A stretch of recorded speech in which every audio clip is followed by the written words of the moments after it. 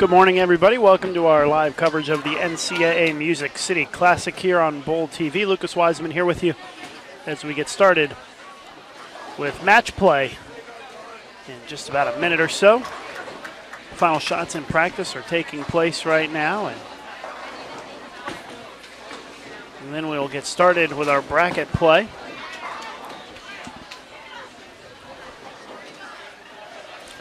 Our first round matchups on the featured pairs. The number 13 seed Kutztown against the number 14 seed Adelphi. Number 15 Alabama A&M versus number 16 St. Francis.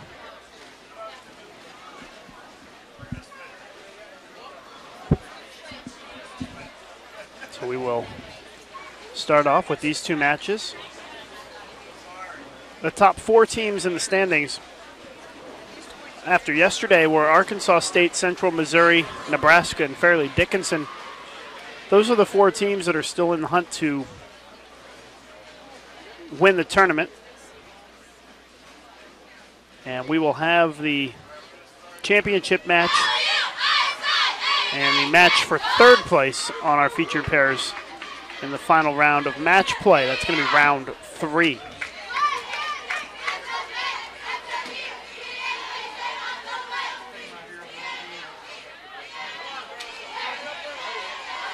So our first round match is about to get underway. Kutztown versus Adelphi and Alabama A&M versus St. Francis. Format, best of 7. So first team to win 4 points wins the match.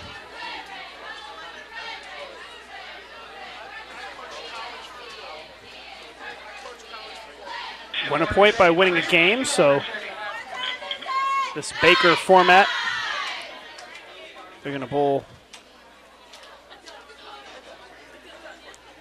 head-to-head here.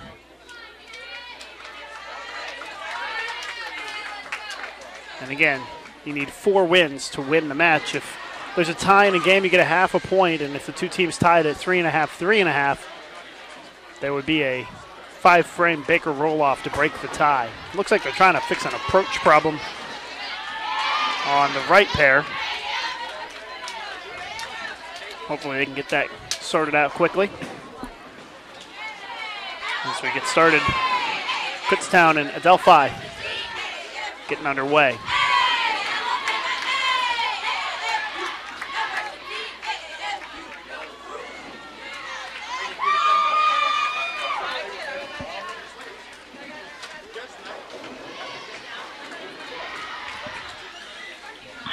Kutztown started with a strike. Looking to get off to a quick start here.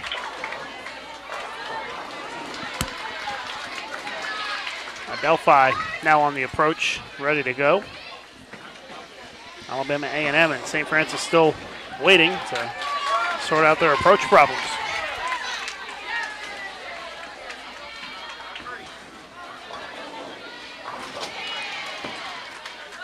Early morning bowling here on a Sunday on Bowl TV. Our NCAA bowling coverage brought to you by the United States Bowling Congress. And our thanks to the folks here at Vanderbilt, the host school this weekend.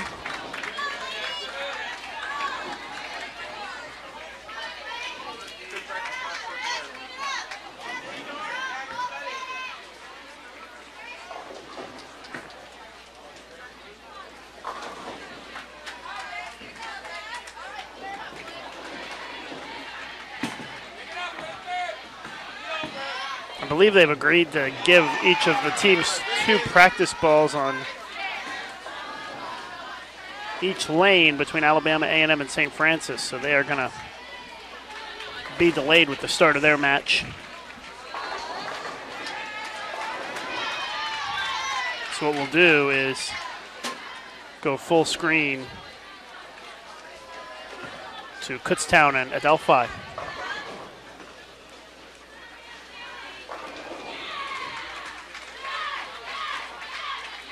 As we wait for the other match to get started.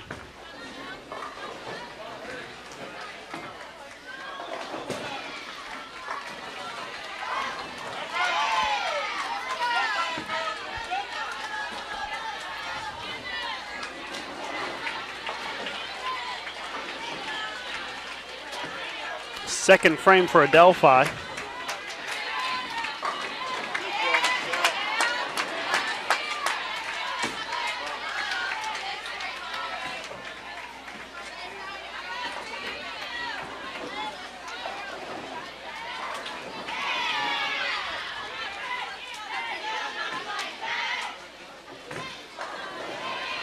Adelphi currently up by 1 pin.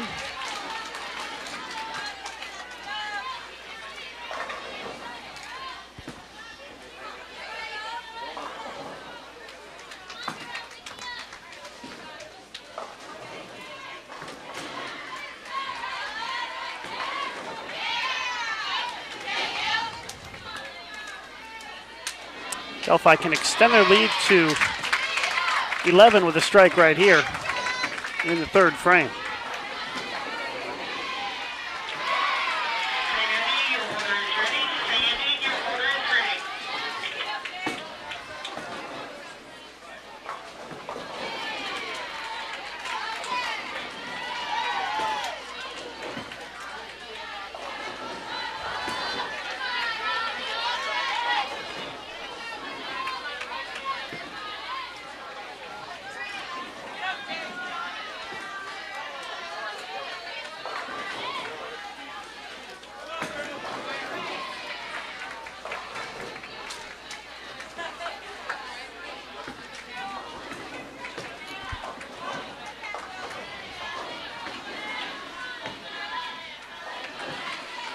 Open frame for Adelphi. That'll give the lead to Kutztown.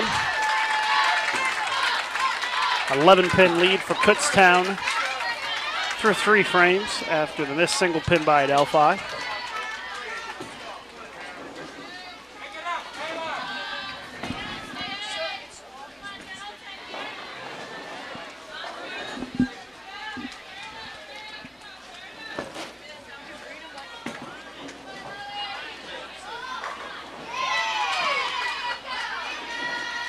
So Adelphi trying to get back on track here in the fourth. Down 11.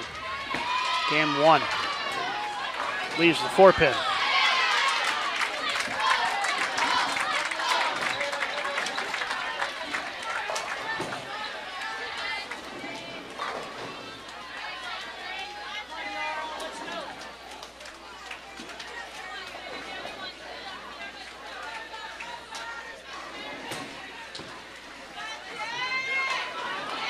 Kutztown putting together a nice game here so far.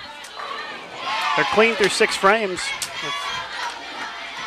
Some good count on all their spares. So they've got 99 in the 5th with a strike in the 6th. Still up 11.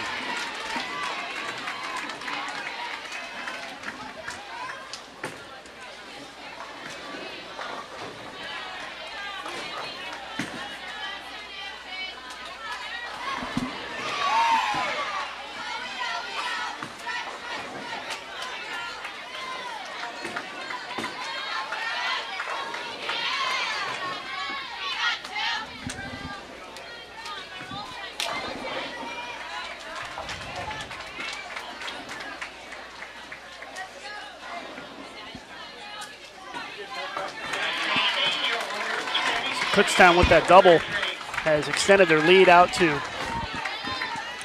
22 now. Make it 23. Chance to make it 33 with a strike right here. They're already working in the 8th frame. Adelphi is yet to finish the 5th. There's another strike for Kutztown. Great game going for them. Again, the format is best of 7. We're bowling 5-player Baker competition, an open frame for Adelphi. Adelphi in a lot of trouble here in game 1.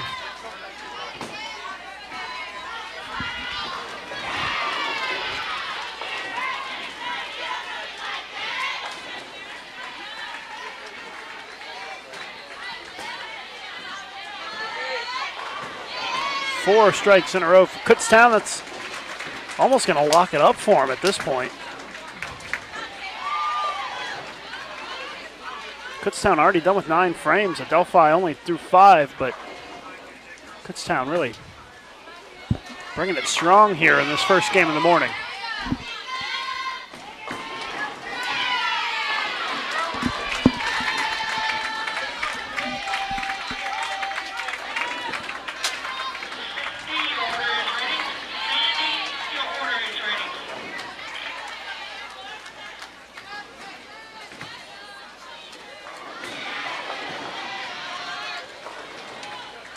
Kutztown leaves the 2-5 in the 10th.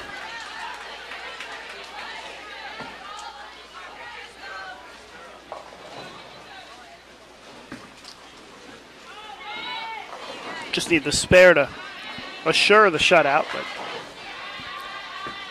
certainly looks like Kutztown's going to win this game.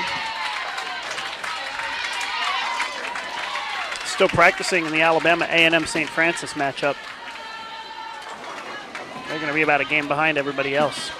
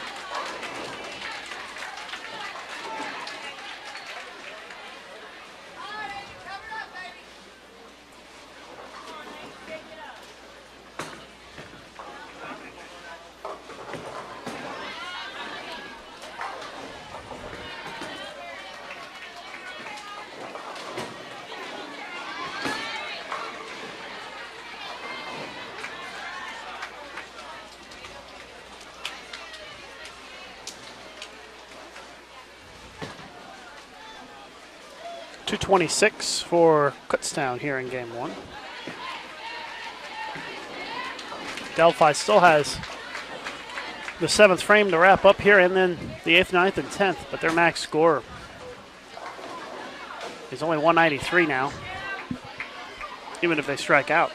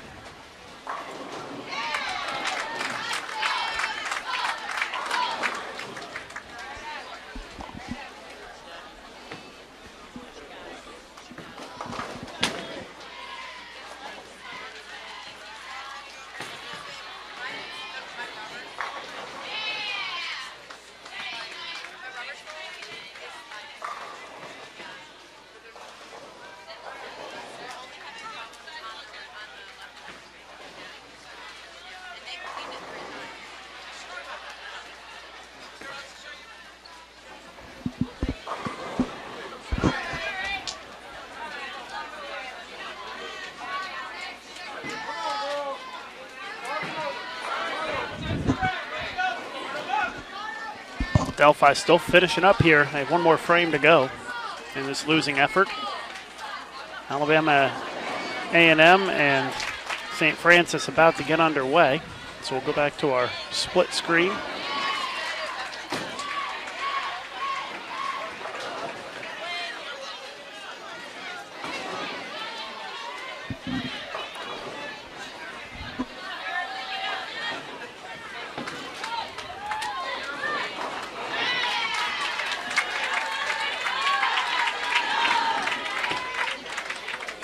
Again, the format is best of 7.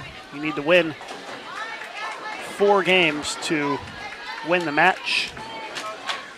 And it's Baker competition. Right now, Kutztown up 1-0 on Adelphi.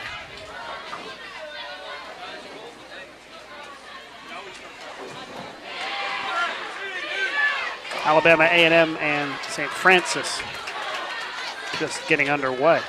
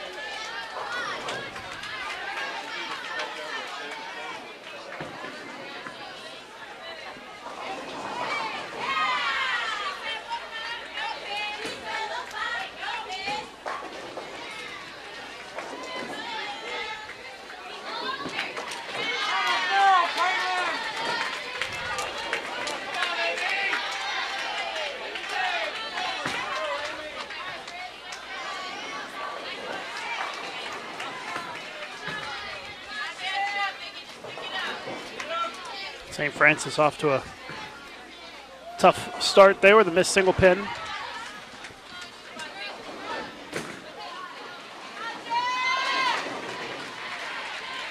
Kutztown staring at their first potential open of the day. They were clean in the first game. And that 226-163 victory over Adelphi. Again, just underway between Alabama A&M and St. Francis. Had some approach problems on that left lane.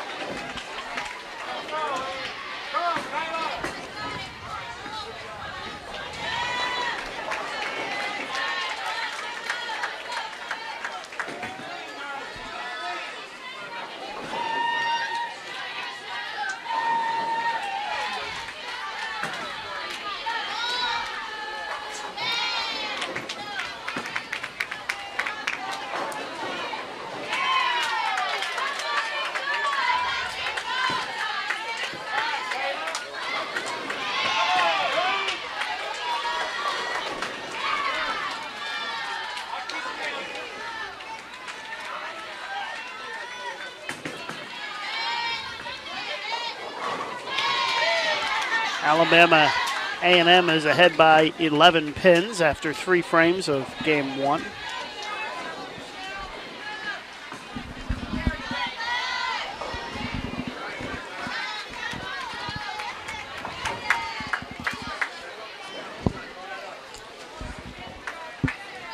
Adelphi with an early 10-pin lead here in game 2 on Kutztown.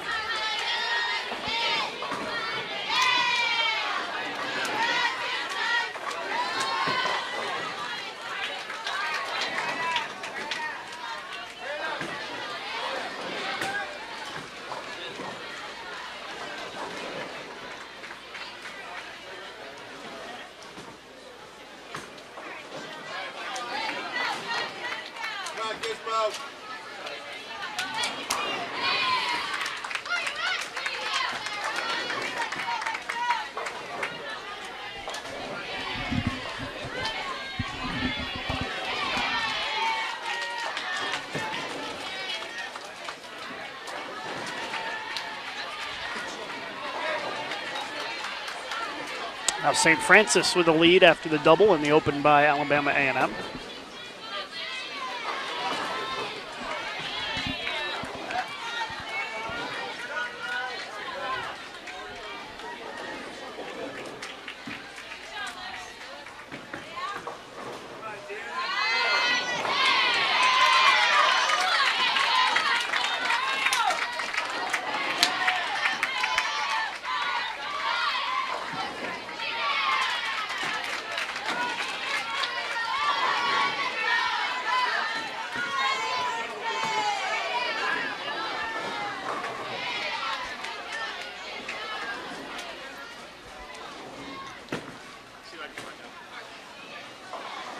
St. Francis with a 9-pin lead on Alabama A&M halfway through game number 1. Although the open by Alabama A&M in the 5th will extend the lead to 20 for St. Francis. Kutztown up 12 on Adelphi. Adelphi with back-to-back open frames.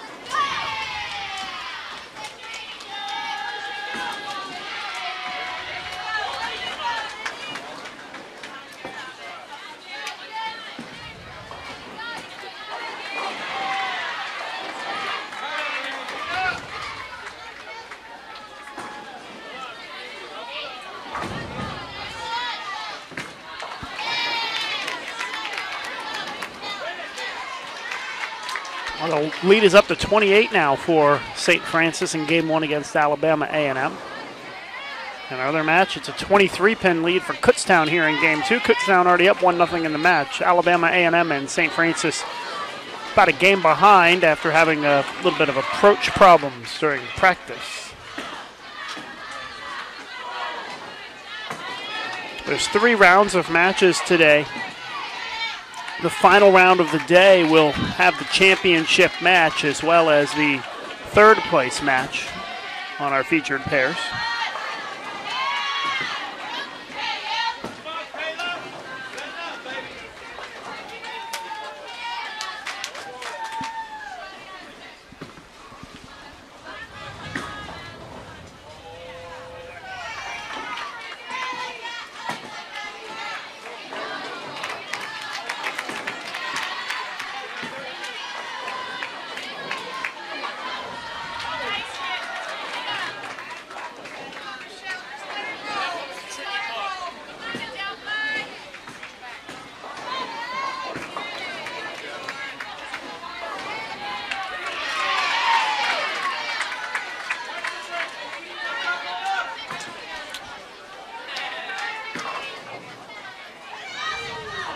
St. Francis with a 30-pin lead on Alabama A&M. Just a couple of frames to go. They're wrapping up the 8th frame right now, are both teams. So things looking good for St. Francis at this stage.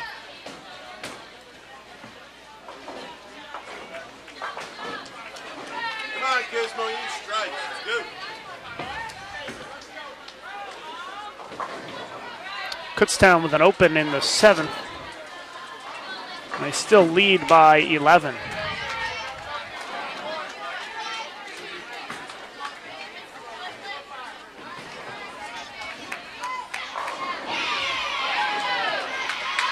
An open frame by St. Francis will tighten things up a bit.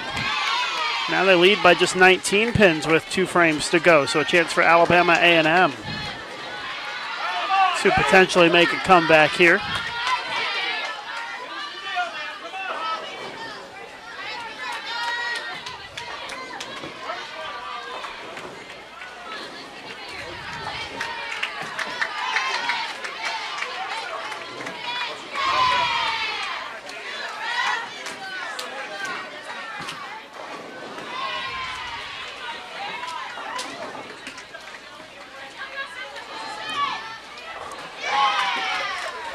It looks like St. Francis is going to hold on here after the split by Alabama A&M.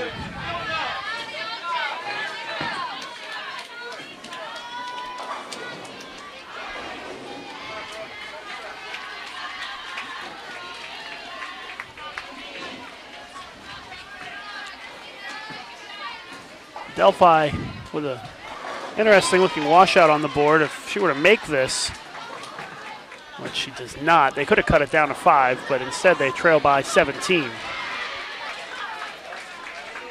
So 17-pin lead for Kutztown with 2 frames to go.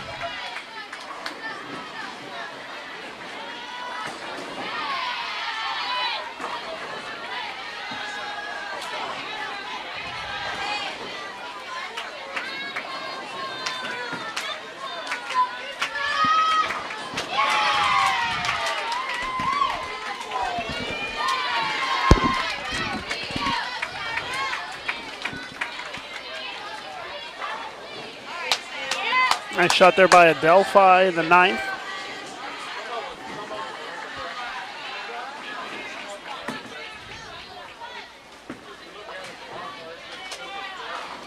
Open frame by St. Francis in the 10th, but it doesn't matter. They already won the game, 167 for them. Alabama A&M can only shoot 146.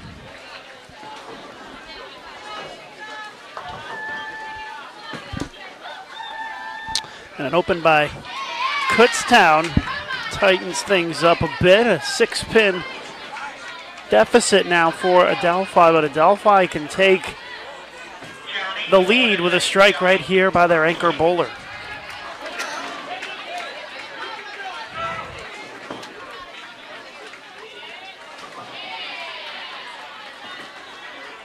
For the lead, does not get it.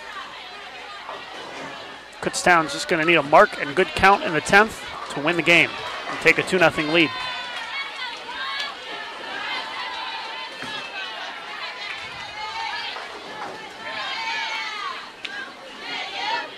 St. Francis 167, Alabama A&M 146.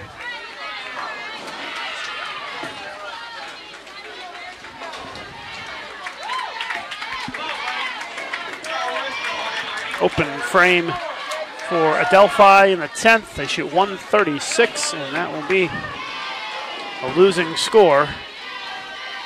Kutztown already 144, even if they don't throw another ball.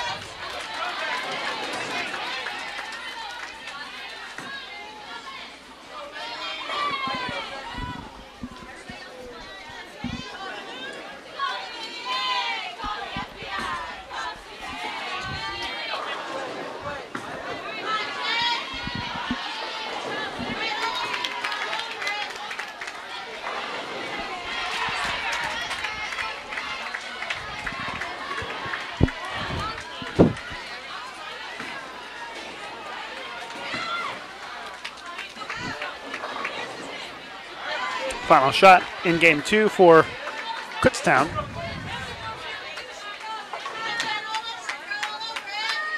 Kutztown up 2-0, 154 to 136 in game 2.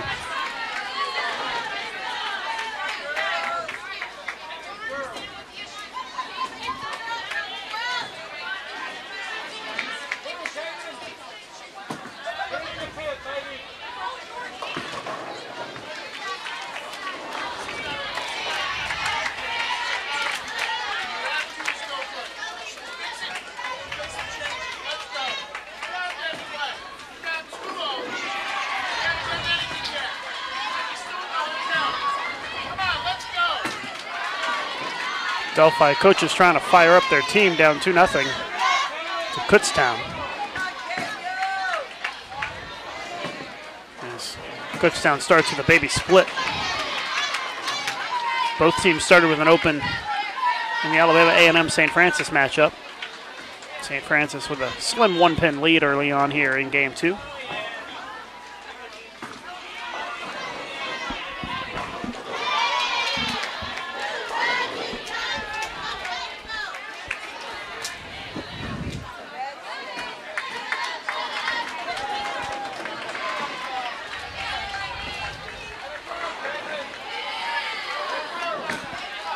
And maybe the pep talk paid off. Adelphi starts with a strike.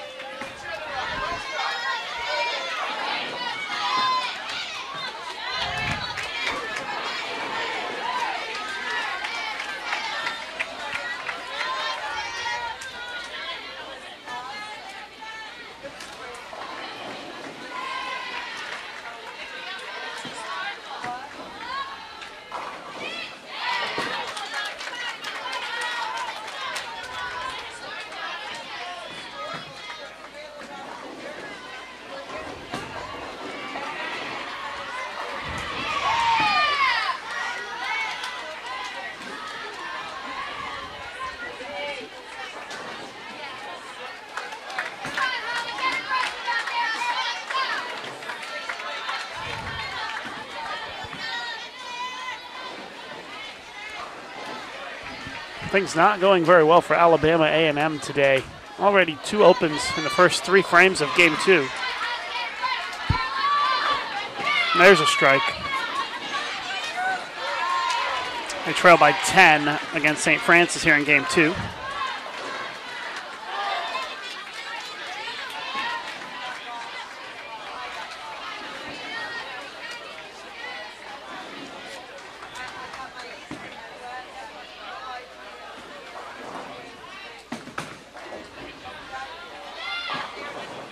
Open frame for Adelphi in the second.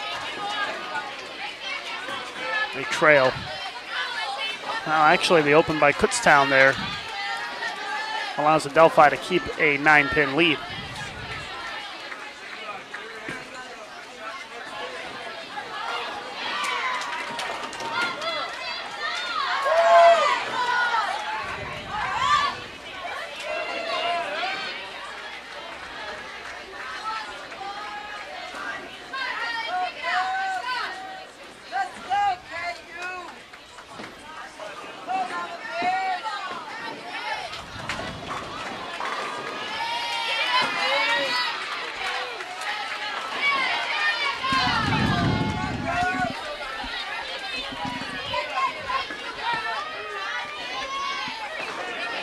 Adelphi still up 9, both teams with strikes in the third.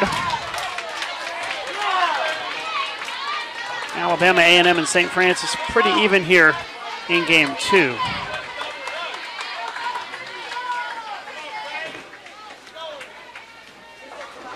Open frame there by Alabama A&M.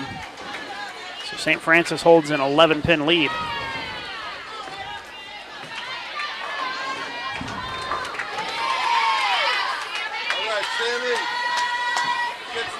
Double for Adelphi as they are out now to a 19-pin lead on Kutztown. Kutztown can get it back down to 9 with a strike right here.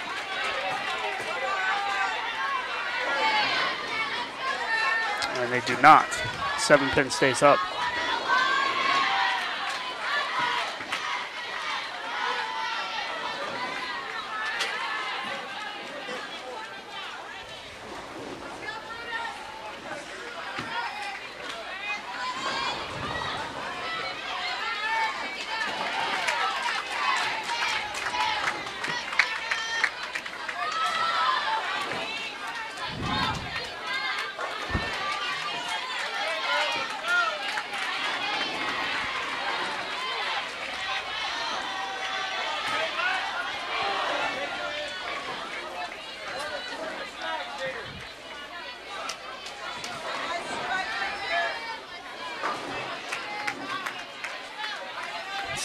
Pin lead for Adelphi after 4.5 frames.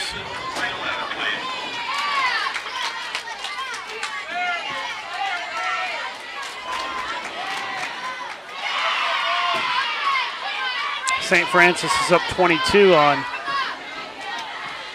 Alabama A&M here in game 2.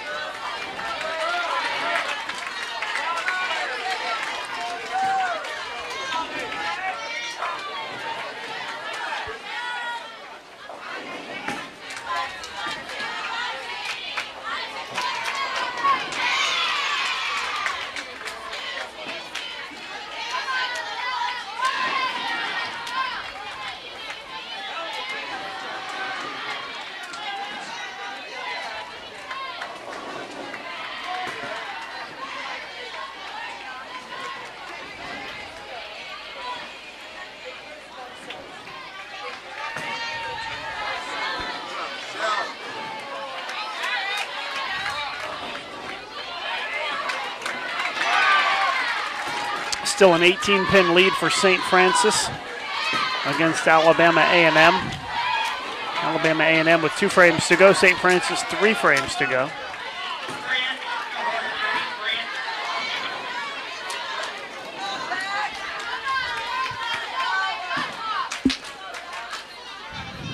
In game 3, Adelphi leading Kutztown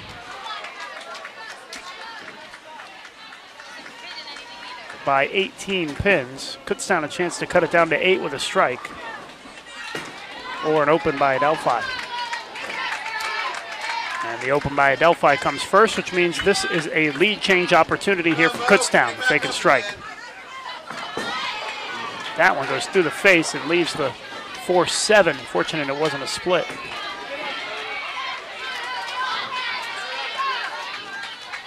Kutztown trails by 6 with the spare, with 3 frames to go.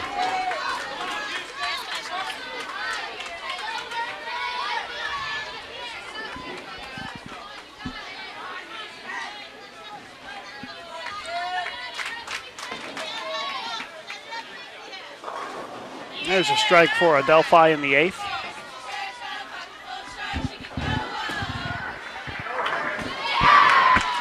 Open frame for Kutztown, so the lead swells for Adelphi to 20 pins.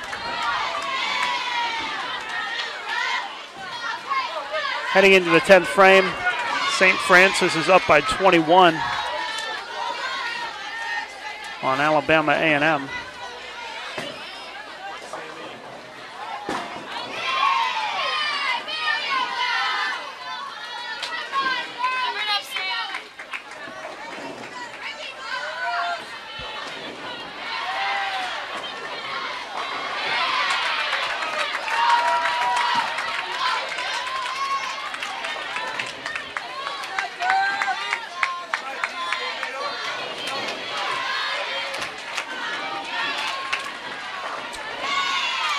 St. Francis is going to be up 2-0 on Alabama A&M as they are wrapping up a victory here in game 2.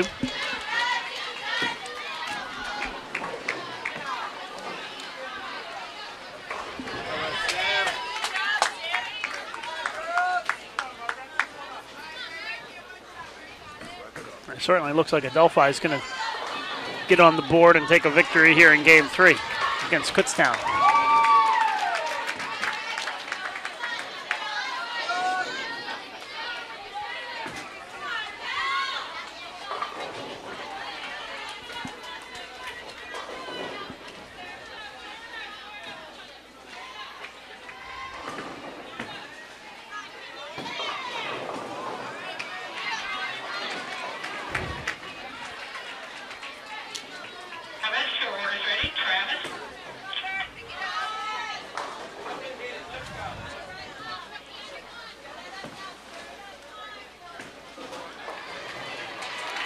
Adelphi needs to make the spare to assure the shutout. Left side of your screen shooting the 10 pin. And she's got it.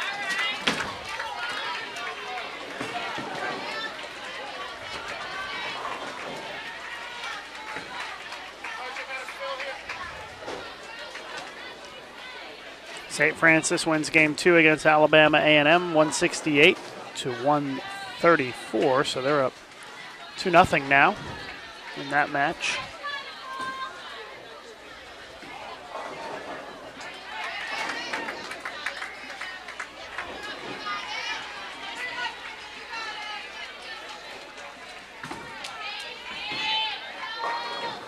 Question in our chat, are they allowed to make surface adjustments between games, matches? They are not allowed to make surface adjustments between games, and I'm not sure about between matches. Definitely not between games in this competition.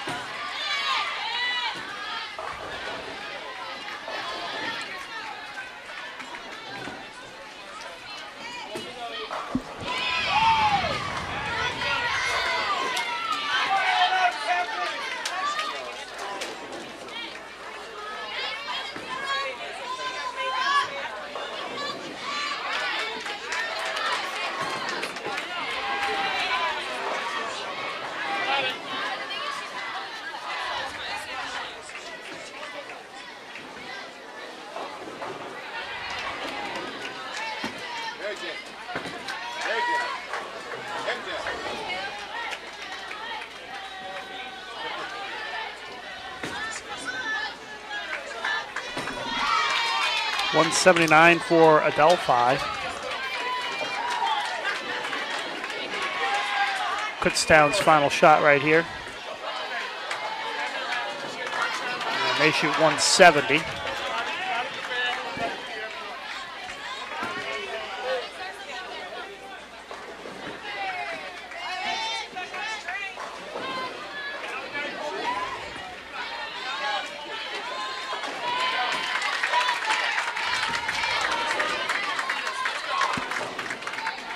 So 179-170. Adelphi wins game 3. So Kutztown leads the match 2-1.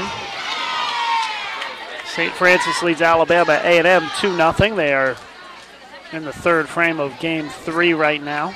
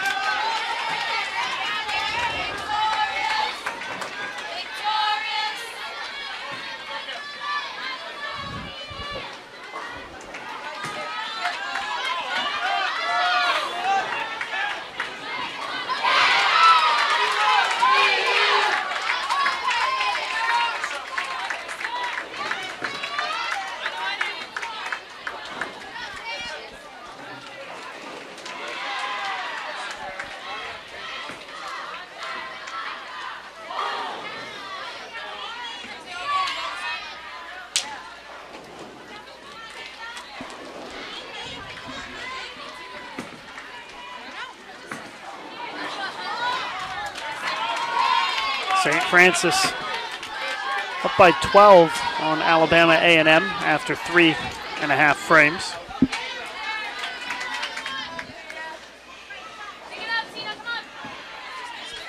Alabama A&M a chance to cut into the deficit right there, but instead it's a washout for a pointer in the 5th.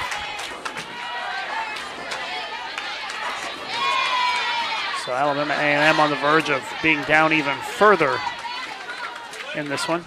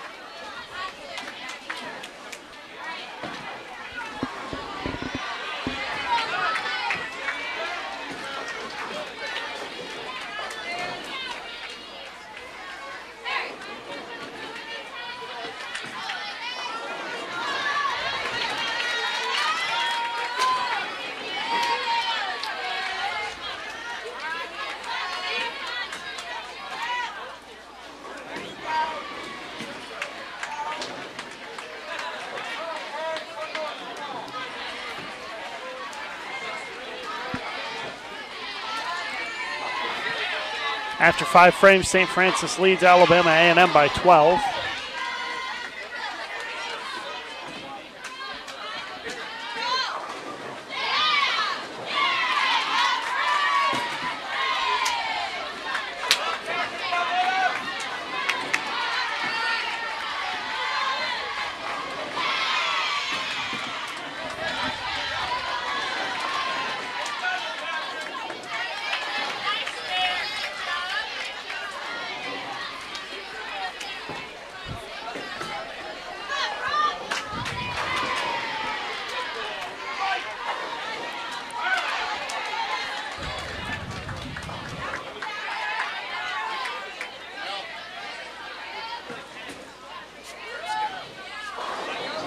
Kutztown leads Adelphi by just a single pin here early on in game 4.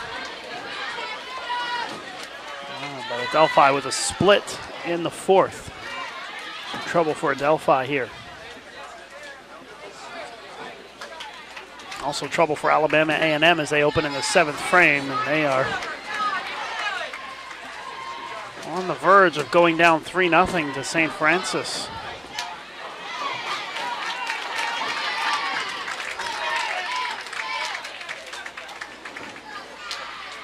$26-pin deficit for Alabama A&M.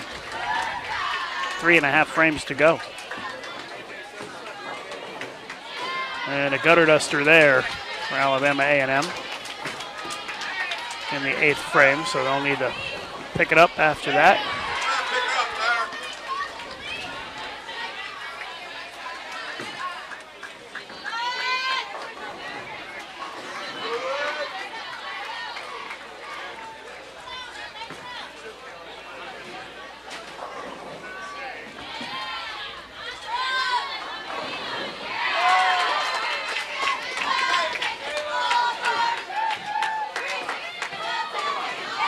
Nicely done there on the recovery in the 8th after the first effort resulted in a score of 0. She gets the spare.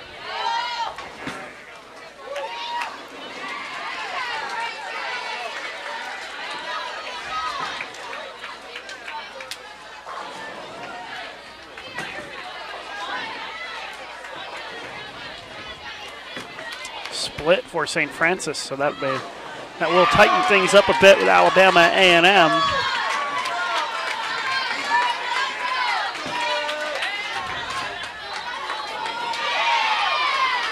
About a 2-pin lead for St. Francis if she can get 2 of these on the split.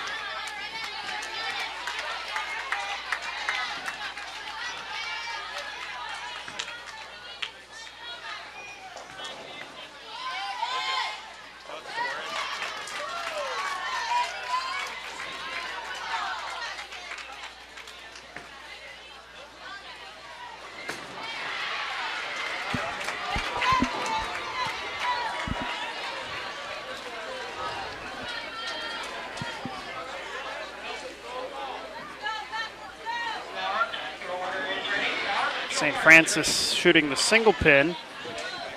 Ooh, an open frame. So we are even now.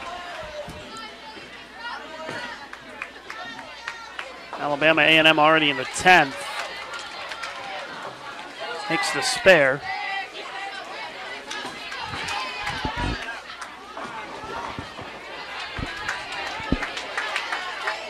Kutztown leads Adelphi by 14 after 6 frames. Big shot here for St. Francis. Ooh, it's a split, and it looks like Alabama A&M is going to take the win.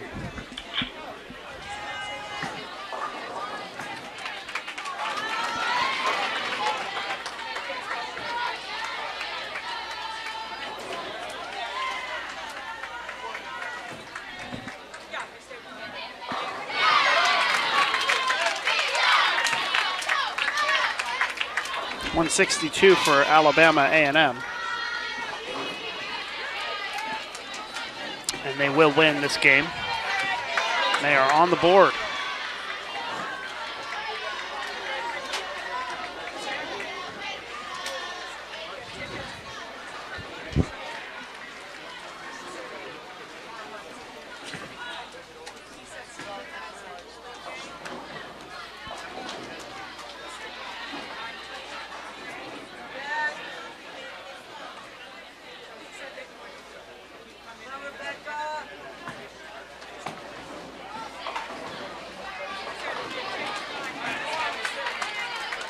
Best St. Francis can do if they strike out in the 10th is 161, and they would lose by 1 pin. Adelphi trails Kutztown by 16 pins with 3 frames to go.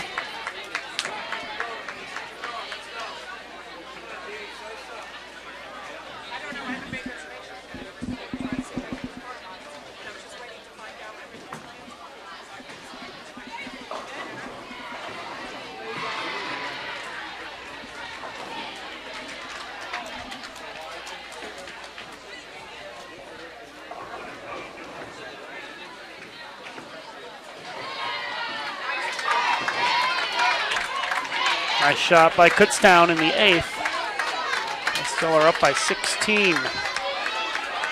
Looking to take a 3-1 lead.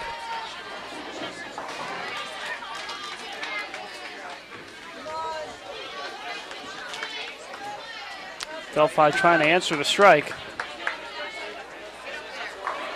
And they do.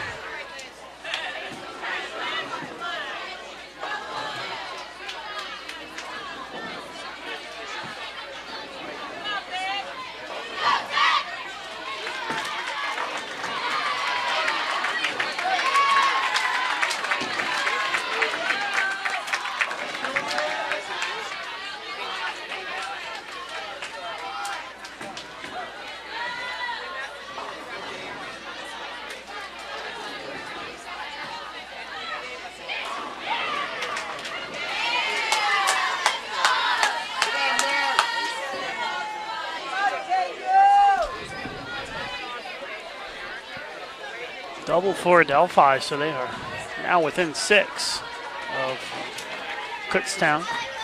Final shot in this game for St. Francis. Alabama A&M officially on the board with the victory, 162 to 148.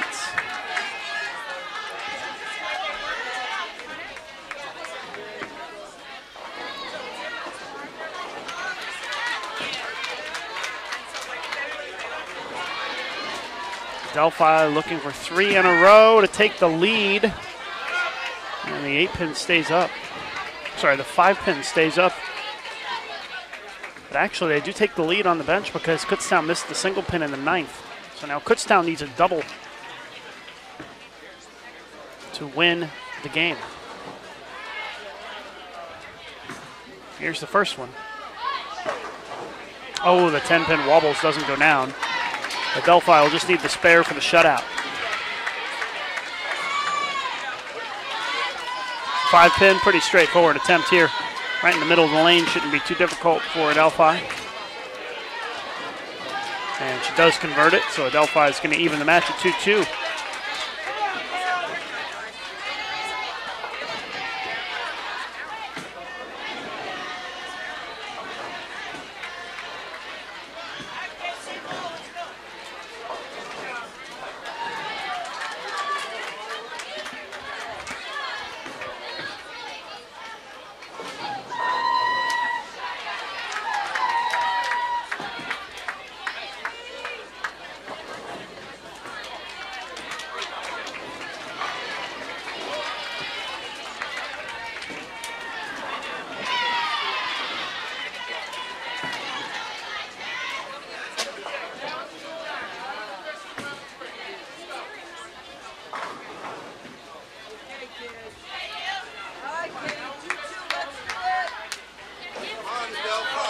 Delphi wins game 4, 186 to 183, and we are tied at 2 games apiece. Alabama A&M and St. Francis just underway with their 4th game. St. Francis up 2-1.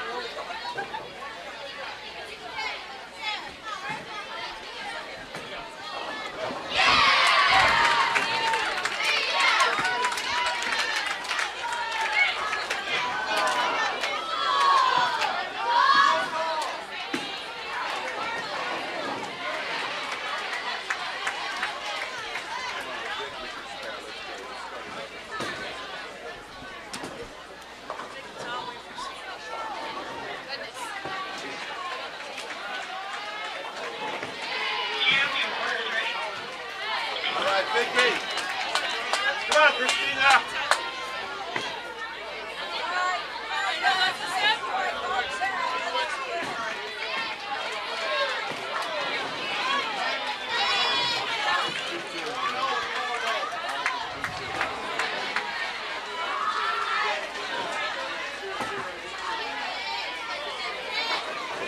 St. Francis leads Alabama A&M by 3 pins after a couple of frames here in Game 4. We're live at the Music City Classic just outside Nashville. Our coverage of NCAA bowling here on Bowl TV. I'm Lucas Wiseman. And this is the first round of Baker match play. 3 rounds of matches today. Our final round will showcase the championship match and the 3rd place match. And that'll be coming up a couple of rounds from now. Chance for St. Francis to take a 13-pin lead with a strike here. Crosses over, leaves the 5-9.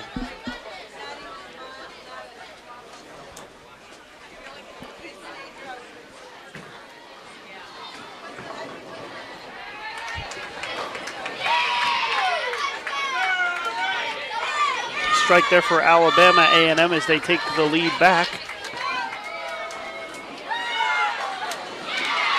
It's a double for A&M. Come on, Gizmo.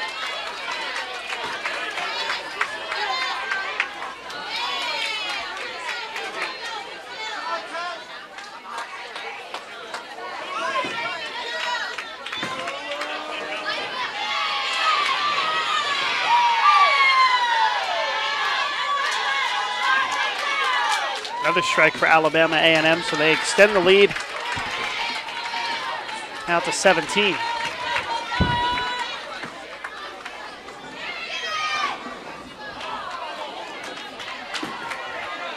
Adelphi with a 9-pin lead after 2 frames in Game 5. But a split there, so that should give the lead to Kutztown with a mark.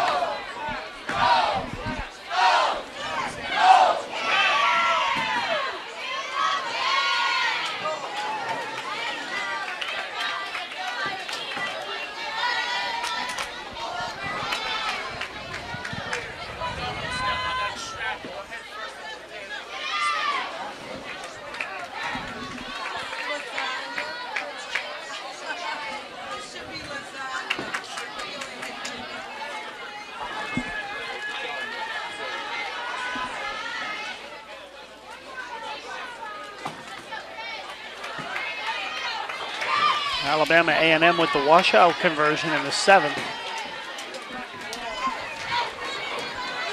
So they are putting together a nice game here and trying to even the matchup at 2-2 with St. Francis.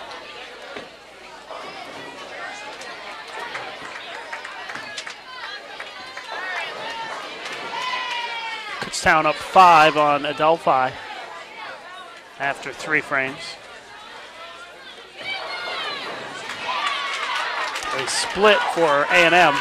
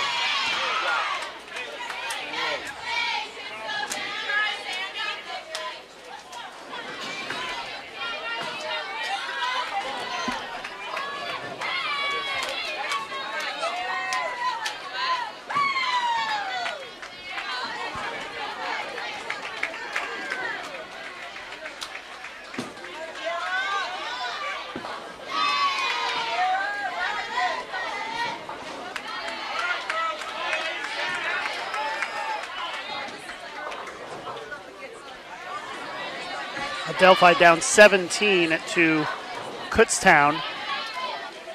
Just wrapping up the 5th frame. Alabama A&M already in the 190s here. They're in the 10th frame. St. Francis still has 4 frames to go, but it looks as though Alabama A&M is going to take the victory here in Game 4 and even the match at 2-2.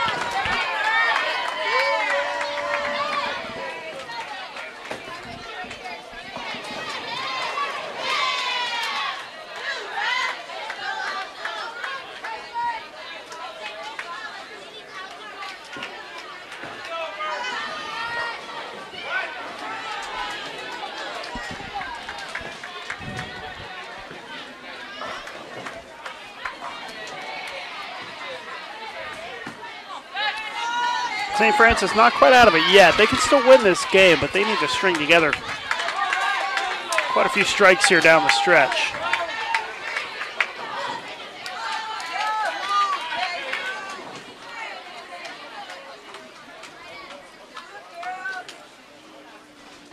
I'll let you know exactly what St. Francis is going to need here.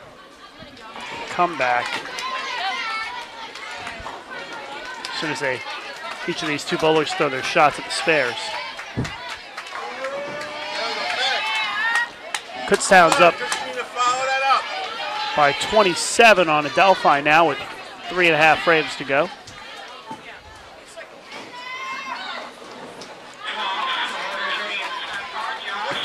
.192 for A&M.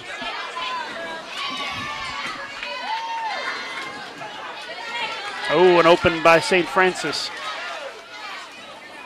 They're going to need the last 4 strikes to win the game by 1 pin. They can shoot 193. A&M had 192.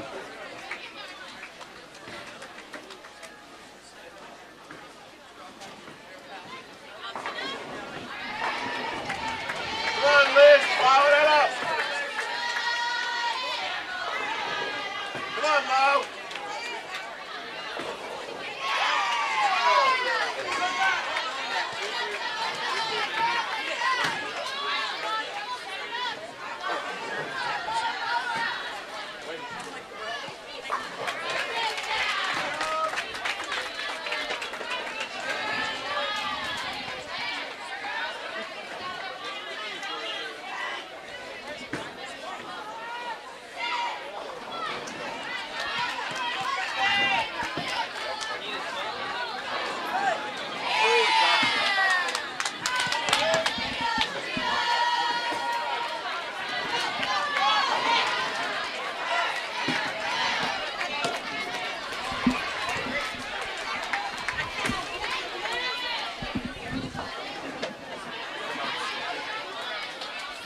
So Alabama A&M evens the match at 2-2 with St. Francis.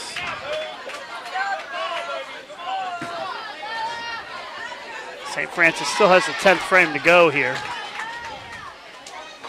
Adelphi trying to mount a big comeback here against Kutztown down the stretch of Game 5.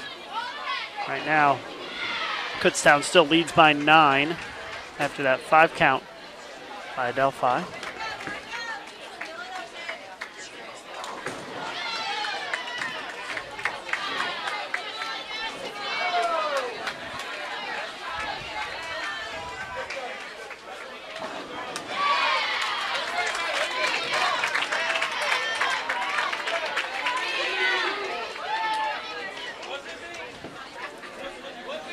Big spare attempt here for Adelphi. 9th frame does not get the spare. It's an open frame. So it looks like Kutztown is going to win the game. They'll just need a mark to lock it up here in the 10th. And that'll do it. Kutztown takes a 3-2 lead.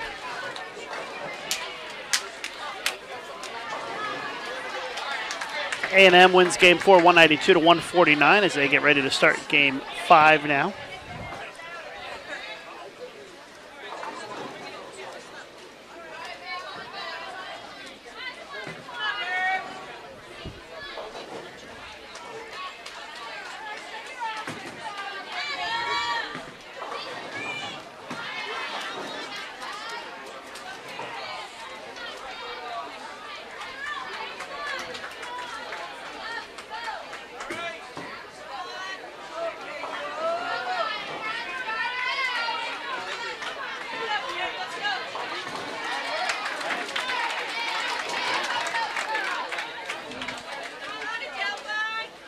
Sam Houston won 4-0.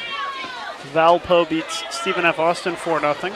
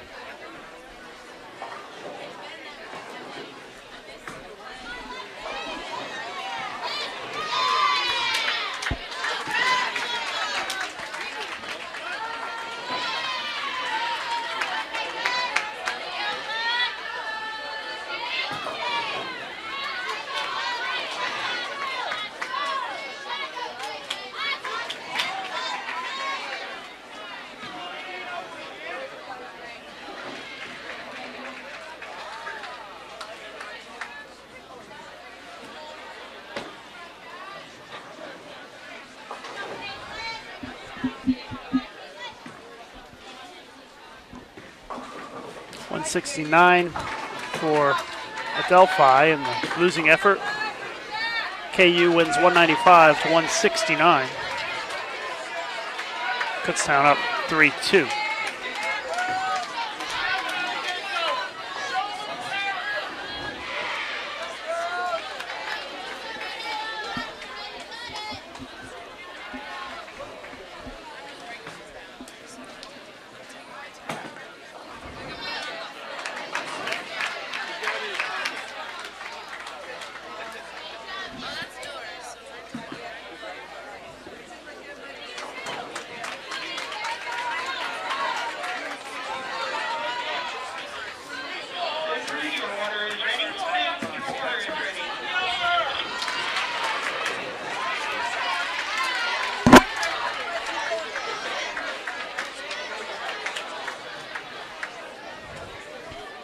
A&M and St. Francis just underway with Game 5. It's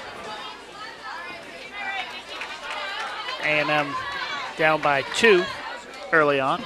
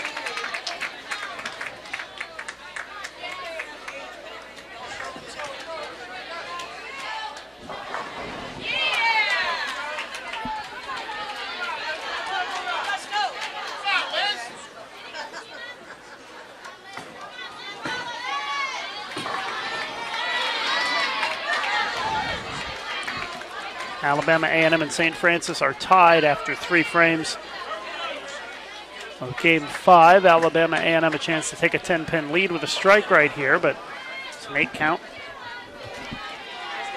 for DiCarlo.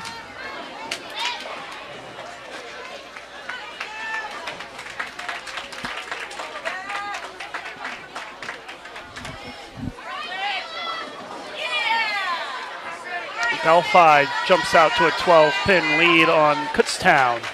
Must-win game for Adelphi here. Kutztown with the open now, so the lead will swell for Adelphi. 24-pin lead for Adelphi now.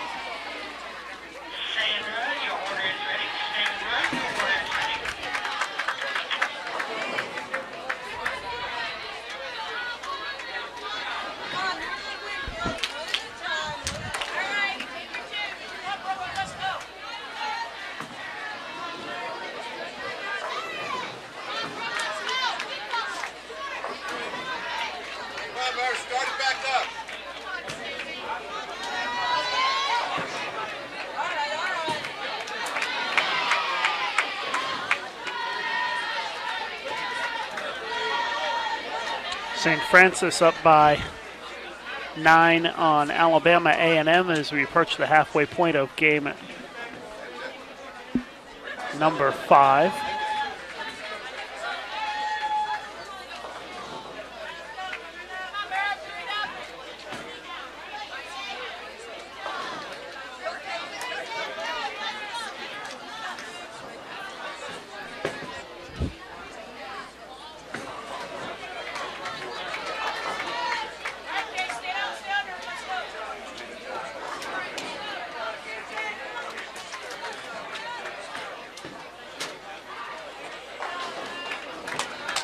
Victoria.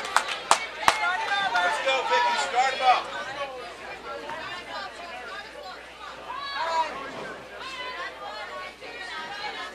It's a 9-pin lead for Adelphi over Kutztown as they approach the halfway point of the game.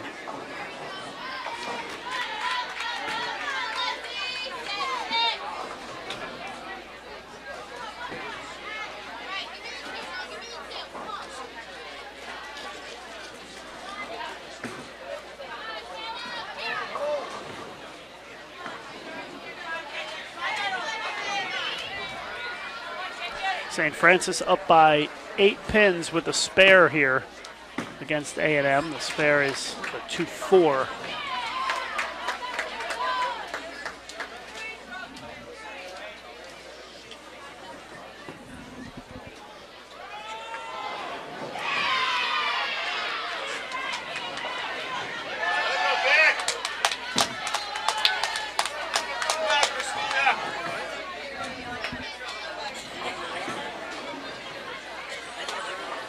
Open by Kutztown, so Adelphi now has a big lead, 25 pins on Kutztown. Adelphi trying to tie it up at 3 games apiece.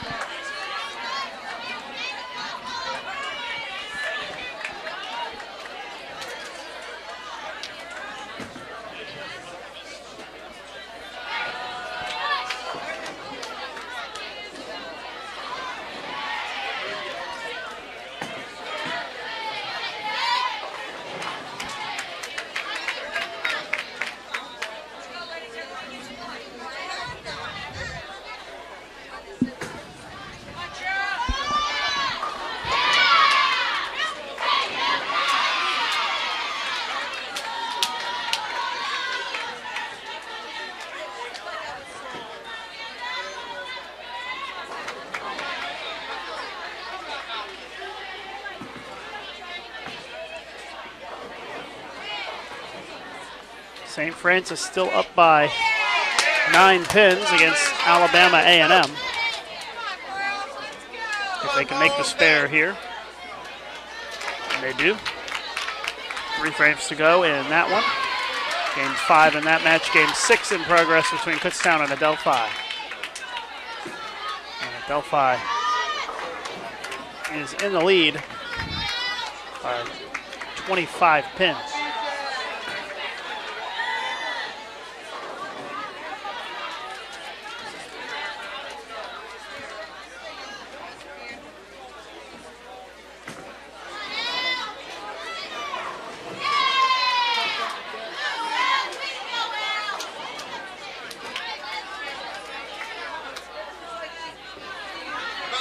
Pick it up.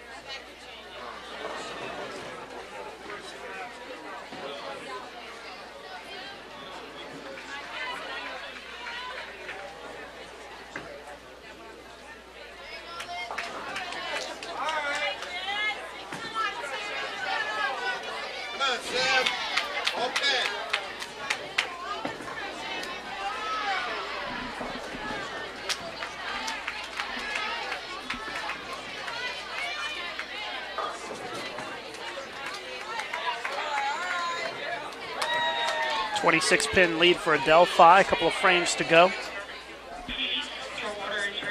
St. Francis up 14 heading into the 10th frame against A&M.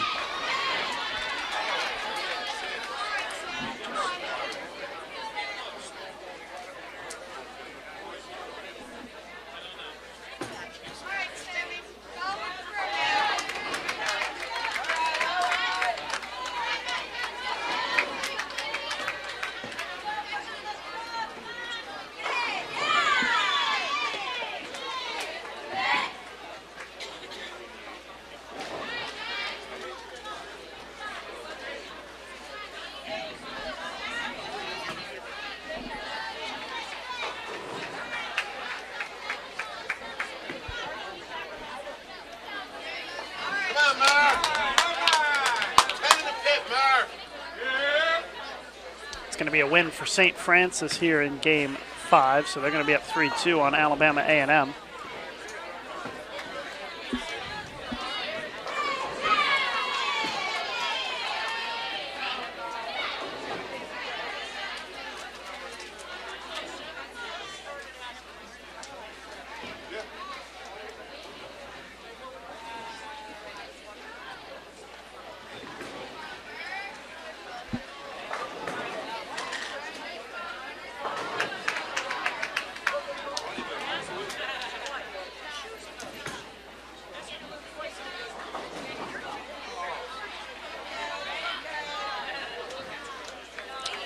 Delphi evens it up at 3-2.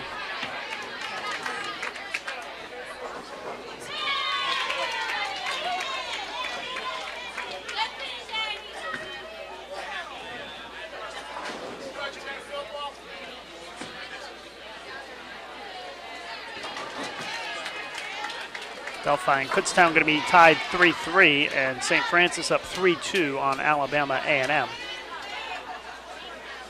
St. Francis 189 to 177 in Game 5.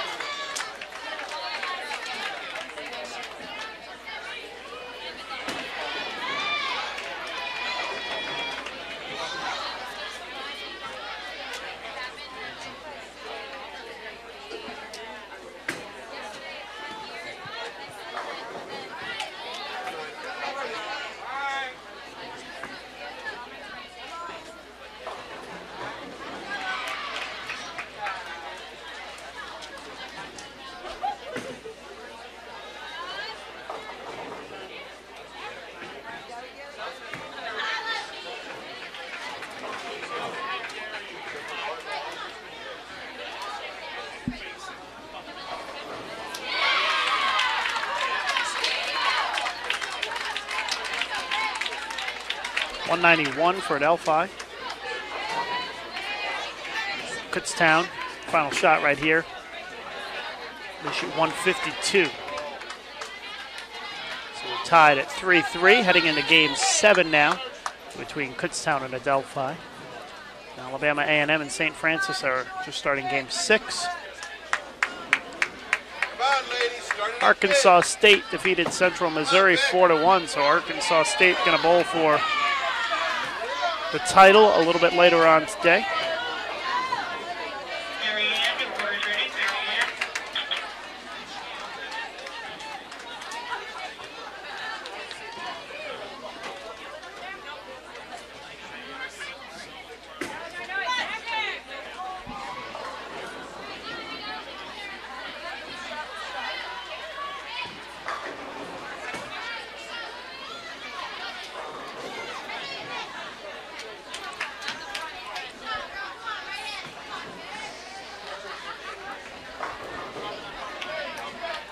We're underway between Kutztown and Adelphi, a game that will determine a winner here, unless they were to tie.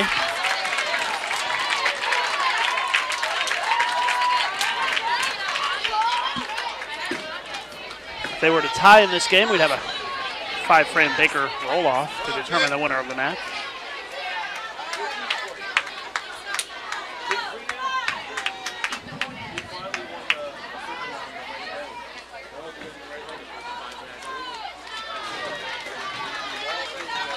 St. Francis has started with back-to-back open frames.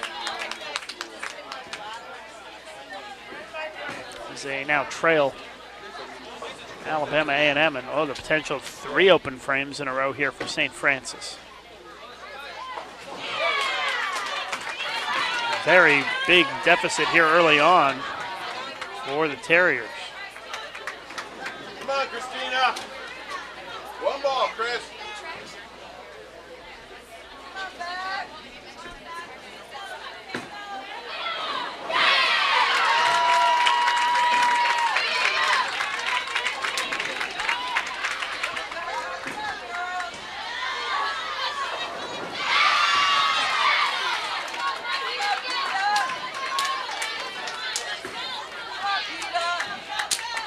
Open frame for Kutztown in the second.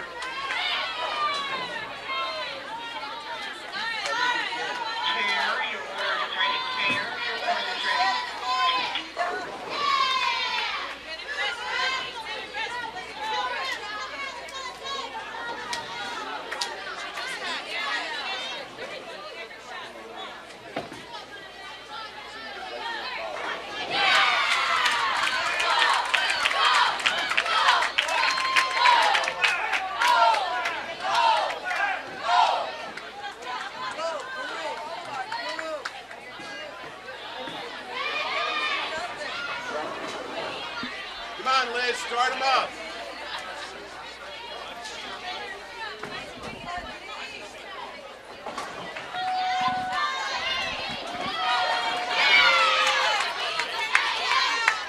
Kutztown and Adelphi tied at 27 after 2 frames.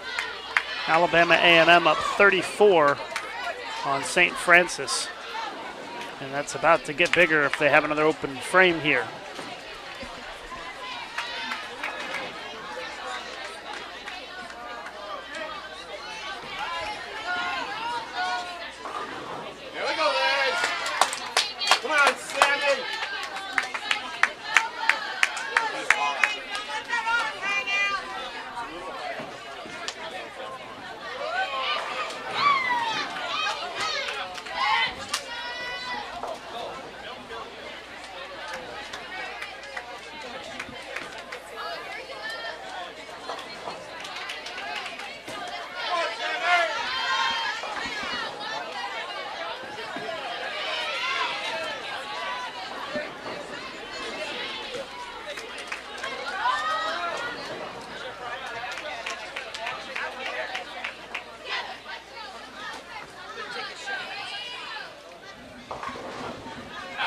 Sam, pick it up.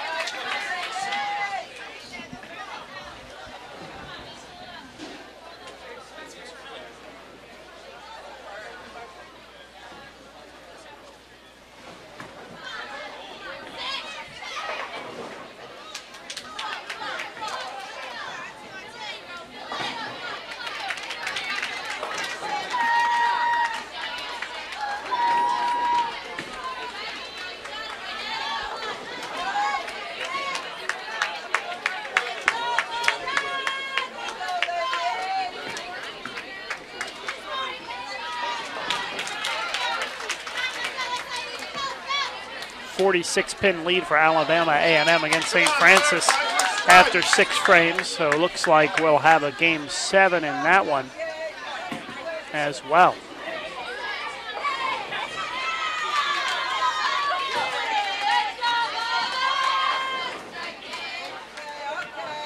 Come on, one time, let's go.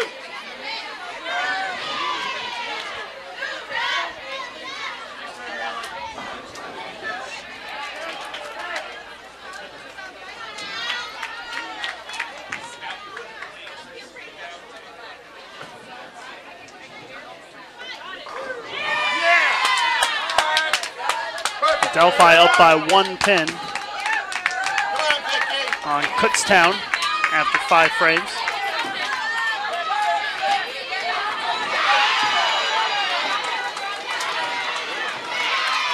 St. Francis with a double. They still trail by 36, though.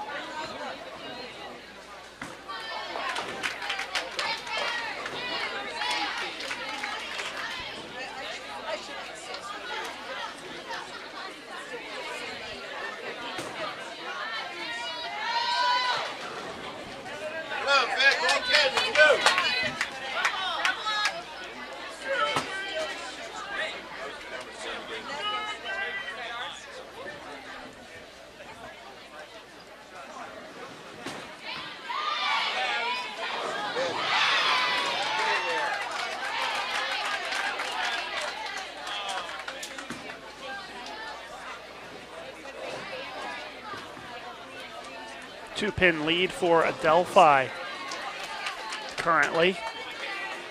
As both teams are shooting single pins in the 6th frame.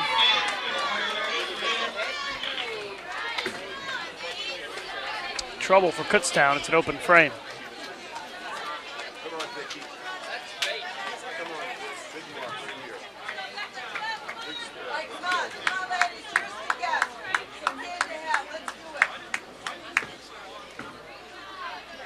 Good ball, Ben. Come on, Christina. Let's make life easy on ourselves, Christina. Off head.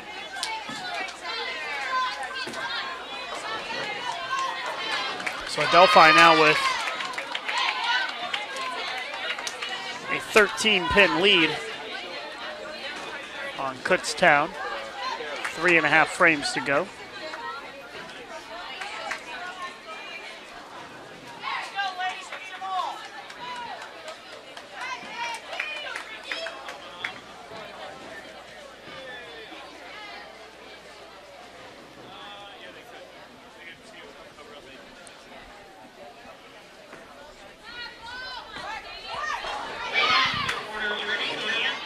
Double for Kutztown, so now they cut it to a 3-pin deficit.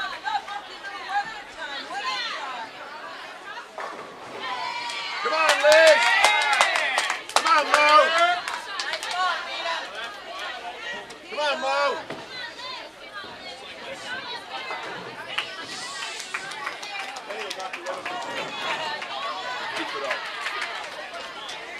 Come on, Gizmo, up in! Another strike for Kutztown. They take the lead. It's 3 in a row.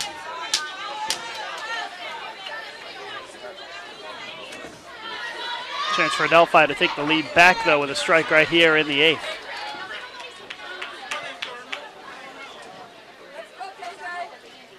A&M 187-148 in game 6, so we're tied 3-3 headed into game 7. Adelphi takes the lead right back. Come on, Sammy, one time. Adelphi up by 3 pins.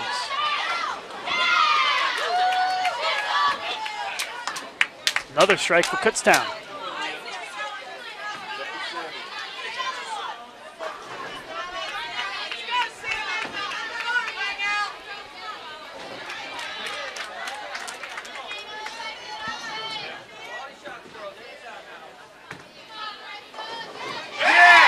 Adelphi answers. 3 in a row for Adelphi. Very tight match here. Kutztown's already thrown their first shot in the 10th. They can strike out for 214. Adelphi can strike out for 227. Strike, second shot in the 10th by Kutztown. That means Adelphi has to strike on this shot or they lose the match. Let's go full screen. Must strike situation for Adelphi. Does not get the strike, and Kutztown is going to win this match.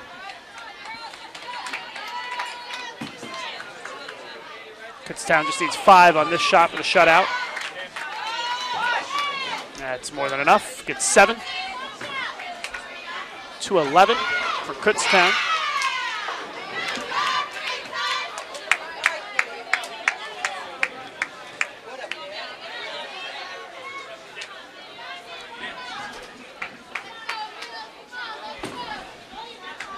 Kutztown takes the 4-3 victory over Adelphi. St. Francis has started with 3 in a row against Alabama A&M, which has gone spare strike. Spare strike 9-pin for A&M. Another strike for St. Francis, the front 4. Adelphi finishes with 201. It's 2-11, 2-01. Kutztown wins game 7. They win the match 4-3.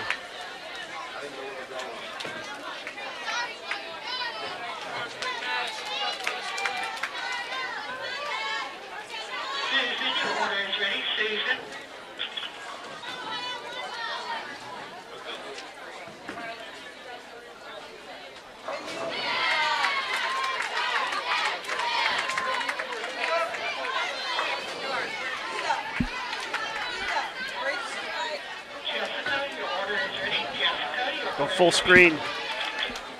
Alabama A&M and St. Francis tied at 3 apiece.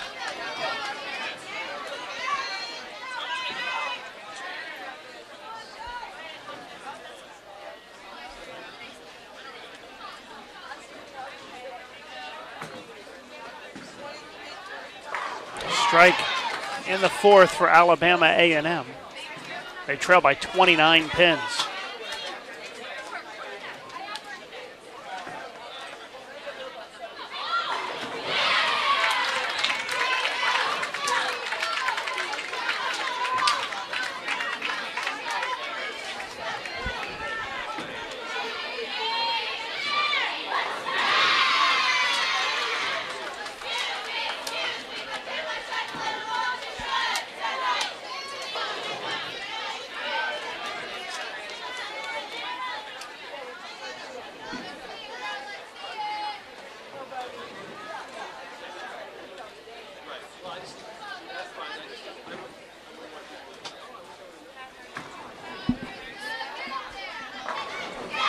Another strike for St. Francis.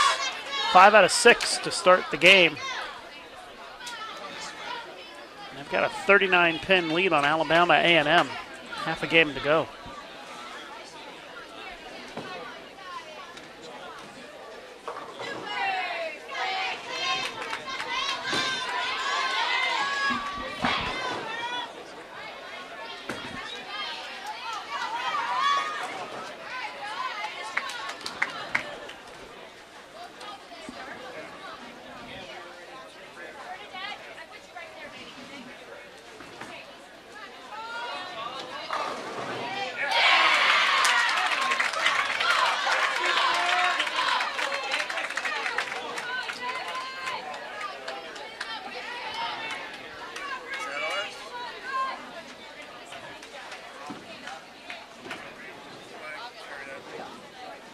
Tight match here, 3-3.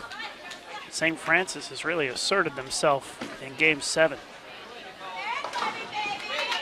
Alabama A&M has been clean, but they've not been able to string any strikes together. The 4-bagger early on by St. Francis, the difference so far here in game 7, but an open frame in the 7th for the Terriers. That will tighten things up just a little bit. 16-pin deficit for Alabama A&M, 4 frames to go. Every shot critical at this juncture. Double dribbled it. Crossing over, leaves the 6-10.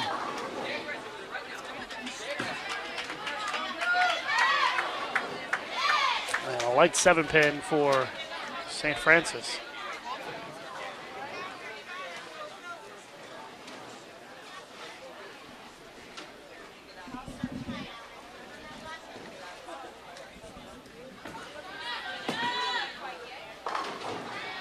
Trouble. Open frame for A&M. They trail by 30 now. Only 3 frames to go, and now an open frame by St. Francis.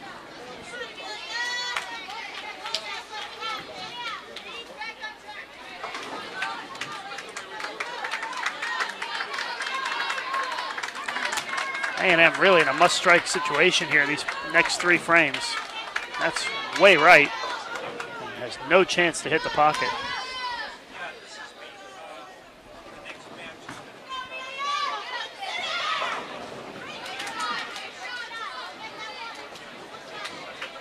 So Alabama A&M in a lot of trouble here.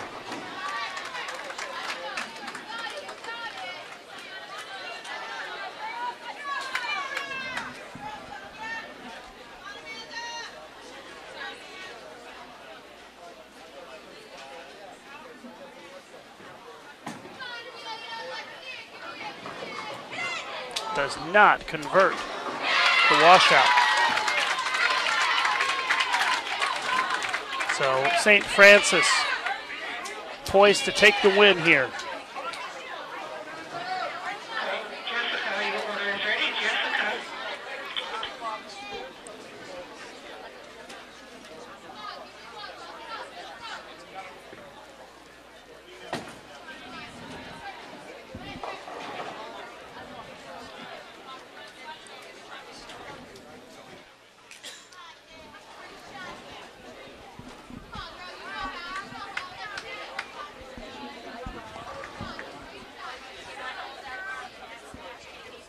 If Alabama A&M does not strike here, they are mathematically done.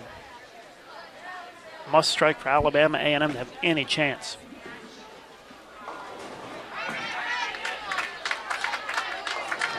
Doesn't get it done. Leaves the 2-5. Sorry, the 5-8. That means St. Francis is your winner in this match.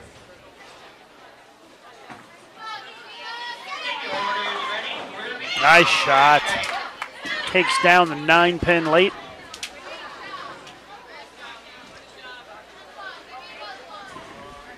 St. Francis going to win the match 4-3.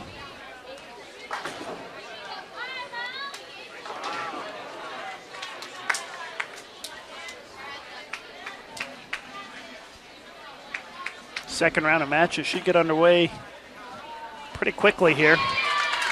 There's one other match still in progress, Vanderbilt and New Jersey City.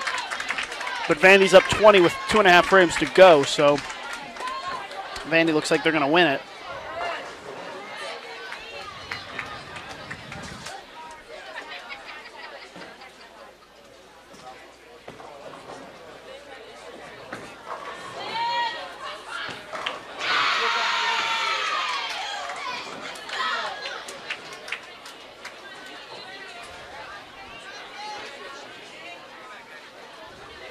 Still waiting for the final tally here.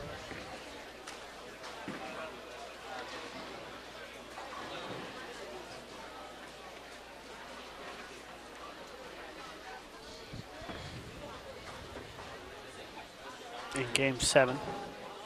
But it's going to be a win for St. Francis.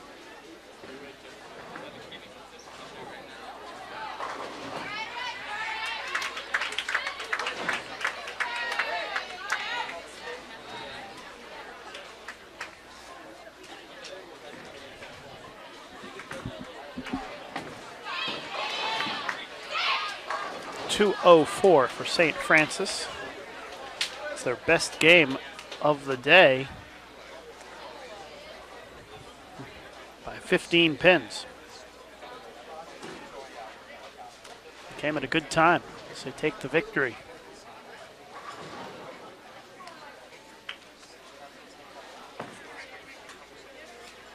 Final shot of the match. 9 count for Alabama A&M. They shoot 172, and it is a 4-3 victory for St. Francis over Alabama A&M. And we will wait for the start of the second round to begin now here on Bowl TV. Just a few minutes away from the start of round number 2. Stay with us.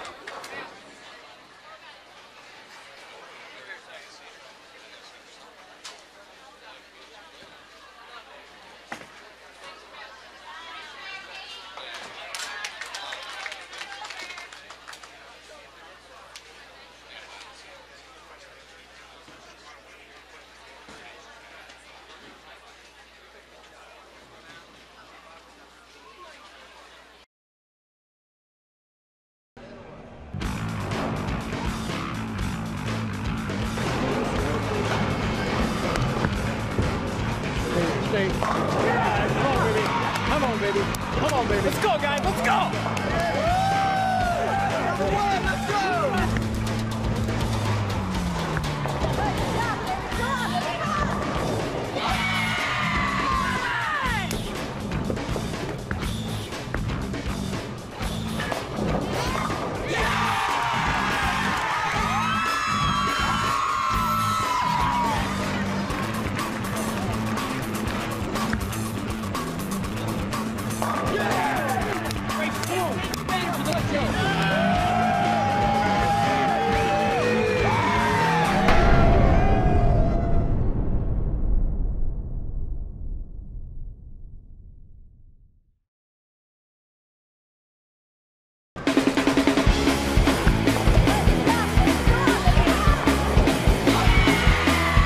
Bowl TV has a new address. All of the video features, coaching tips, and live events you've been watching for years are still available on bowl.com, but now there's a new YouTube home for all things bowling. Bowl TV has its own channel, and it's so easy to find. YouTube.com/BowlTV. That's it. And you never know what you'll see.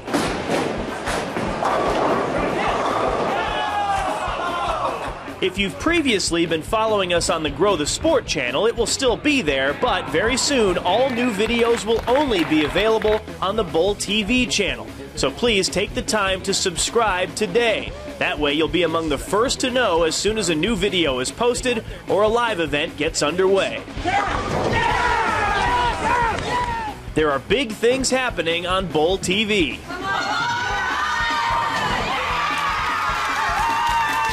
Don't miss a minute.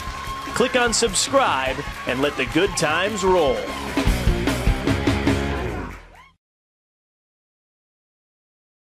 The United States Bowling Congress is shaping the future of bowling, helping kids learn the sport the right way and awarding thousands of scholarships every year.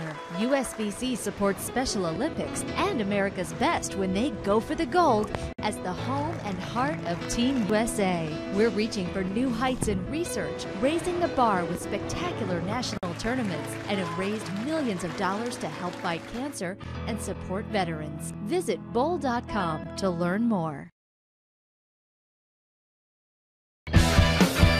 In 2012, the Women's Championships returns to the most prestigious venue in the sport, the National Bowling Stadium in Reno, Nevada. Bowlers are headed back west in 2012, and they will find plenty of off-the-lanes fun in the city of Reno. Downtown Reno has a new sports and entertainment development next to the bowling stadium. If you bowl early in the year, enjoy some of the best skiing in the country. In the spring and summer, Lake Tahoe provides a breathtaking outdoor escape, and championship golf courses are just minutes away. The Reno Sparks Convention and Visitors Bureau, Reno area hotels, and USBC Travel will be there to make sure your team's trip to Reno is a memorable one. And with an expected prize fund of more than $2 million, there's plenty of ways for you to cash in on the lanes. Visit the Women's Championships page of bowl.com and reserve your spot.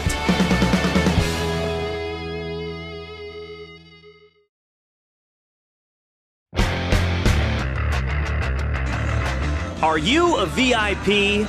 Now, for the first time, the USBC Open Championships can hook you up big time. Yes! Yeah, baby. What we tried to do with the VIP program was not only give the VIP that extra boost in the experience that he's going to receive, but he's going to sort of get thrown to the front of the line every time he comes up. Whether it's at registration, he'll be able to go immediately pie the registration lines to information where he'll be shuttled back to a VIP room, serve some beverages, given an individualized check-in experience. From there, he will have an opportunity to get a private sort of behind-the-scenes tour, if you will, into what goes into the Open Championships, from build to the scoreboards, to some of the things that the regular bowlers never get to see. It's a lot quicker, obviously. just gives you more time to enjoy everything else and not have to know that you have to wait in line. It doesn't end at check-in. Your VIP experience also gets you discounts at Bowling Ball Express and the USBC Sports Store. You get access to special VIP lockers, a photography package, tickets to attend TV shows at the Masters and Queens, a membership card, and a special VIP shirt, which you can wear on the showcase lanes, where you'll enjoy a private lesson with USBC Silver Coach Bill Hall. It's a good idea because you get to practice on the oil pattern that you're going to be playing on. Not only that, you'll get a little bit of assistance on how to play that oil pattern, with how to break it down, what to expect when it breaks down, and the equipment to use for your particular style of play. The tips you gave me have made me to change my equipment to suit the lane condition. With this little bit of training, you will have a greater chance of getting a good score. Trying to land the ball on target. Think of a bow and arrow. Land it through it, not on it. Bill was a very good coach. Showed me a lot of things that I really didn't think about before. So it actually, hopefully it's going to work out to my benefit. It couldn't be easier to claim your VIP status. Go to bowl.com/VIP to get started. The staff here in Baton Rouge is excited to get you going. You just can't wait to see the reactions on those guys' faces. I mean, that's what you really want to see. When the people come in here, everybody has a different sort of wow expression, or they've never done that before expression, and that's just big-time payback to all of us that have been involved in the process.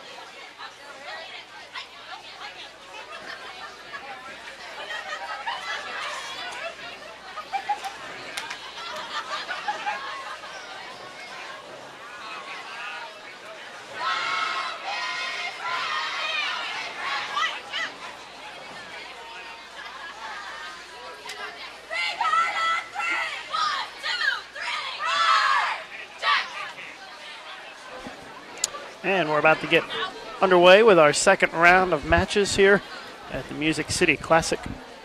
It's going to be Valparaiso versus Sacred Heart on the left side of your screen. The right screen is going to be Stephen F. Austin versus Wisconsin Whitewater.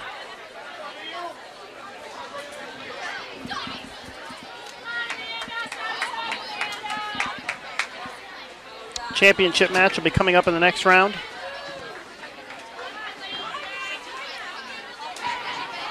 And Arkansas State is already in the championship match. There's a match going on down on the low end of the bowling center between Central Missouri and Nebraska for the other spot in the championship match. And we will have the championship match for you next, as well as the third place match coming up on the featured pairs in the next round.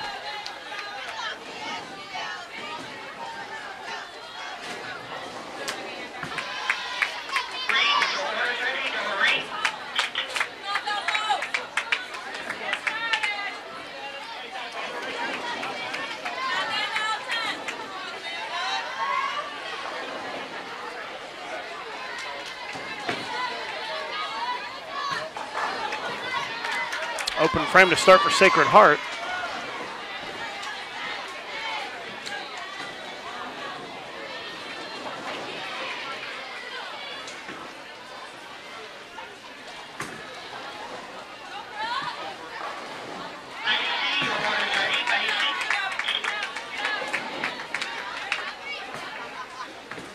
Same format, best of 7. First team to win 4 games wins the match.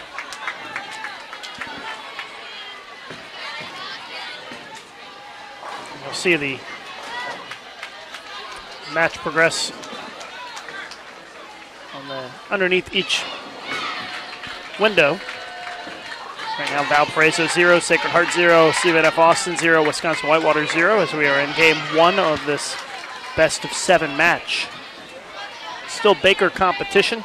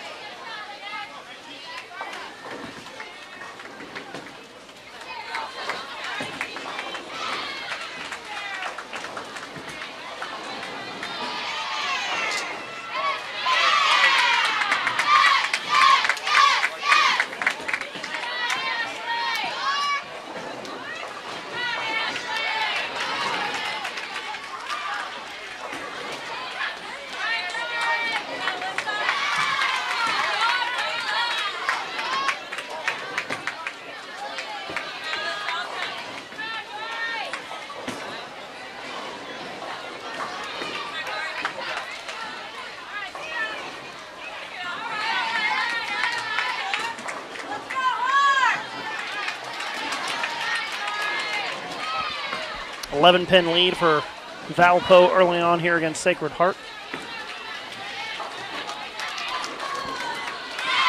And Stephen F. Austin up 10 on Whitewater.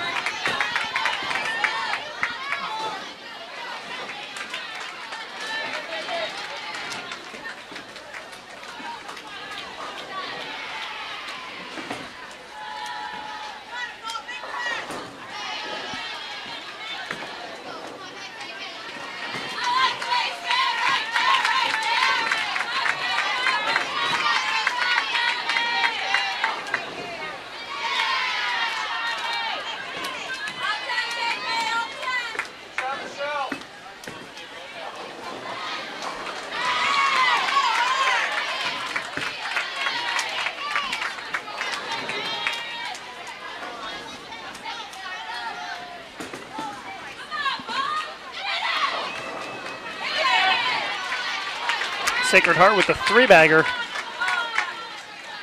has jumped into the lead here by 10 pins against Valpo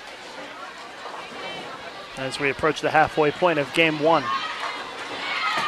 Whitewater up by 1 pin on Stephen F. Austin.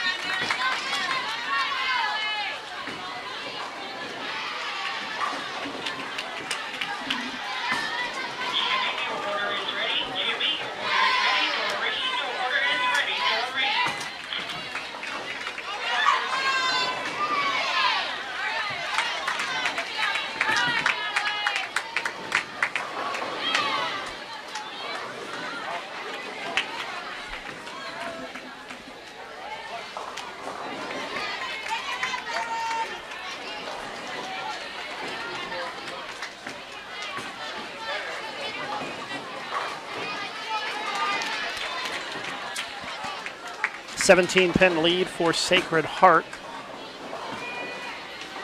Well, that'll expand after the open frame by Valpo in the 5th.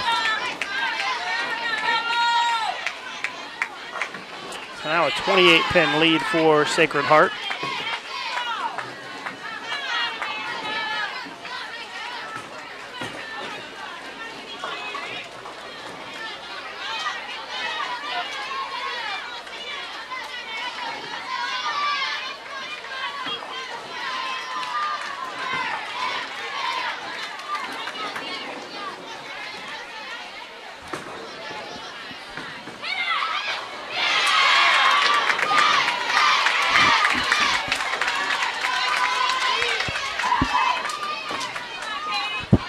Request in the chat for me to explain the bracket format. I wish I could. It's a bizarre looking bracket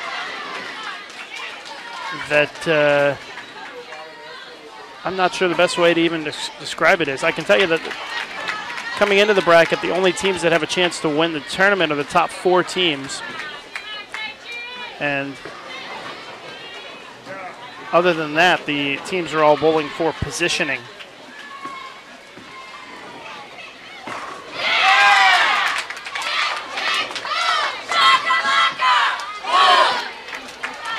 Double for Valpo.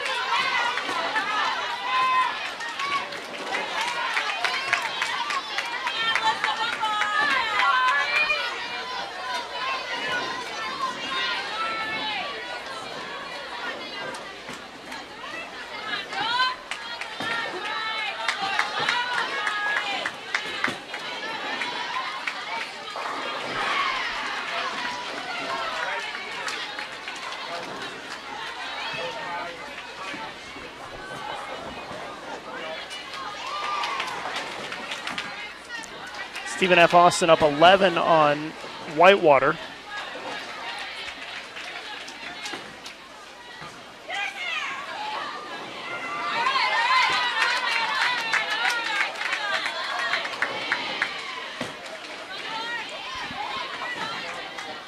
Valpo down by 7 to Sacred Heart. A couple of frames to go.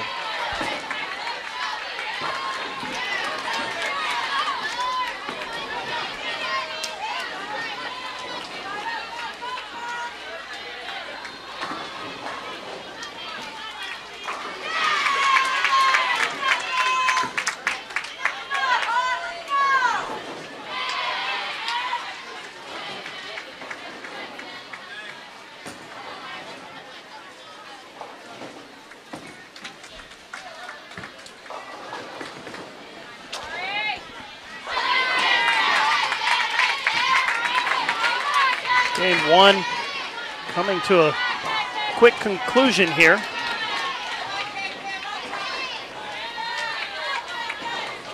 Sacred Heart can lock up the win with a couple of strikes here in the 10th. There's the first one.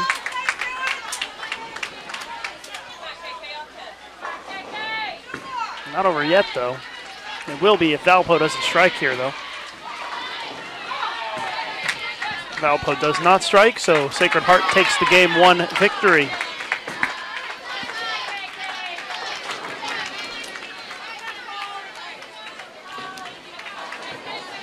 Looks like Stephen F. Austin going to pull away from Whitewater down the stretch here. They're up 24 after a double.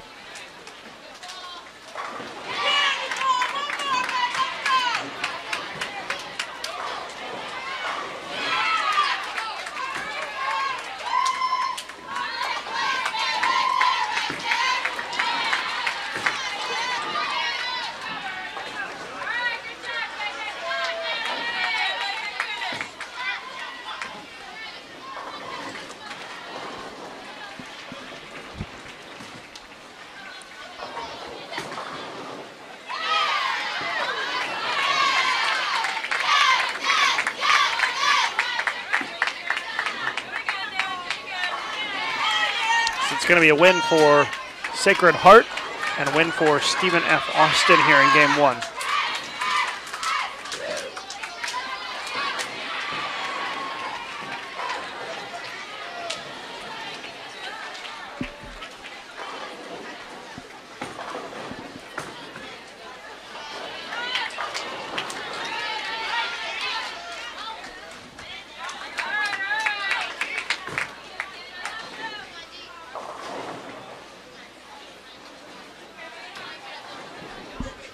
2:23 for Sacred Heart. Watching our live coverage of the Music City Classic here on Bowl TV, I'm Lucas Wiseman. NCAA bowling coverage for you this weekend. Second round of matches on the day. We've got the championship match coming up next after this one. 2:23 for Sacred Heart, 195 for Valpo. Sacred Heart up 1-0.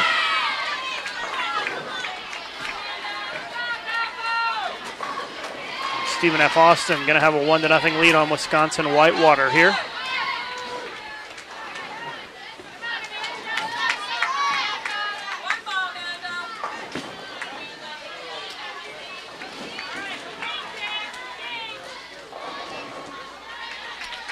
First shot of game 2 for Valpo on the left side of your screen. Final score, Stephen F. Austin 190, Whitewater 146. So game 1 in the books in both matches. So we'll start off game 2.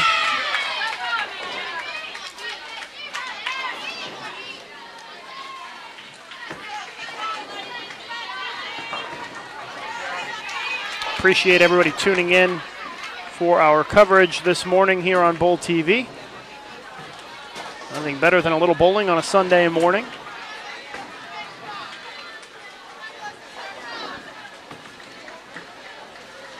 Looking forward to our championship match coming up in probably just about 2 hours or less. An hour and a half maybe before we get started with the championship match.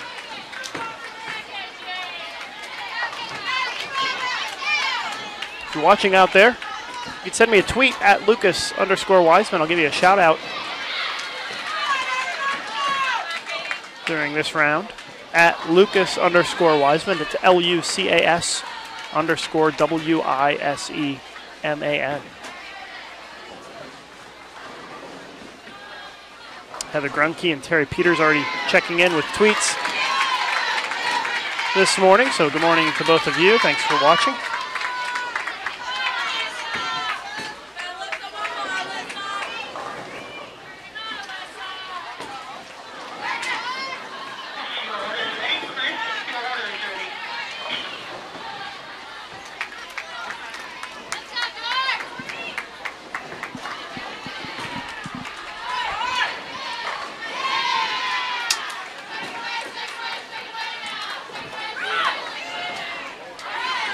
Whitewater off to a quick start in game 2 at the front 3.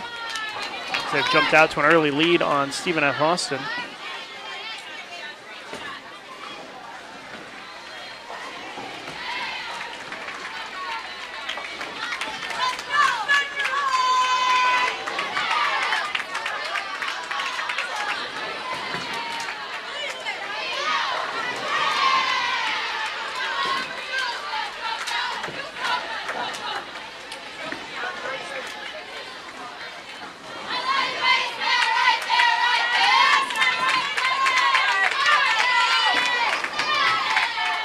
Strike for Stephen F. Austin.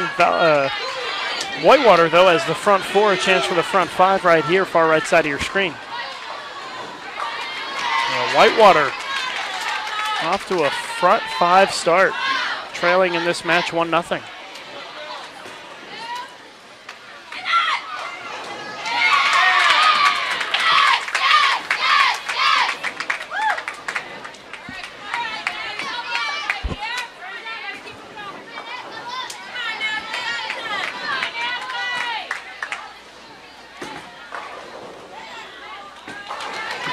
Open frame by Sacred Heart in the 3rd. It's a 13-pin lead for Valpo.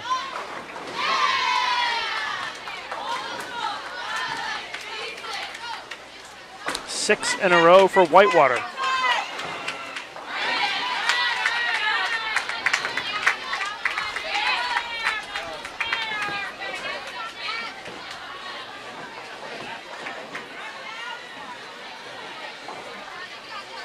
Only half the game has gone by. Already looks like Whitewater's penciled in a victory here with the front 6 and Stephen F. Austin working on an open. Whitewater looking for 7 in a row. Brooklyn carries for the strike, front 7 for Whitewater.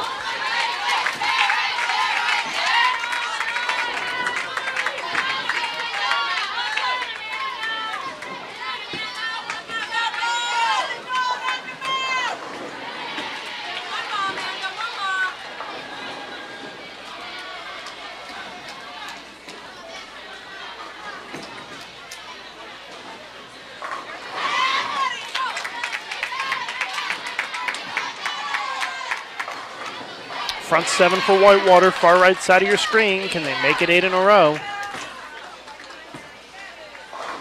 Another crossover. 8 strikes in a row for Wisconsin Whitewater to start the game.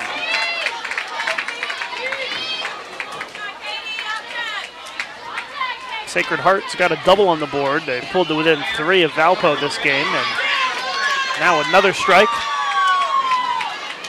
That'll give them a 7-pin lead.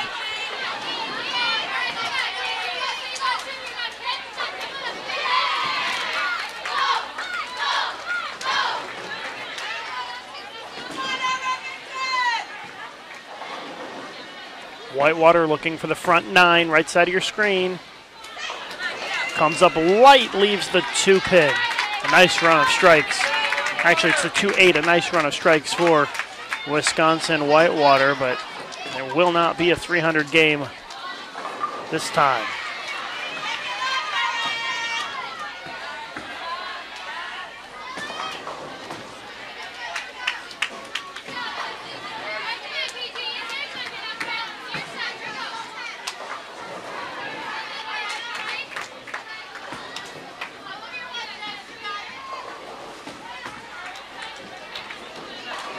Open frame for Whitewater, doesn't matter, they're going to win the game. So Whitewater is going to even it up at 1 game apiece. Stephen F. Austin still has 4 frames to go, though. Sacred Heart and Valpo. It's a 4-pin lead for Sacred Heart. Spare coming here in the 7th. The spare is good, so 3 frames to go. Sacred Heart up by 4 pins, up 1-0 in the match.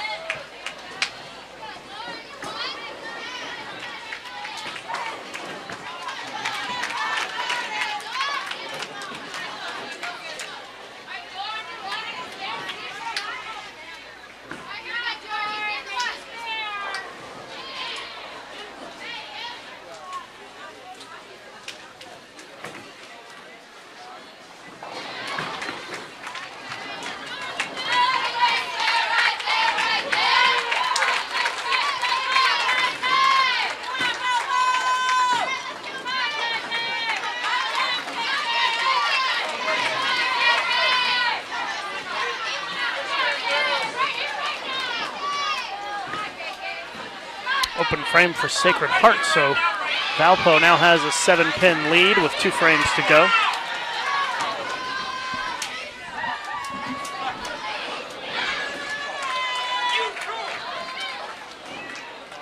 And Valpo gives a few pins of it back there with a 6 count, a 3-6-9-10, a very difficult conversion attempt coming up here. 256 for Wisconsin Whitewater. A vast improvement over the 146 they picked up in game 1. There's a strike for Sacred Heart. They're only down 3 heading into the 10th, and Valpo facing a very tough spare here in the 9th.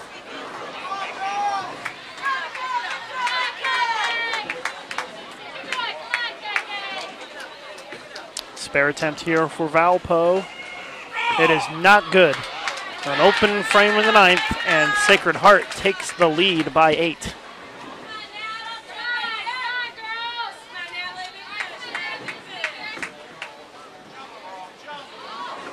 Jacksman Joe asks in the chat if this is live right now. It is indeed live.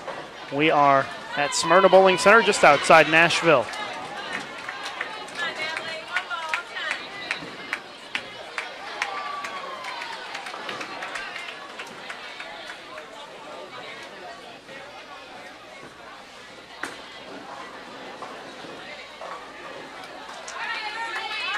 And with that pitch, it looks like it's going to be a win for Sacred Heart if they can convert the single pin.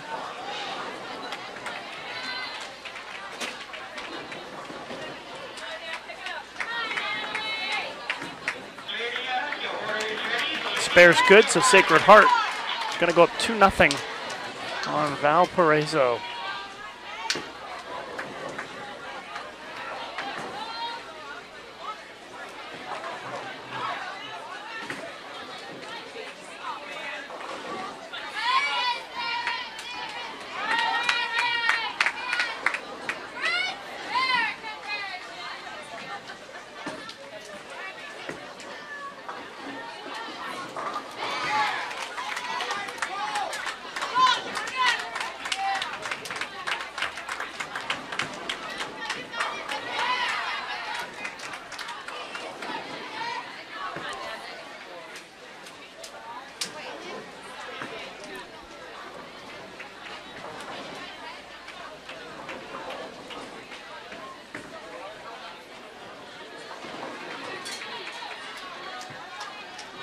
.191 for Sacred Heart.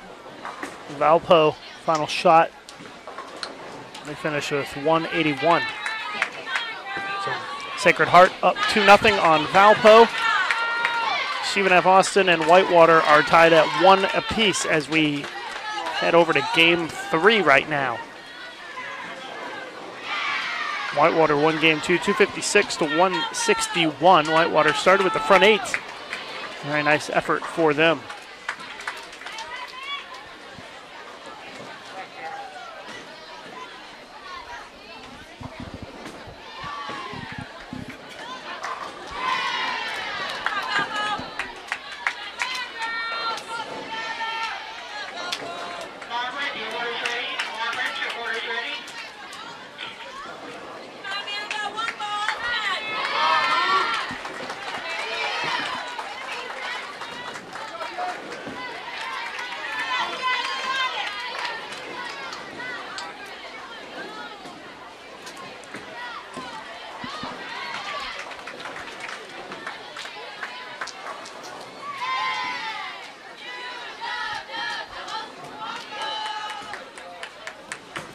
So game 3 just getting started here at the Music City Classic, our second round of match play.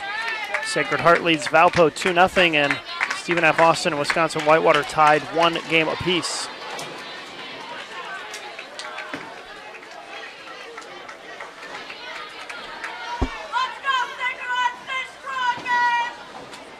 Whitewater out to another quick start with a double.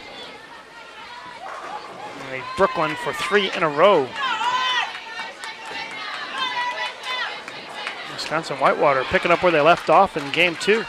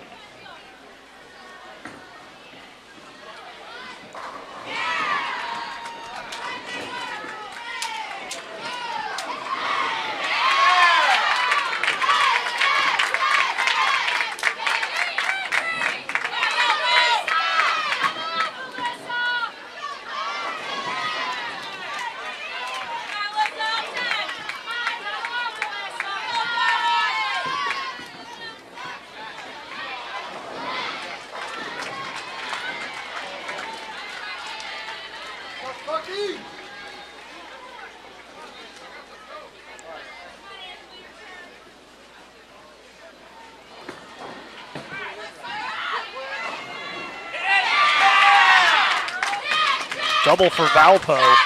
Jumped out to a big lead against Sacred Heart here in this game.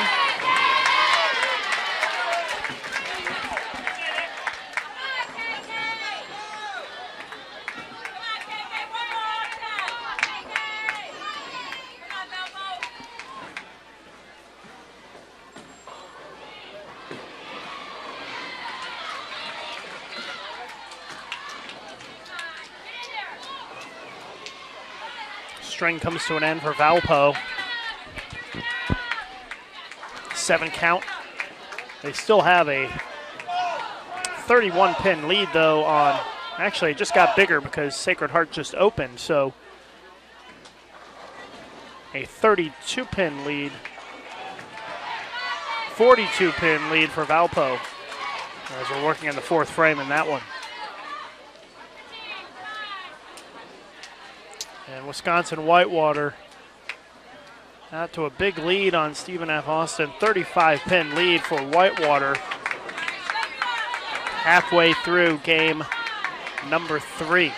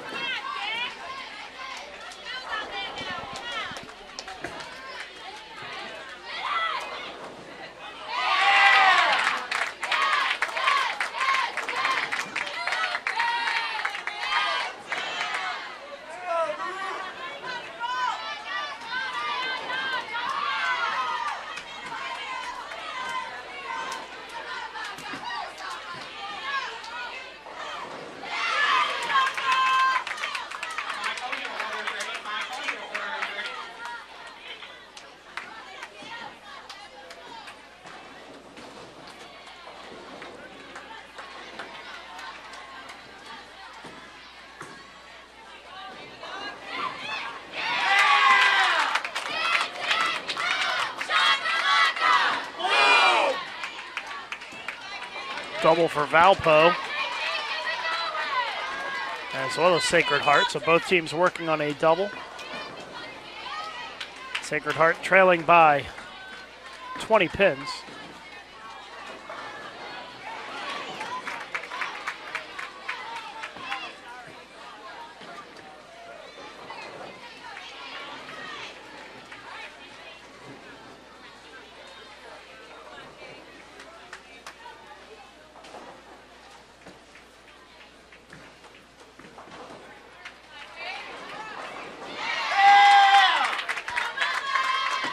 Valpo with their 3rd consecutive strike.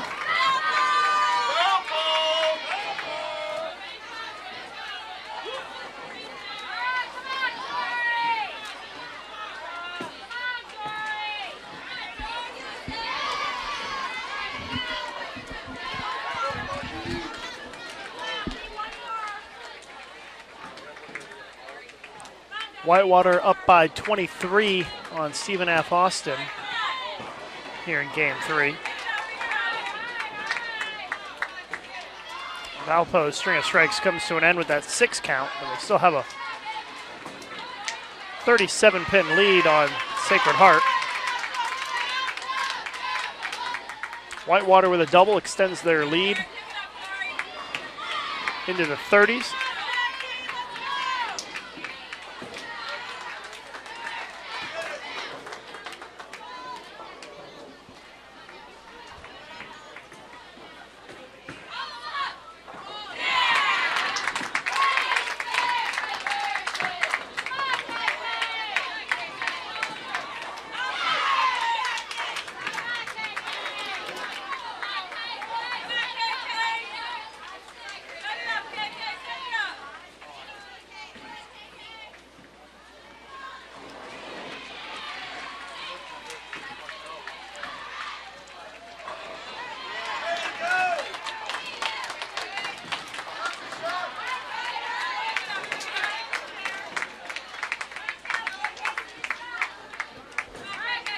Whitewater needs the spare to assure the shutout. It's an open frame, so Stephen F. Austin can strike out to tie the game at 2:03.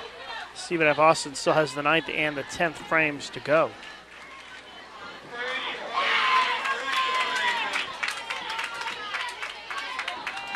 Big shot for Sacred Heart there. 3 in a row now for them.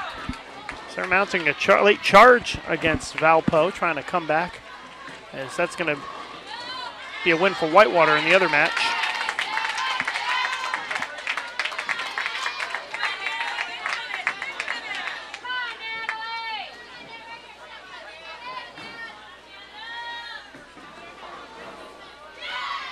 Going into the 10th frame, Sacred Heart can strike out for 214. Valpo can strike out for 219. Oh no, a split in the 10th. The 210. Sacred Heart can win this one.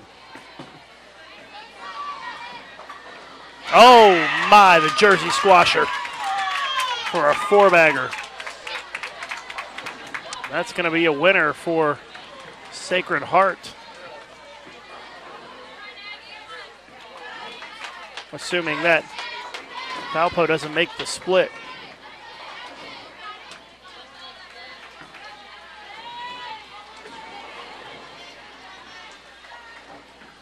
Valpo could still win if Sacred Heart doesn't strike here. Academic now. Sacred Heart's going to be up 3-0.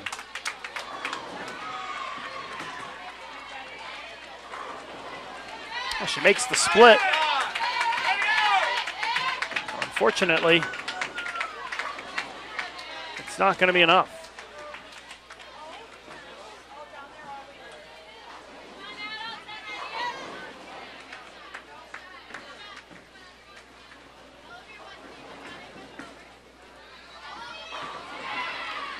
Nice finish by Sacred Heart to throw a 5-bagger to come from behind to win the game. They shoot 212. Valpo can max out with a strike for 206. Or they get 9 for 206, I should say. So a 6-pin win for Sacred Heart. They go up 3-0. Whitewater takes game 3, 203 to 171 against Stephen F. Austin, and now they lead 2-1 in that match.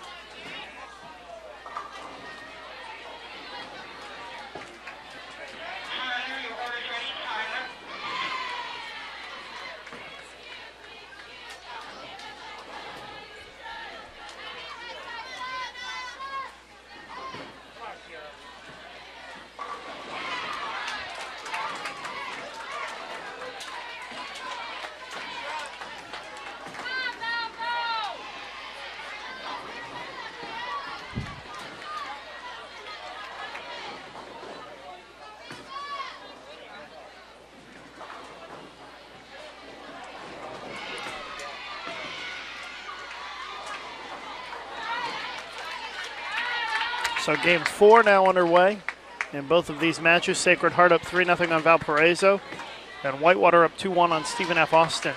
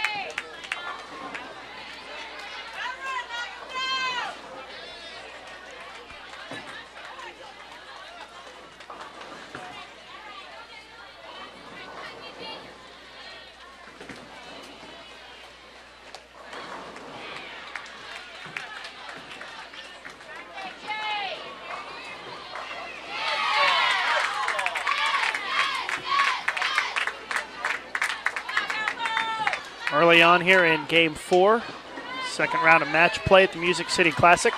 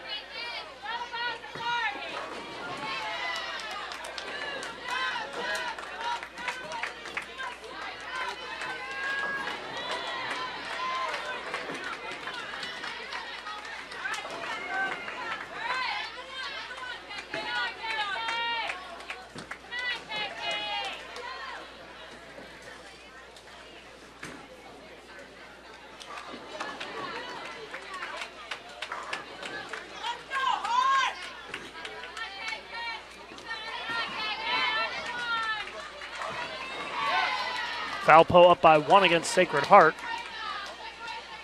So we're in the 4th frame of game 4. Whitewater has strung 3 strikes in a row together.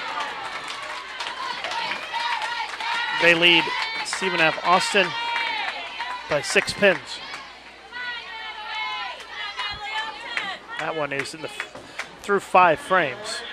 So Whitewater up by 6 through 5 frames. A split for Sacred Heart in the 4th.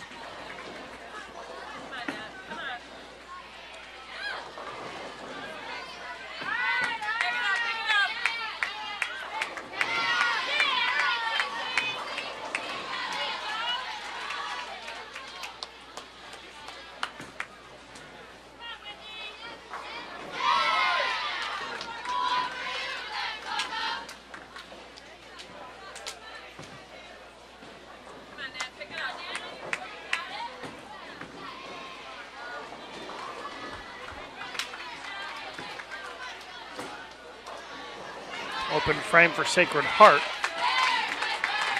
They trail by 11. Double for Stephen F. Austin. Whitewater is trying to make it 5 in a row. And it's an 8 count. So they lead by 4 over Stephen F. Austin. Stephen F. Austin with a chance to strike here in the 8th to take the lead by 6.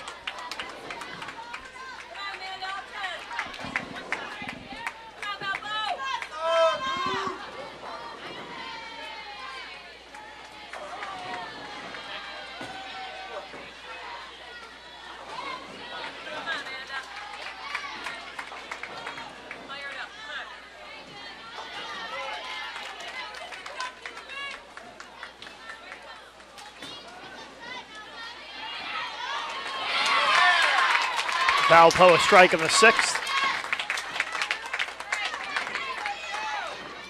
Sacred Heart can get to within 1 with a strike right here. 4 pin doesn't go down. Stephen F. Austin had a split in the 8th, so they're in a lot of trouble. Oh, but Whitewater with a split as well in the 8th frame. 4-6.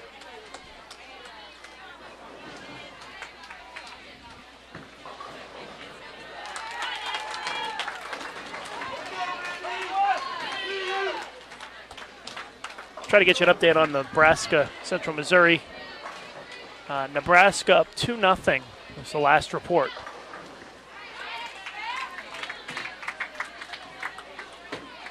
They are in the 4th game, though. I don't know who won game 3, however. We'll have to wait for the next update to come in. A 6-pin lead for Whitewater going into the final 2 frames, but Stephen F. Austin with the Greek Church here in the 9th. So Whitewater, an opportunity to take a 16-pin or 18-pin lead into the 10th frame with a mark here, far right side of your screen.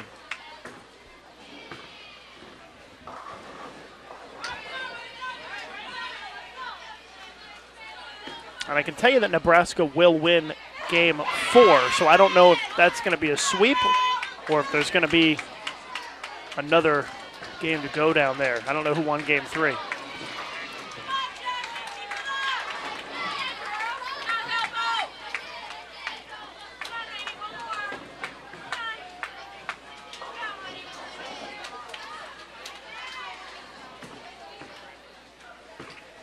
Whitewater with the big spare there in the 9th. They have an 18-pin lead going into the 10th frame, so it looks like they're going to go up 3-1. Sacred Heart. See if we can give you an update on that one. They still trail by 11. Sacred Heart in the 8th frame. Valpo working in the 7th.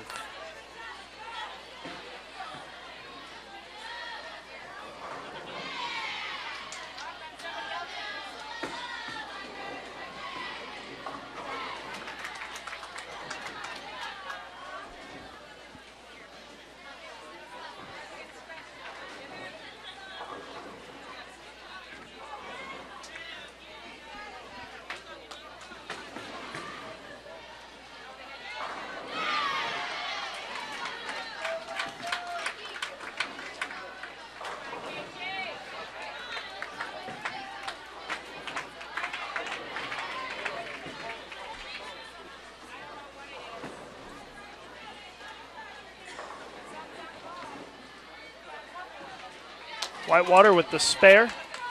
Just needs one pin on the fill to win the game by a single pin over Stephen F. Austin. Sacred Heart with a strike in the ninth.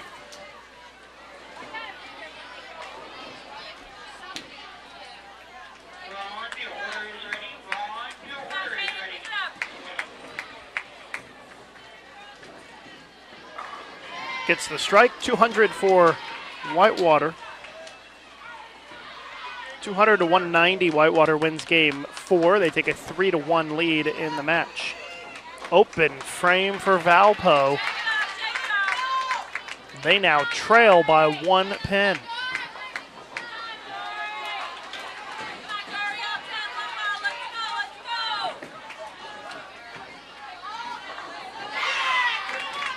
There's a double for Sacred Heart. Valpo still has the 8th, 9th, and 10th frames to go. Sacred Heart already in the 10th. So Valpo can't be shut out here if they strike on this shot. There's a strike. So they can't be shut out yet.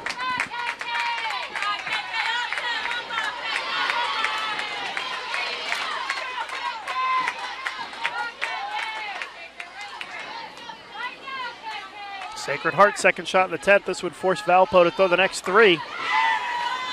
Got it. Sacred Heart can max out at 204. Valpo can max out at 213. If Valpo doesn't strike here, they lose the match. That'll keep them alive.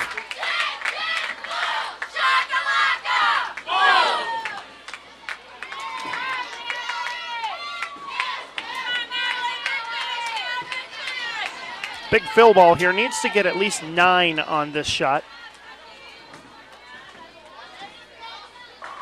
Does. Gets 8 or gets 10. So 204 for Sacred Heart. So Valpo's going to need a double in the 10th. Here's the shot. Far left side of your screen. Must strike. And the 6 pin stays up, and Sacred Heart wins the match 4-0.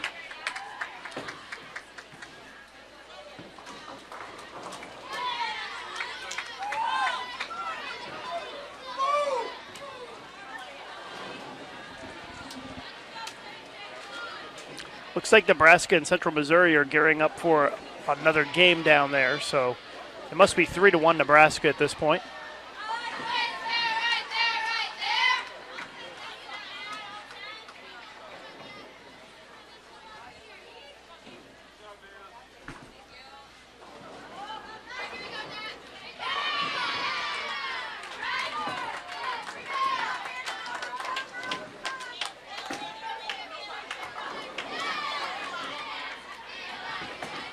Final score, 204-190.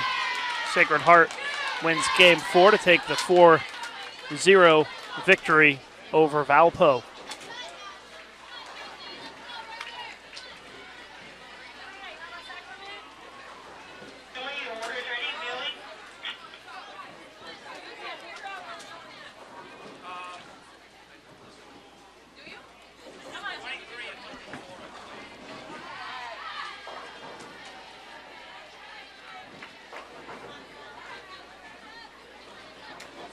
Full screen on Stephen F. Austin, Wisconsin Whitewater.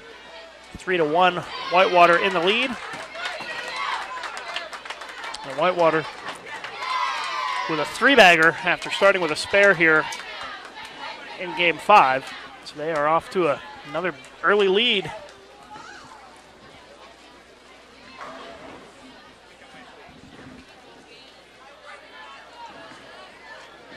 Now, take that back. Nebraska did win 4-0 against Central Missouri. They're just huddling up down there discussing their game plan. So Nebraska is going to bowl Arkansas State for the title. That is over. Nebraska wins 4-0.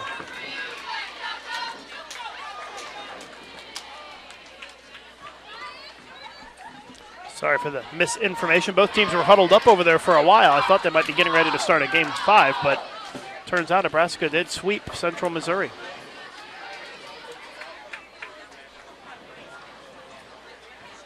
Whitewater with a 4-bagger has opened up a 32-pin lead on Stephen F. Austin.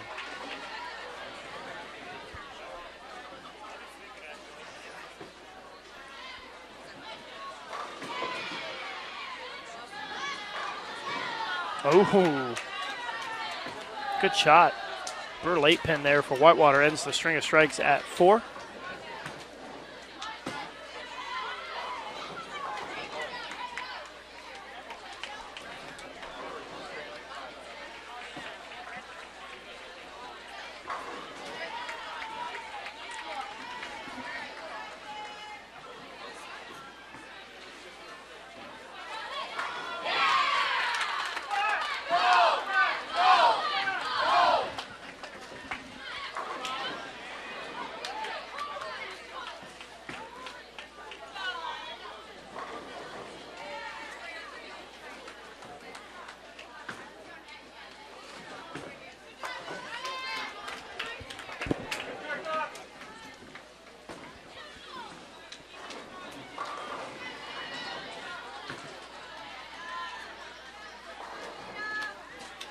Adam wants to know if we can get a camera on the Nebraska game. There's no reason to. They're not bowling right now.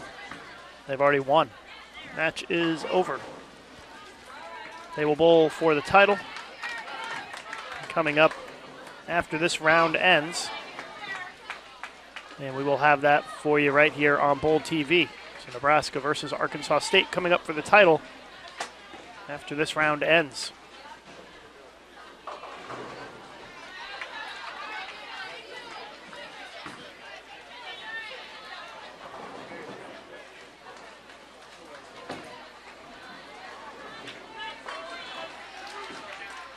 Split for Wisconsin Whitewater in the 7th frame, so they're going to give back a little bit of their lead here.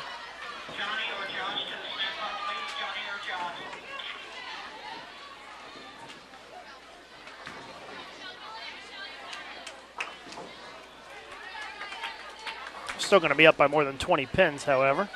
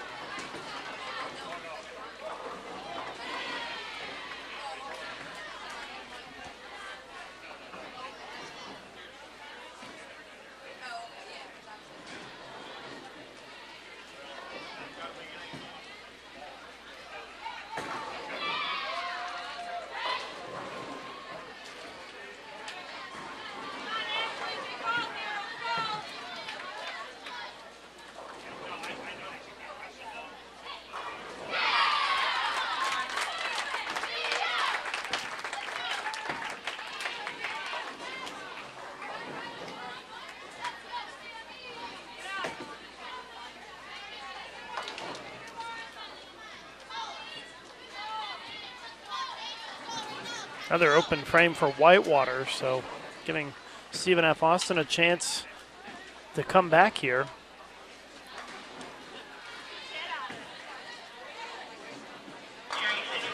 Whitewater leads by just 10 pins if Stephen F. Austin stays clean.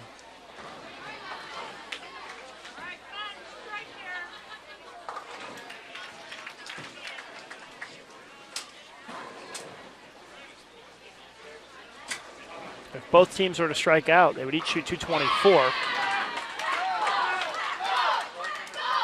Stephen F. Austin still has 3 frames left. Whitewater only 2, but Stephen F. Austin going to catch up right here by going right now in the 8th frame. Again, Whitewater leads 3-1 in the match. A win here by Whitewater would end this match. There's a strike for Stephen F. Austin.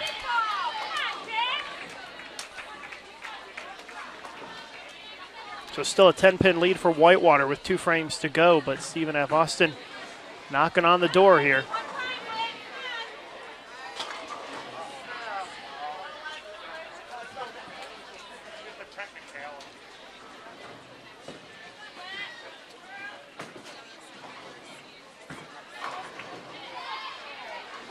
Seven pin does not go down for Whitewater, so Stephen F. Austin's going to have a chance to take the lead with a strike right here. Actually, they'll tie the match with a strike right here, but it would set them up to win the match in the 10th.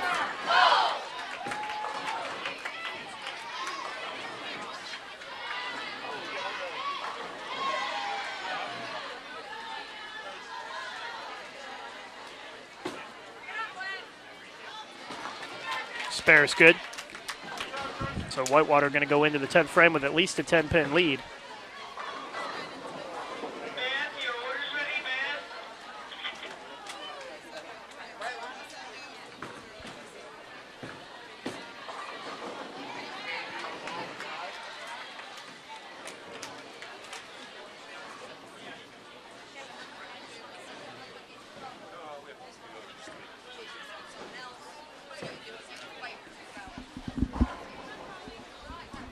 Whitewater can win the match with a double in the 10th. That would get them the shutout.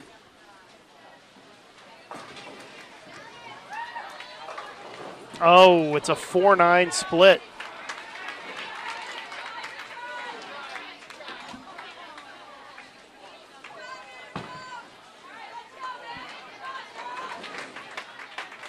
So Stephen F. Austin, a chance to win the match now. There's a strike.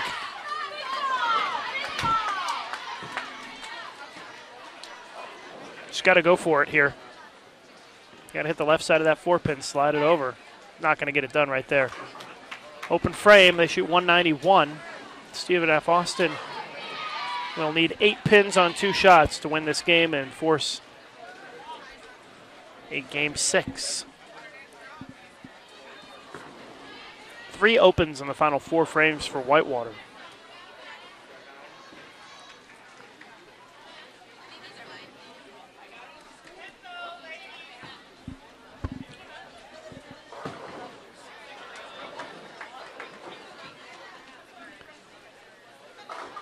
There's a strike, so Stephen F. Austin survives and will have at least one more game in this match.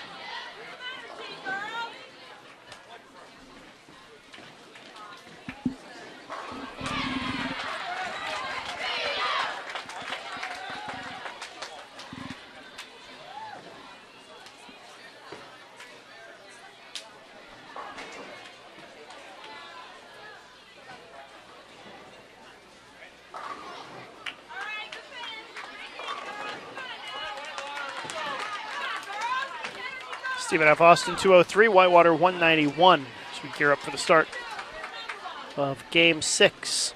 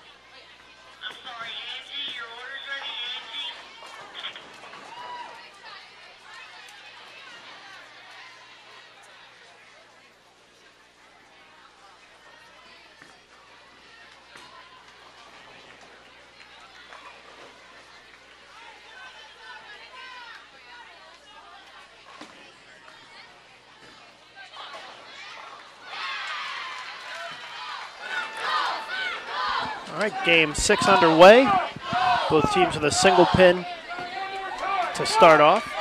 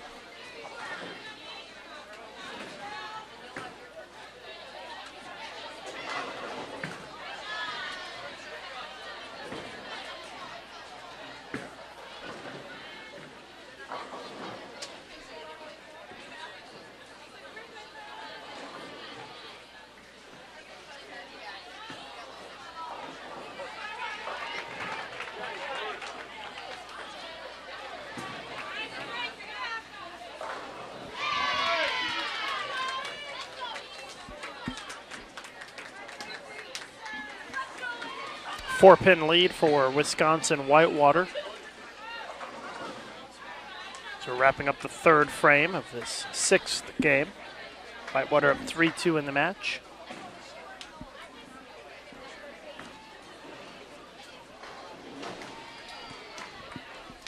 An open frame by Stephen F. Austin will extend the lead for Wisconsin Whitewater.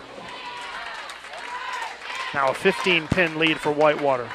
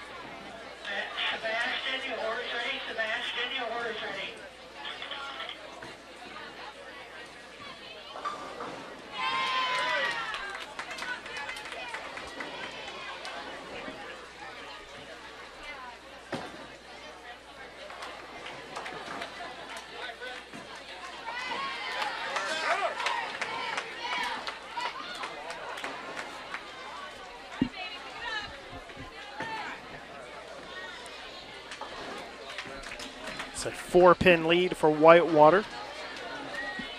Halfway through game 6.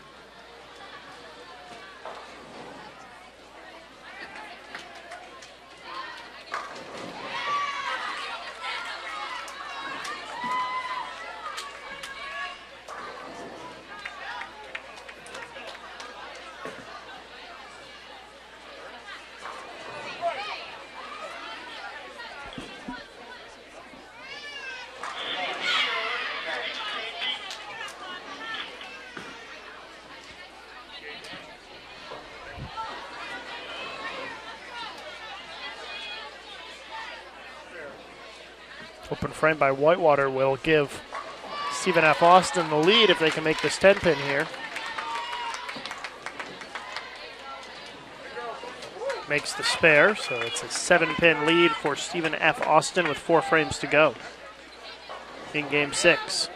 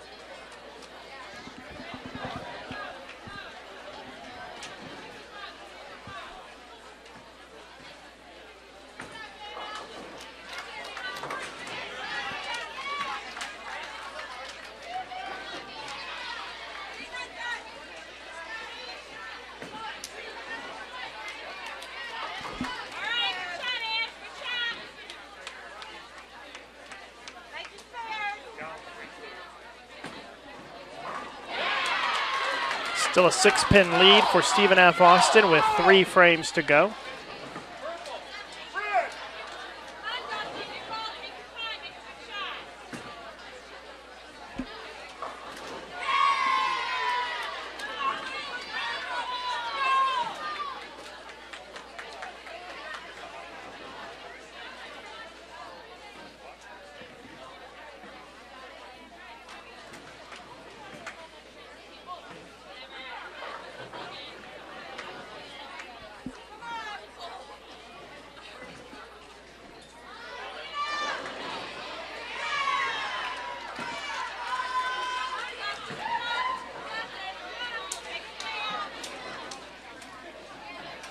3-pin lead now for Whitewater after that 7 count for Stephen F. Austin. So very tight one here. A 2-4-5 is the leave. See if she can convert the spare to maintain the lead. It's an open frame. Whitewater now has the advantage by 9 pins.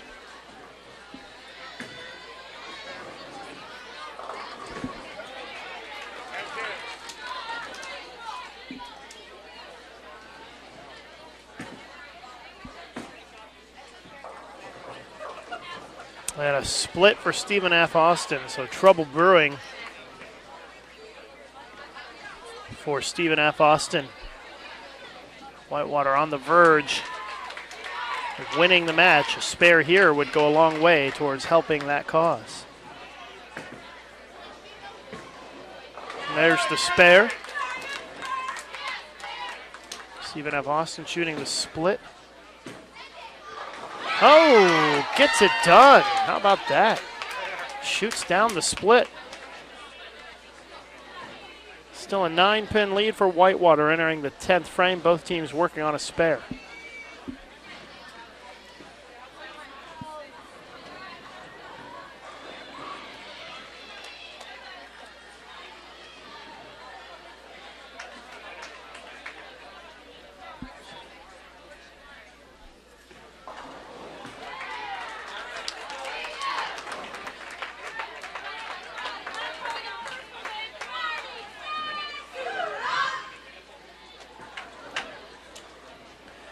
Stephen F. Austin can win the game with a double in the 10th. There's the first one. Trying to come from behind here. If Whitewater doesn't make the spare, Stephen F. Austin won't need the strike. And we'll go to a game 7. The spare is good though. So Stephen F. Austin gonna need another strike or they will lose the match.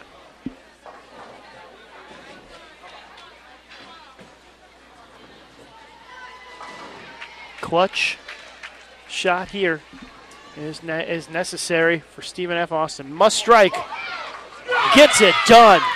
Back-to-back strikes in the 10th, and we're going to have a game 7.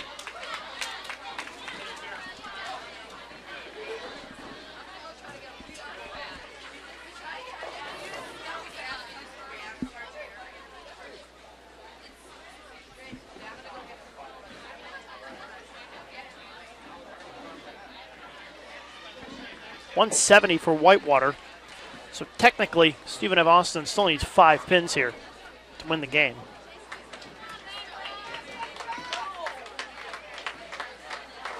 And that's more than enough. 175, 170. So we will go to game number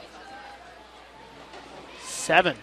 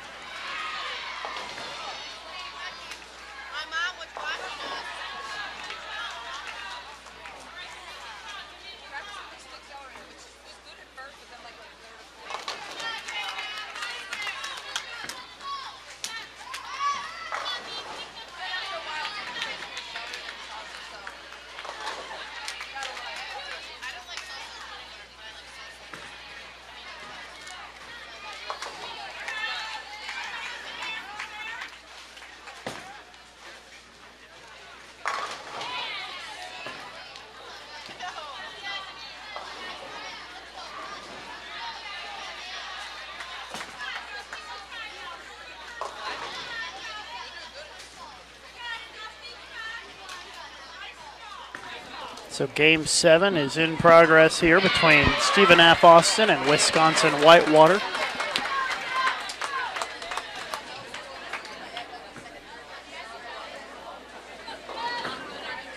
And Stephen F. Austin with an early lead here after the open frame by Whitewater. It's an 11-pin lead for Stephen F. Austin pending this spare.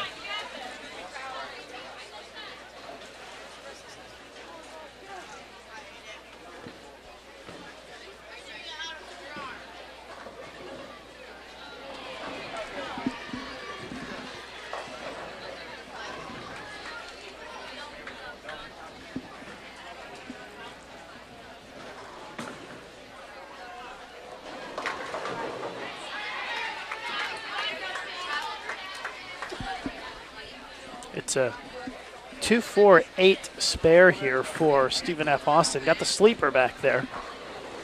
And it's an open frame. So we are tied now at 45 after 3 frames.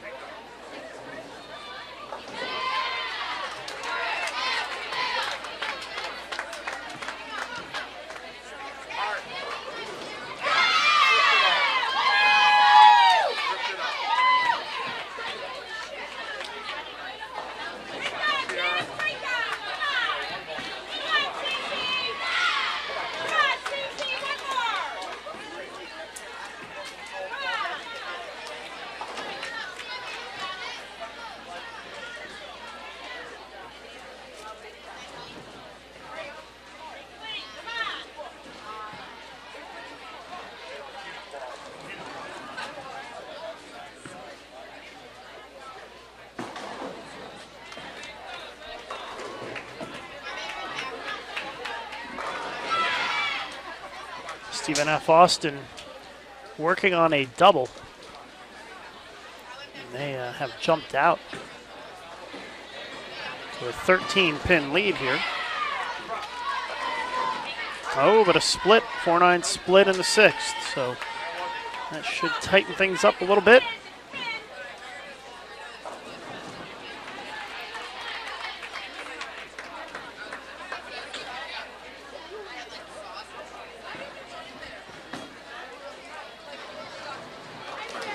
Spare for Whitewater in the 6th.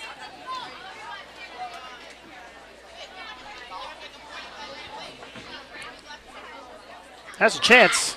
Does make the split. Look at that. To maintain the lead. Huge, huge split conversion there in the 6th frame. Cling to an 11-pin lead with 4 frames to go in this game 7.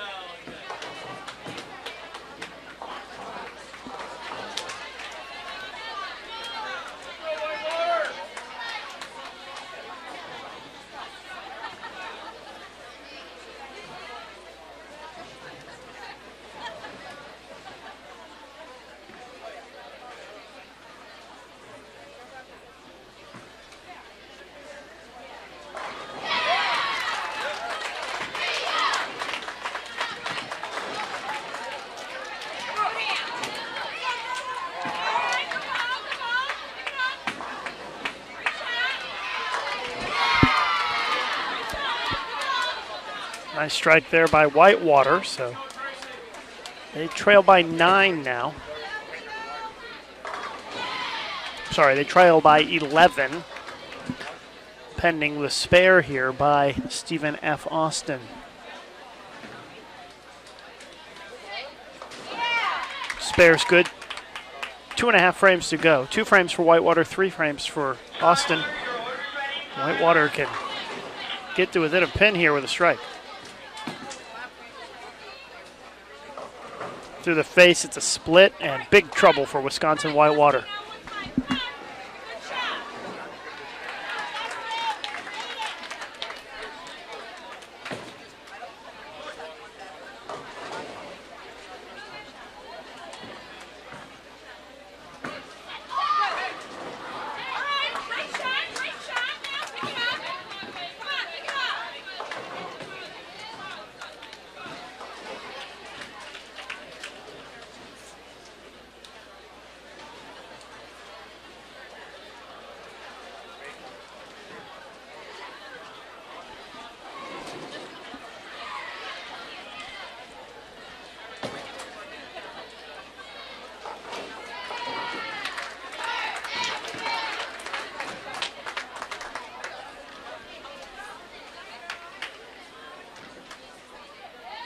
.149 in the 9th for Whitewater, so they're in a lot of trouble here.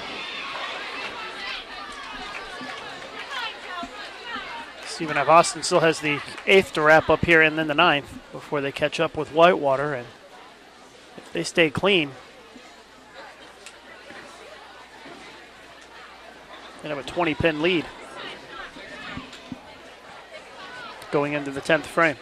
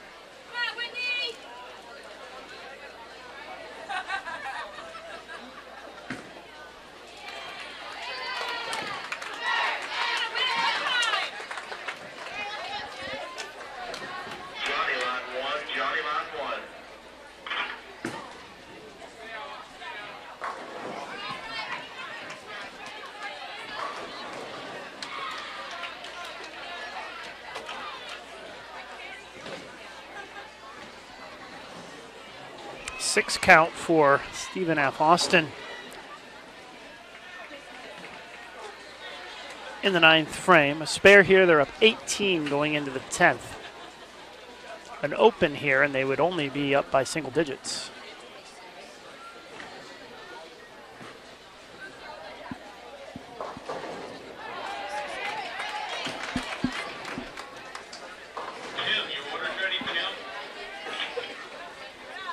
Whitewater with a 6 count, though, on their first shot in the 10th. Open frame for Stephen F. Austin. They're going to need just a mark in the 10th to win the match. And that's assuming that Whitewater makes the spare. If Whitewater does not make the spare, then Stephen F. Austin wins the match.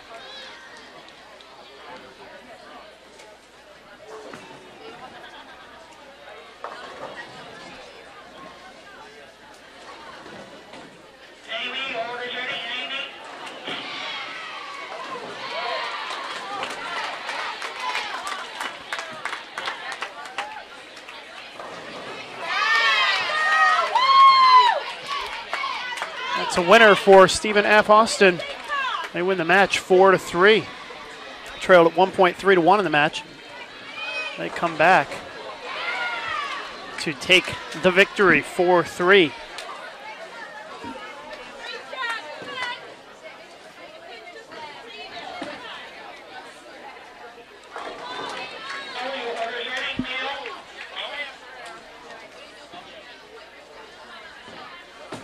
.158 the final game for Whitewater.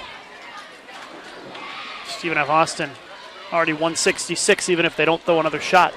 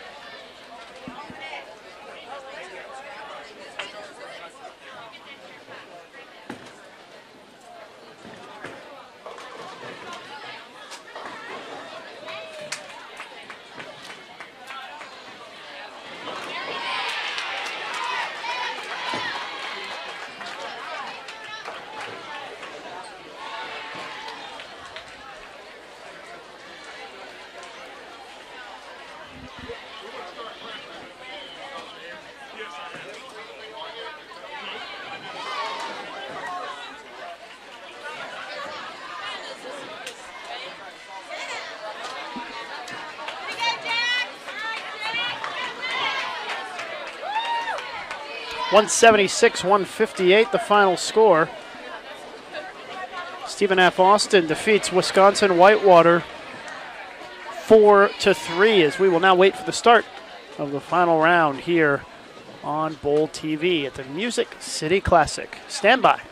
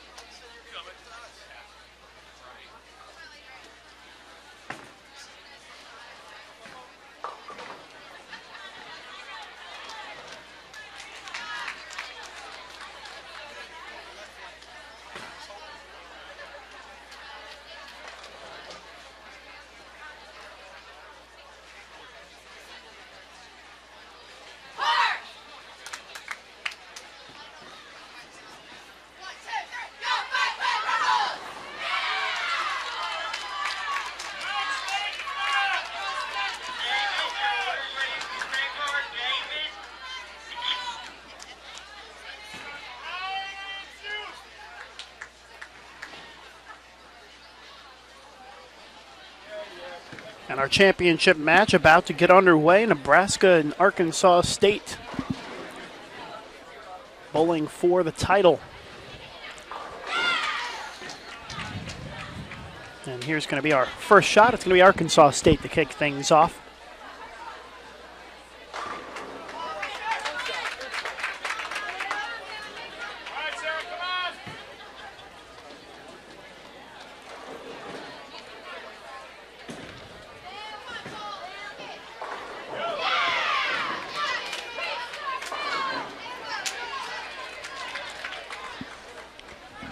Now the third place match hasn't even started yet. In fact, we don't even know who's in the third place match at this point, other than Central Missouri. Fairleigh Dickinson and Sam Houston are still bowling, and they're in Game 7 to determine that spot in the third place match. The reason why this one has started is because Nebraska has a player who has a flight to catch to Europe this afternoon. Fairleigh Dickinson, if I'm being blunt, is the slowest team I've ever seen bowl in college bowling. And they are in Game 7.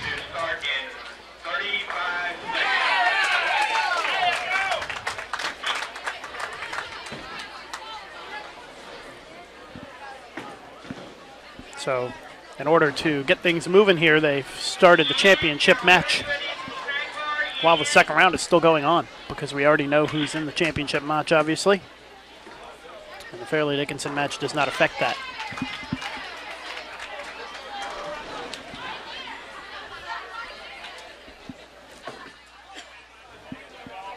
I think that, honestly, NCAA should look at instituting some sort of a shot clock policy to avoid situations like this where teams slow down the pace of play intentionally.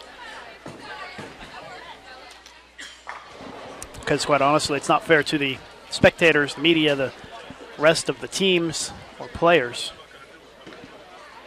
when the team slows down the pace of play that much.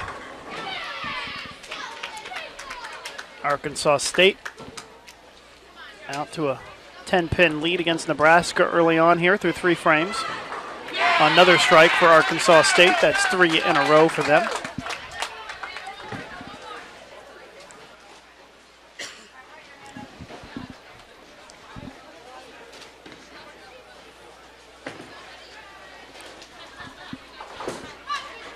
Nebraska looking for a double, and it's a 10-pin.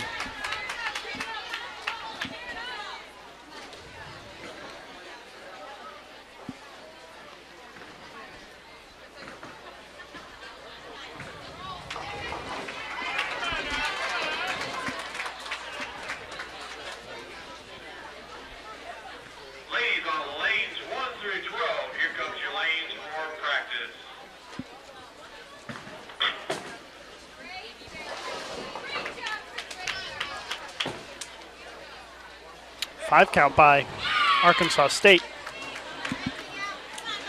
Narrows their lead a little bit.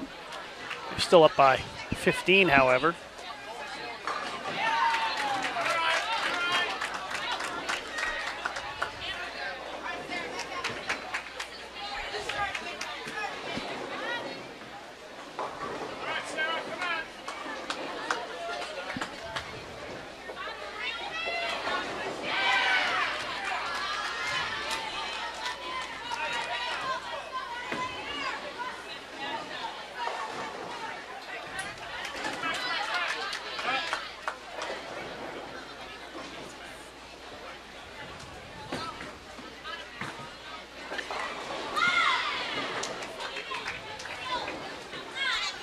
Kayla Johnson for Nebraska looking to convert the 3-6-10 here. And she does.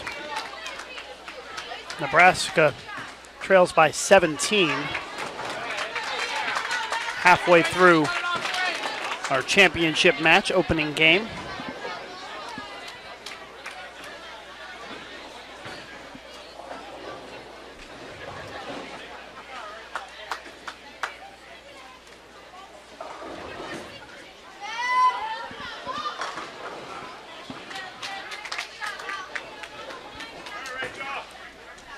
18-pin lead for Arkansas State. Rachel Giddings up. And she leaves the 4-7.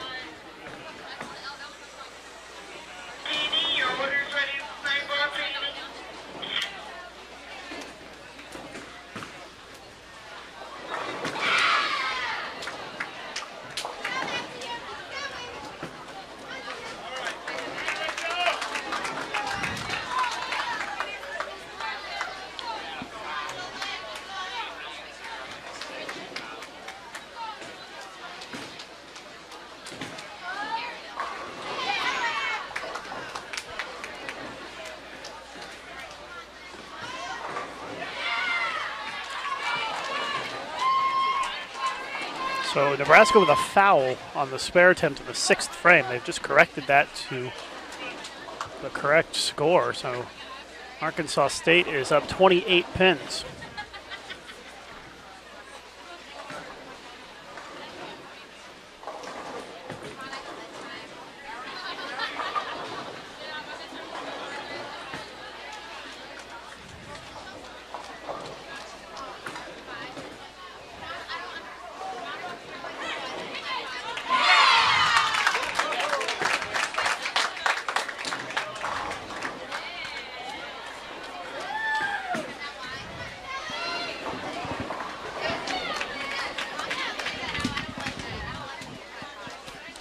Double for Nebraska as they cut the deficit down to 18 pins.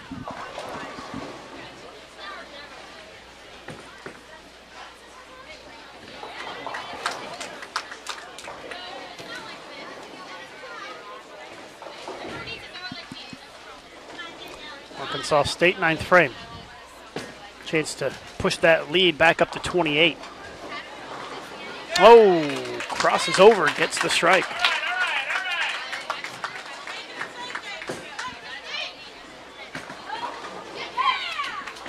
Great shot there by Nebraska for 3 in a row. Heading into the 10th frame now, it's an 18-pin lead for Arkansas State. Max scores 243 for Arkansas State, 225 for Nebraska. Game 1 of our championship match.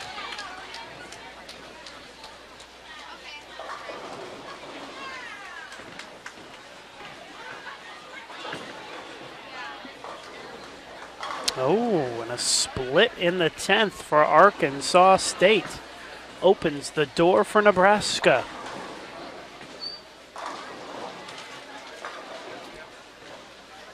Gonna need the first hit here in the 10th. Oh, leaves the 9 pin.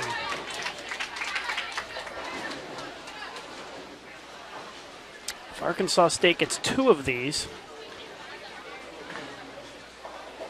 they shoot 207, and that would be enough to win the game. So it looks like they're going to hang on here.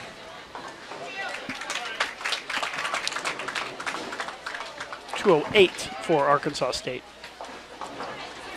Nebraska can only shoot 204.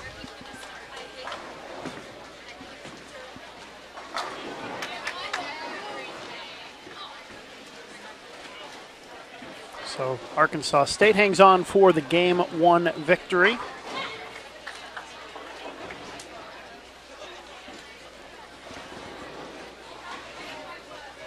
And a game that got much closer in the 10th frame. 208, 204, Arkansas State wins game number 1 in our championship match. Again, best of 7, so Arkansas State would need to win 3 more games to win the title.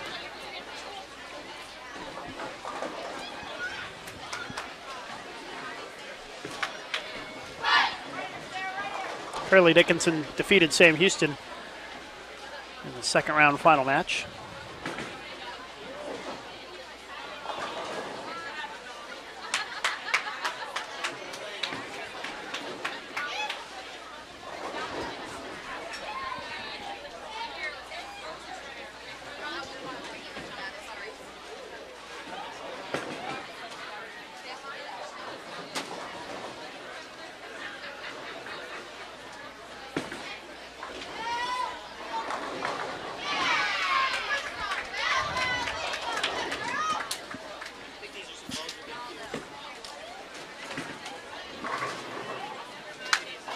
Both teams start off with a strike here in game 2.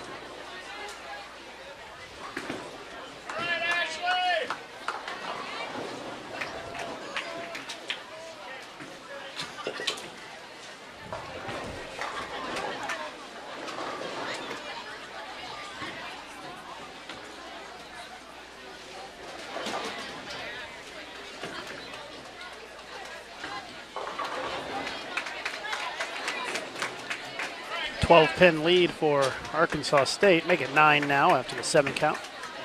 Arkansas State up 9 here in game 2 against Nebraska in our championship match.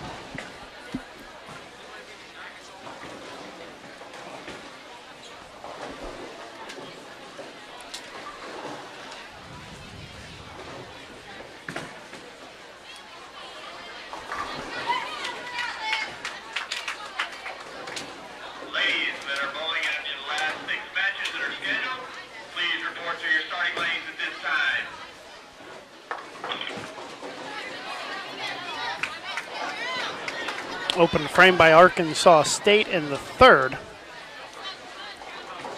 So they now trail by 2 pins.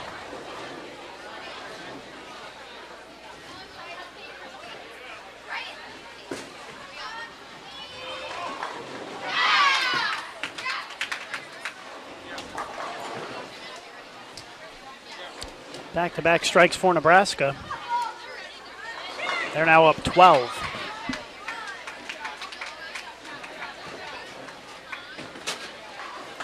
Nebraska leading by 12 here in game 2. Arkansas State leads the match 1-0. Our championship match here at the Music City Classic just outside Nashville. Lucas Wiseman here with you for the broadcast today.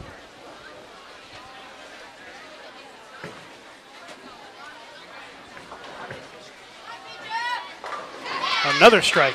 Kayla Johnson delivers a strike in the 5th for Nebraska, 3 in a row. They are now up by 22.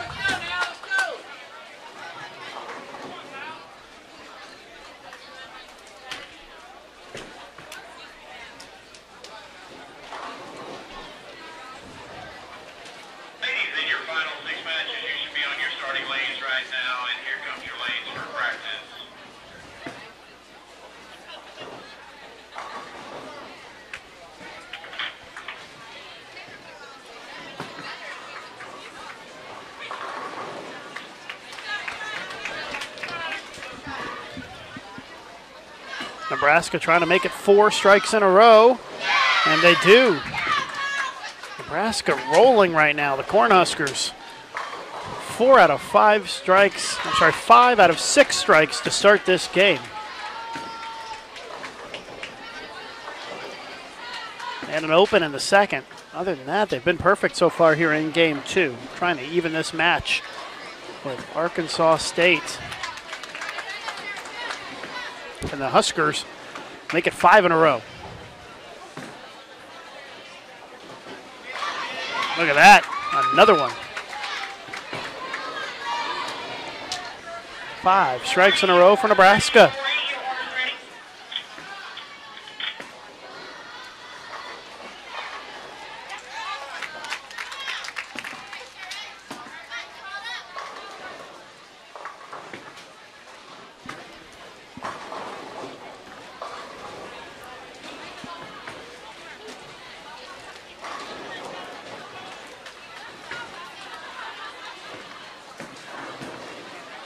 A 43-pin lead for Nebraska. Although Arkansas State just had a double there to cut it to 33. So a 33-pin lead for Nebraska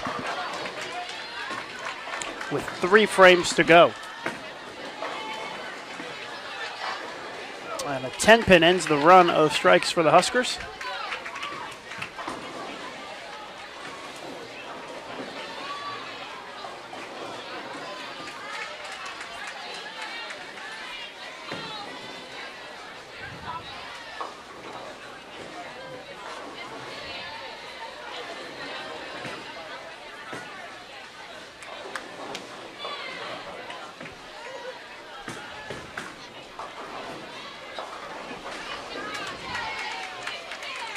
So it looks like Nebraska is going to take this game, but that's split on the board by Arkansas State by Ashley Rucker.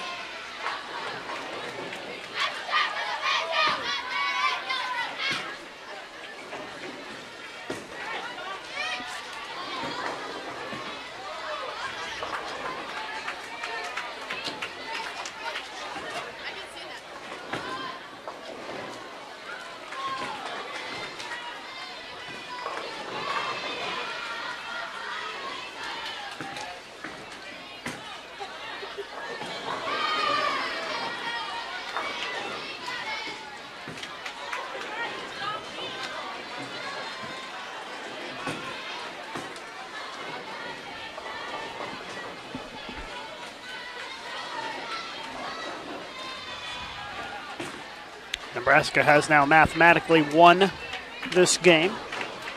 So they are now tied up with Arkansas State at 1 game apiece.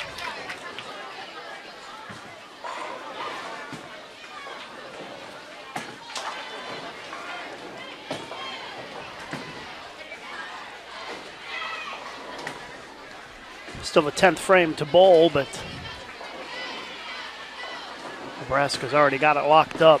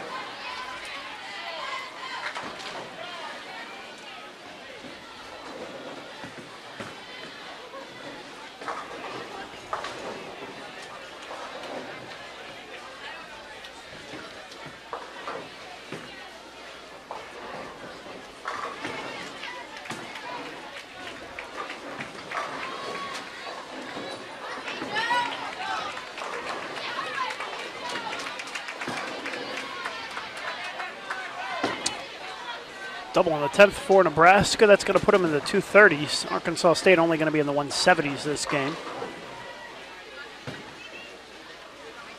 So we're wrapping up game 2. It's a Nebraska victory.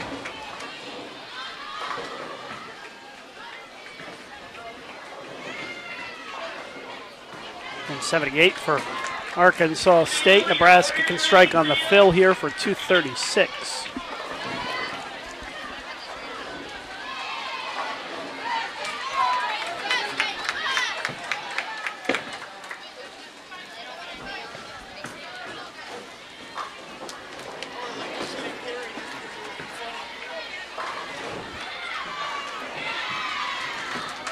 Get started with game 3 now.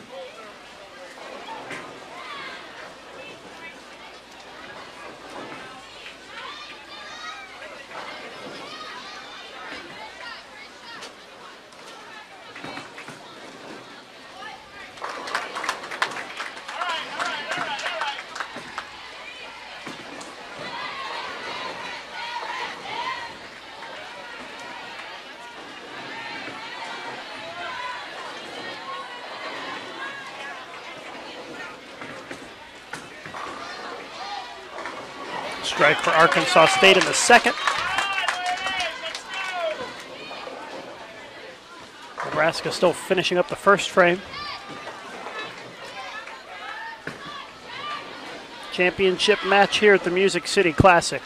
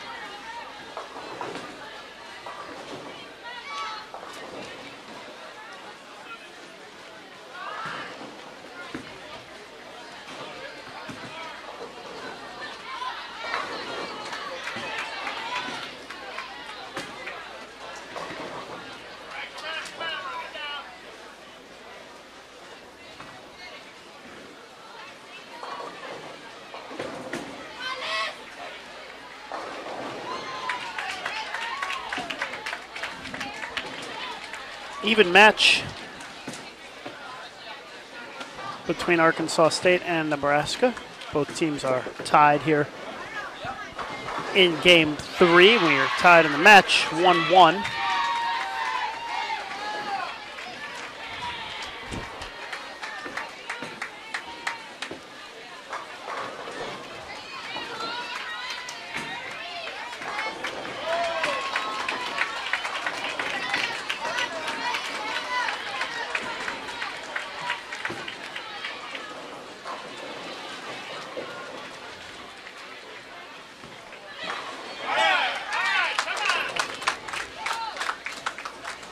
Arkansas State's already bowled 5 frames. Nebraska 3 frames in the books here. So Nebraska trailing a little bit behind so far this game in terms of the pace of play. Oh, look at this.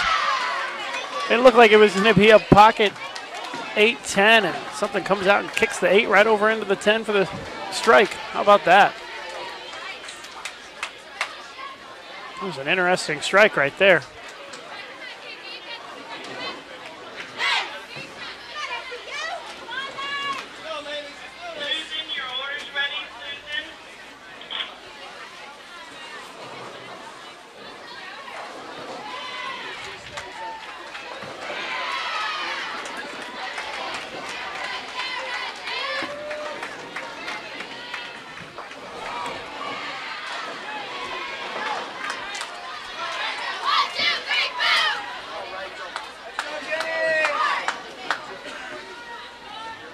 Nebraska can take a 10-pin lead with a strike right here by Johnson.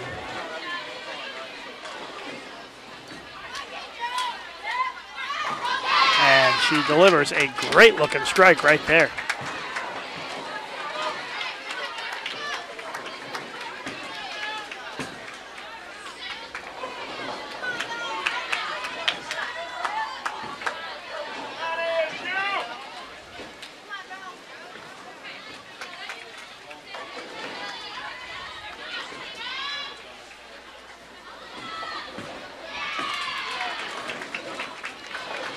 Open frame for Arkansas State. Go back to our split screen now as Fairleigh Dickinson and Central Missouri are underway with the third place match.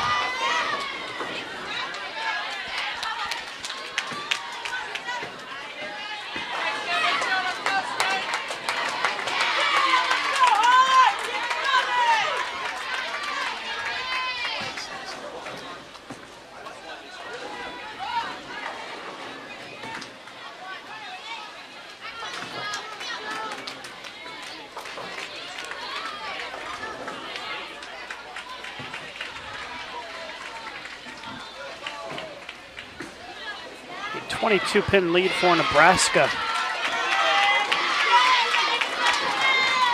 Here late in game number 3 in the championship match of the Music City Classic.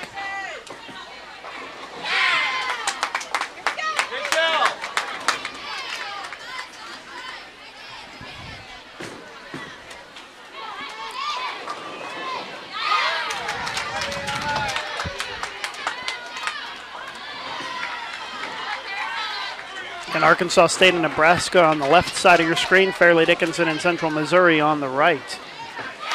Championship match on the left, third place match on the right.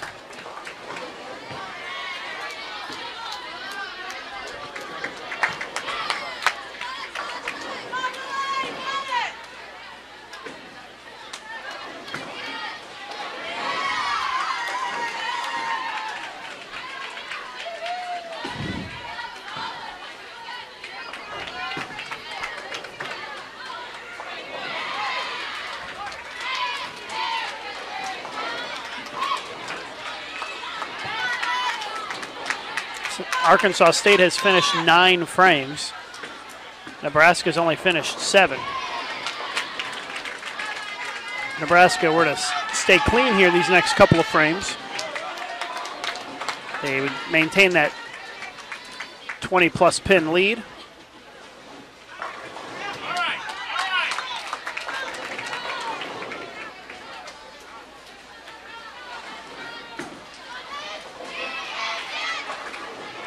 Oh, a split for Nebraska. The 4-9 split.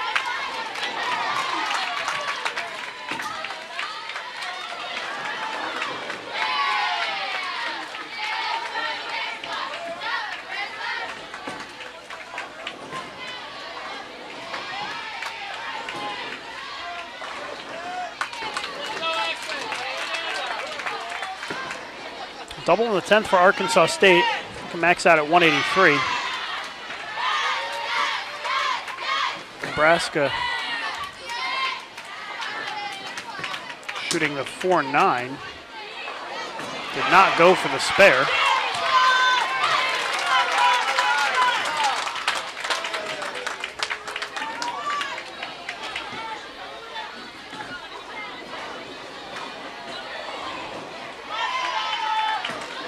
.178, that 5 count is actually pretty big. Arkansas State, that was borderline disastrous. They only shoot 178.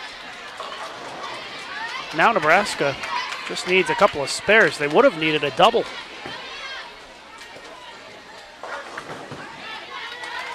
Had she gotten a strike on that fill ball.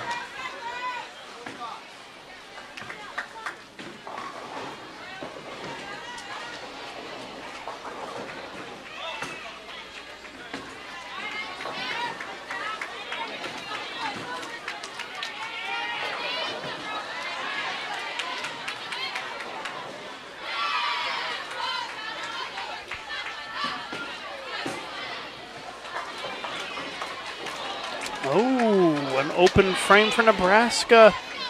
They're going to need a double now in the 10th. Kayla Johnson needs 2 strikes and 8 pins to give Nebraska the victory. Back-to-back opens for the Huskers. Arkansas State could win this one on the bench. But Kayla Johnson's been real strong so far today in every shot that I've seen her throw. We'll see if she's got a couple of strikes in her here in the 10th. Oh, comes up light, and it's going to be a win for Arkansas State as they take a 2-1 lead in the match.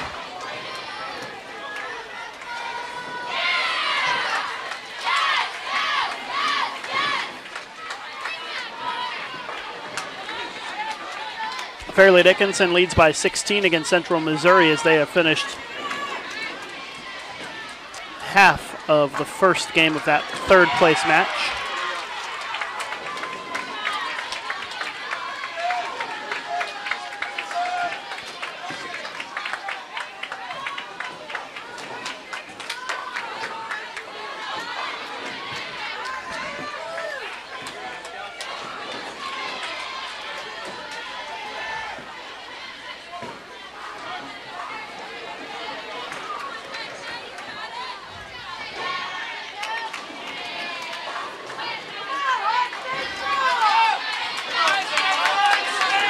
178-170, Arkansas State defeats Nebraska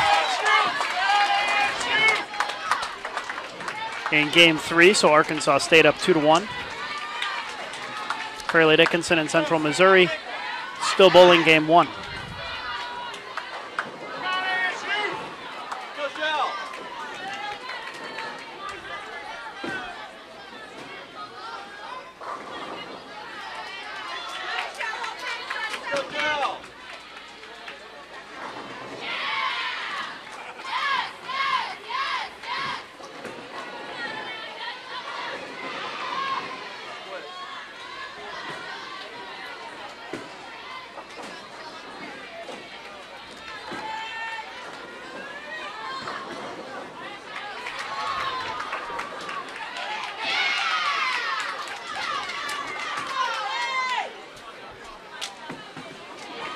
Nebraska kicks things off with a strike.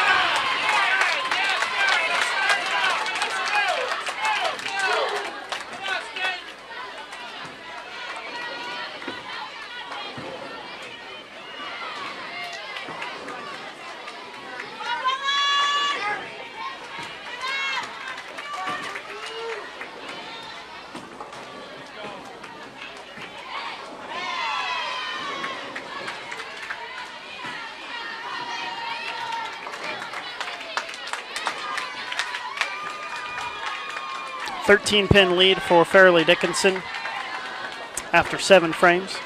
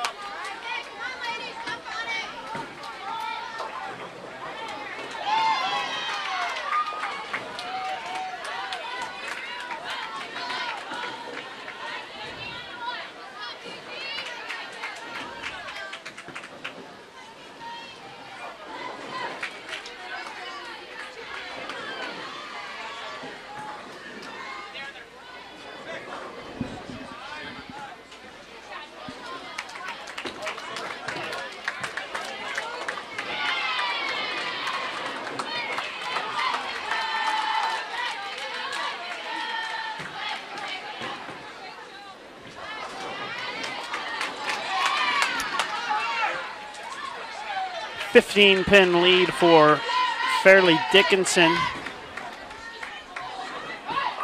Frame and a half to go. 2 frames to go in the 3rd place match. Oh, but Fairleigh Dickinson misses the single pin. Now a 3-pin lead for Fairleigh Dickinson.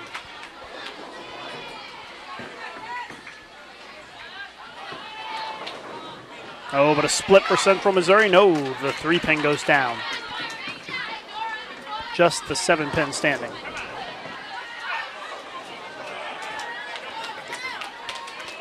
Nebraska can take the lead with a double here early on in game 4. 4th frame. There it is. Back-to-back jacks.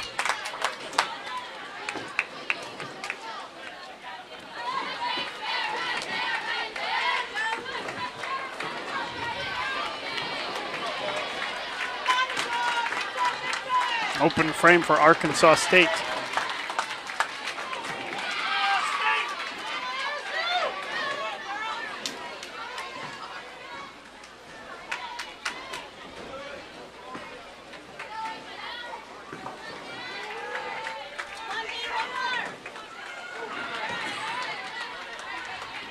Danielle McEwen for Fairleigh Dickinson can shut the door on Central Missouri with a strike right here. Messenger comes across, takes out the 10, so FDU is going to win game 1 in the 3rd place match.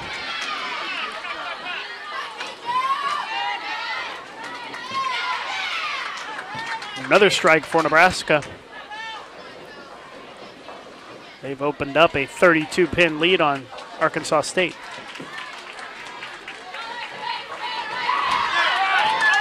It's a double for Arkansas State, though. Cuts it down to 22.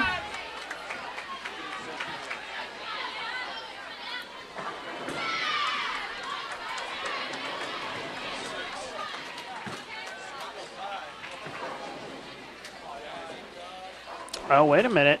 6 on the fill for Fairleigh Dickinson. And we could still have a tie here. McEwen got 6 on the fill. And Central Missouri's Natalie Jimenez can strike on her final shot to tie at 173. What a turn of events there.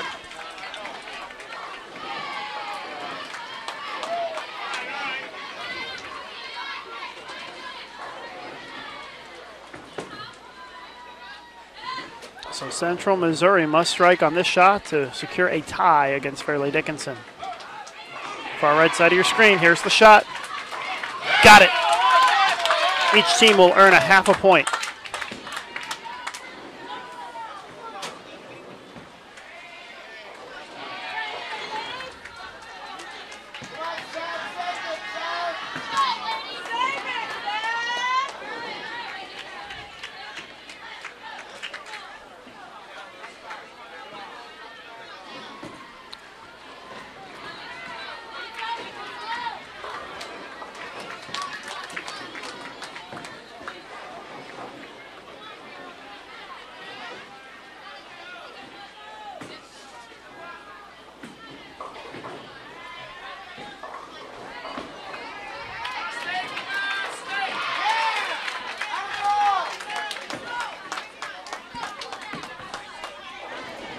Nebraska still rolling along here, up by quite a bit on Arkansas State in game 4.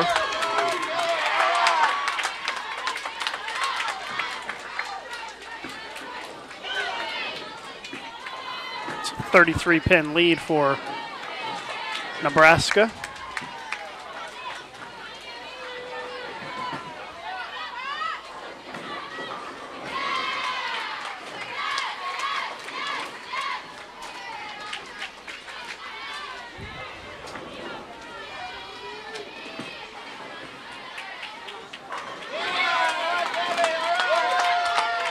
Double to start for Central Missouri.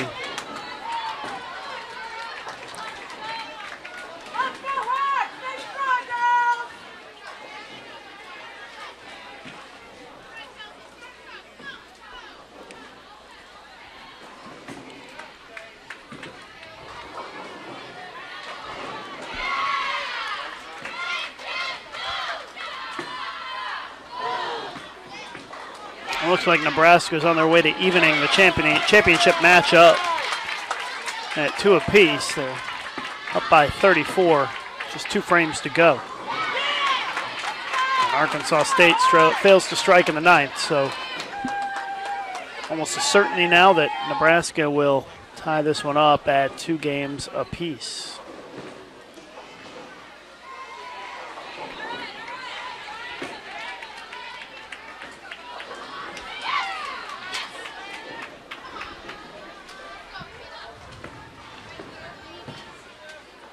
And now it's mathematically over.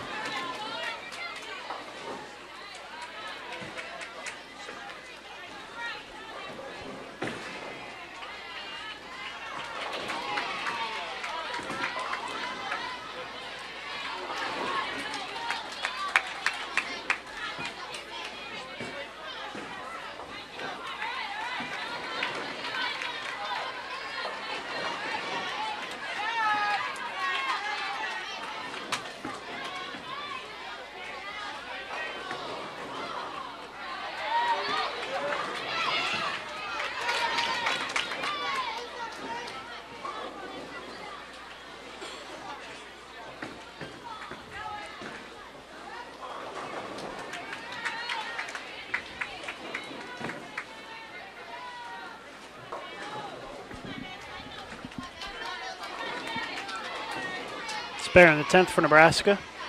They're going to shoot 238 with a strike on the fill. They like that left lane. Shot 236 in game 2 on that lane.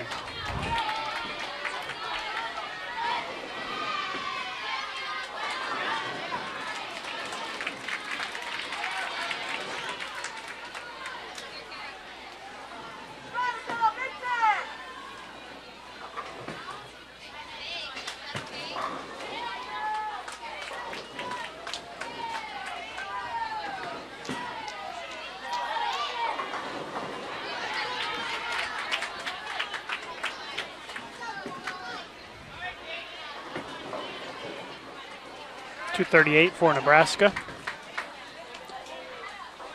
Arkansas State finishes with 189. And we are tied 2-2.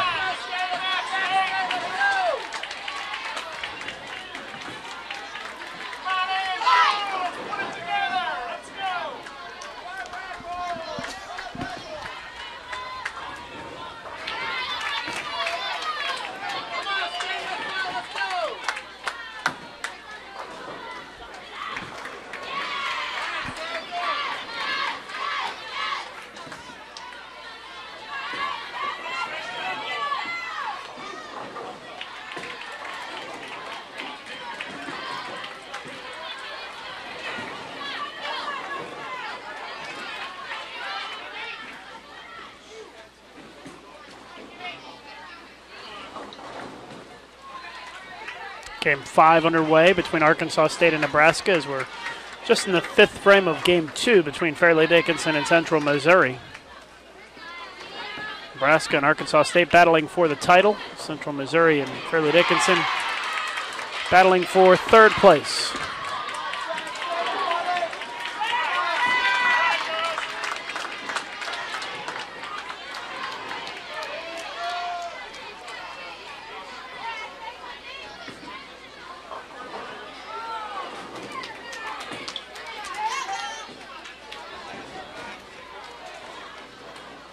A 24-pin lead for Central Missouri halfway through Game 2.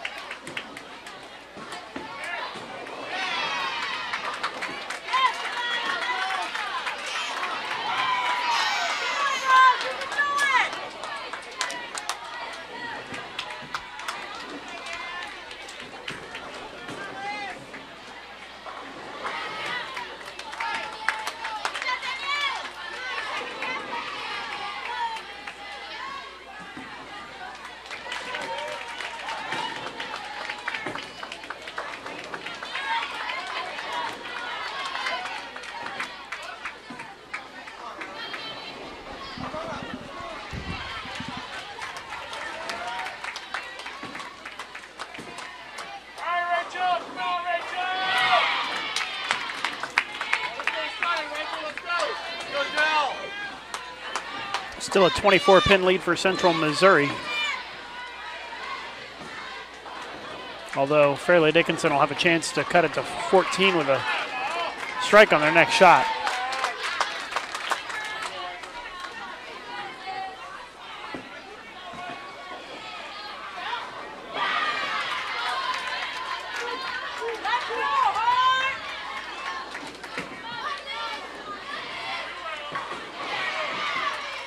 Back-to-back strikes for Nebraska.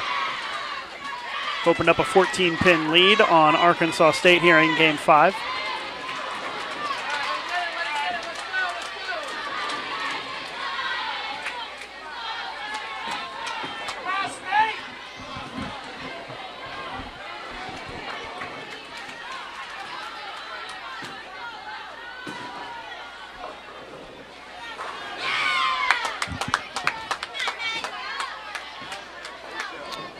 Fairleigh Dickinson gets the strike to trim the deficit down to 12.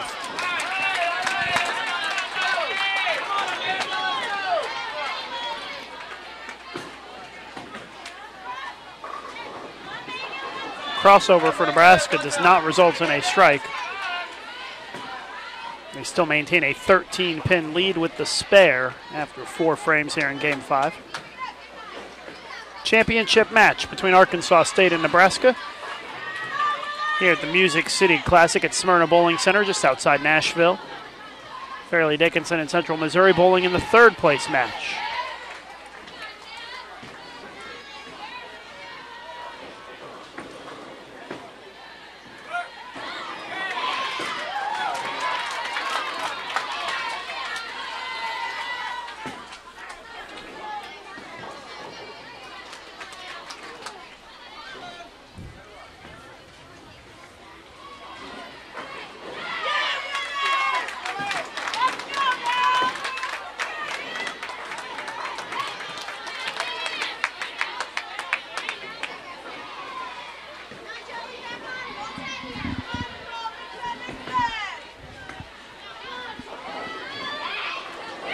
Central Missouri with a strike in the 9th. That'll set it up for the 10th. They have a 13-pin lead. They have a chance to close out a victory in game 2 here in the 10th frame.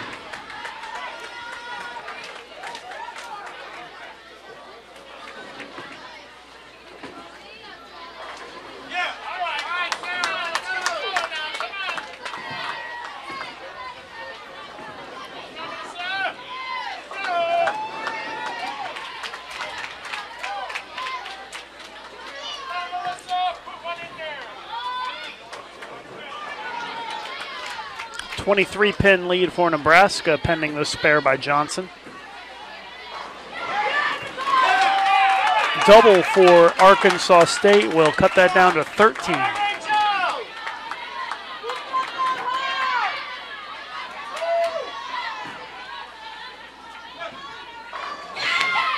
Fairleigh Dickinson trying to come from behind. They're going to have a chance in the 10th to beat Central Missouri here. Central Missouri with a spare in the 10th. Fairleigh Dickinson needs a double in the 10th here. 2 strikes in the 10th frame to win the game.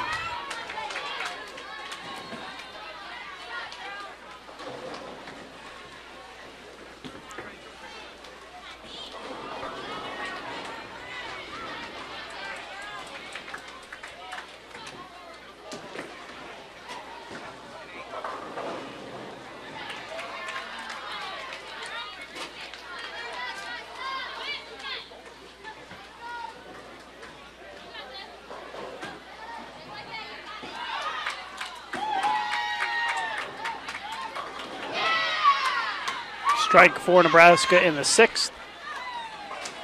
And after that open by Arkansas State, Nebraska has a chance to pull away here in game 5.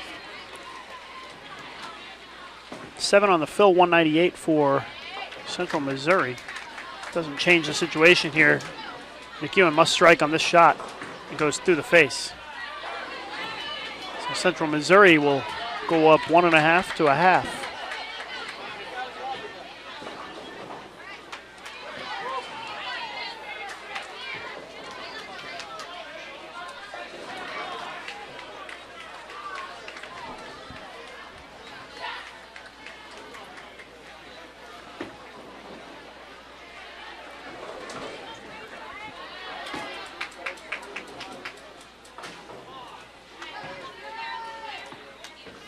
Central Missouri wins 198-176.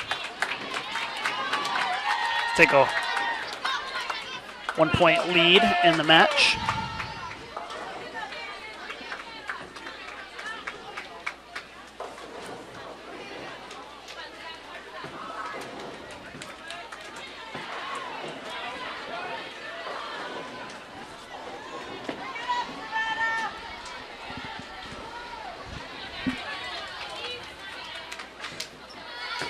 Nebraska still about to bowl in the 8th frame. Arkansas State already bowling in the 10th.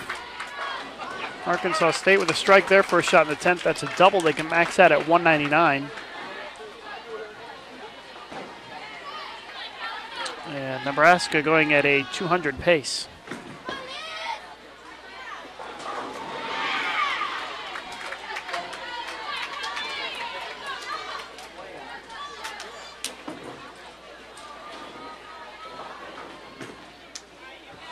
Nebraska just needs to stay clean and they will win game 5. As game 3 is underway between Central Missouri and Fairleigh Dickinson.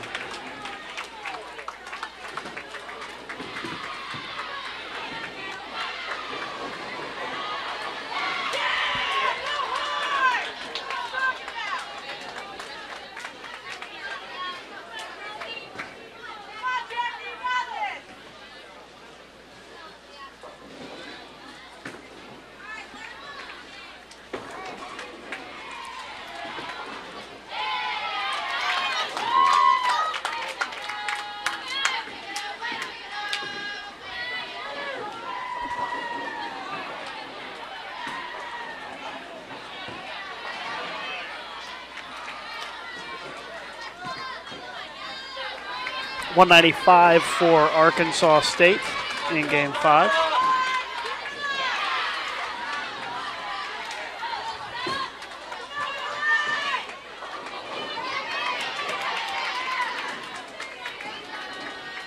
Nebraska's in good shape here.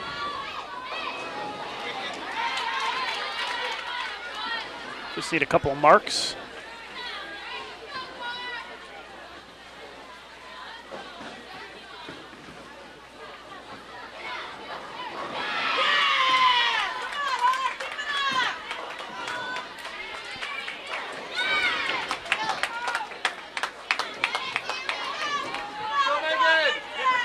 Fairleigh Dickinson up 2 after 2 frames in Game 3.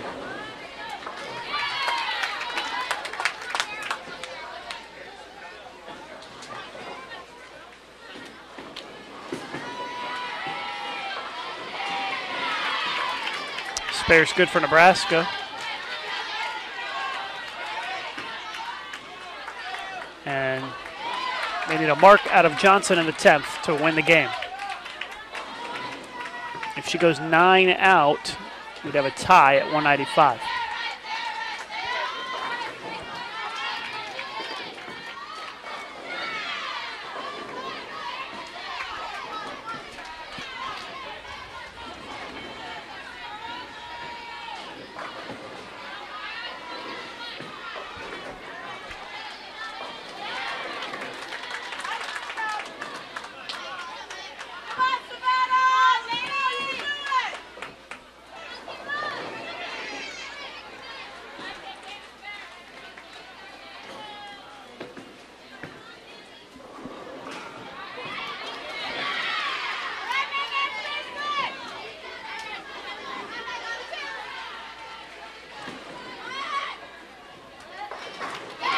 That's a mark right there.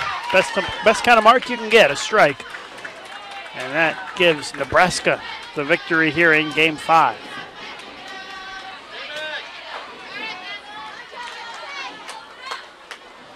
So Nebraska now 1 win away from winning the title at the Music City Classic.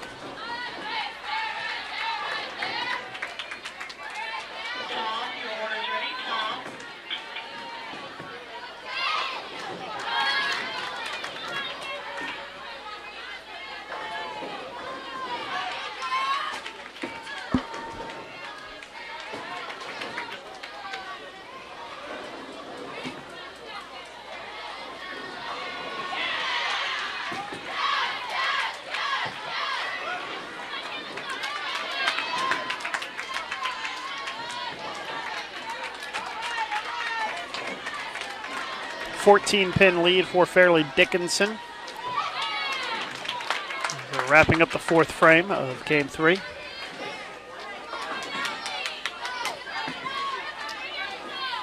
.206 for Nebraska. They win 206-195. Take the 3-2 lead. Game 6 about to begin.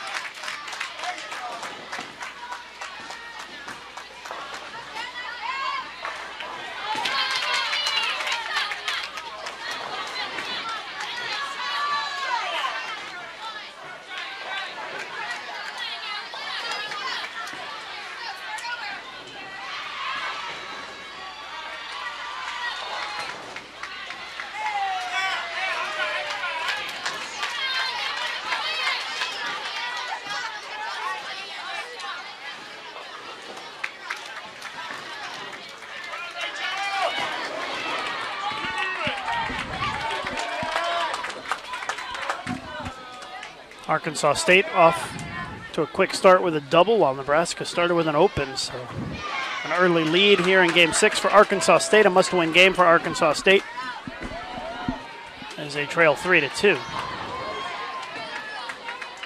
Meanwhile, Central Missouri has moved into the lead against Fairleigh Dickinson by 7 pins with 3.5 frames to go. 3 frames for Central Missouri, 4 frames for Fairleigh Dickinson. That puts us at 3.5 frames to go.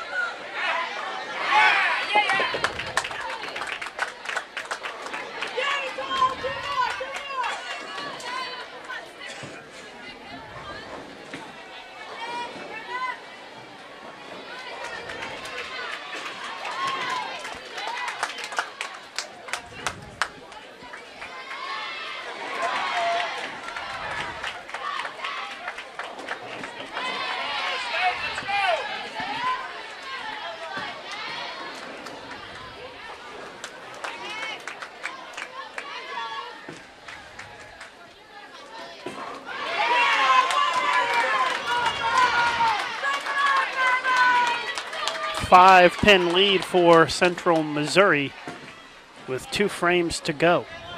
They lead in the match 1.5 to 1/2. 2 teams tied in the first game. That's the third place match. The championship match is Arkansas State and Nebraska. And Arkansas State just doubled. They lead by 29.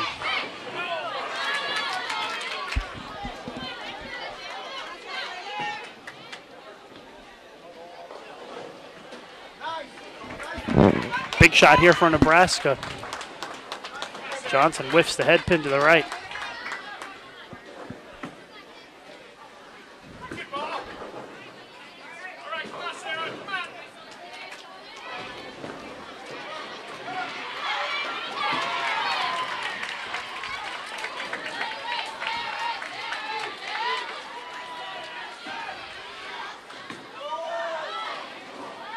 Spare's good for Central Missouri. Fairleigh Dickinson will look to match. They are in the 9th frame. Central Missouri getting ready to bowl in the 10th. That's going to come down to the anchor bowlers. A couple of junior Team USA members squaring off. Natalie Jimenez for Central Missouri and Danielle McEwen for Fairleigh Dickinson. Jimenez with the advantage by 5 pins for Central Missouri. A double would shut him out. Oh, good shot, leaves the 9 pin. Sorry, leaves the 6 pin. So McEwen will have a chance to double to win. Same situation for her last game. She did not get it done. Oh, collapses it out for the strike.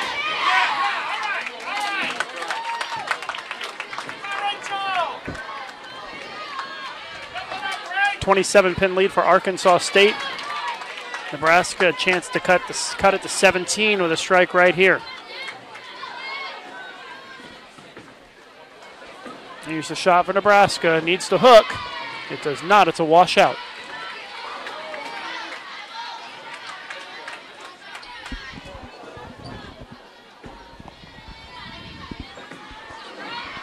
McEwen must strike on this shot or her team is going to trail by 2 points. Gets the 4 to go out. Back-to-back strikes.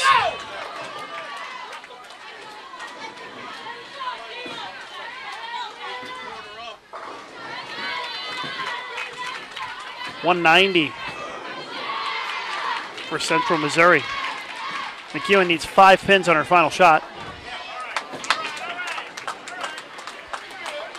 looking like we're going to have a Game 7 in the championship match between Arkansas State and Nebraska.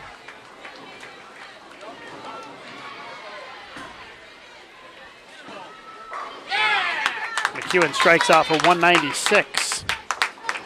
Tied at 1.5, 1.5.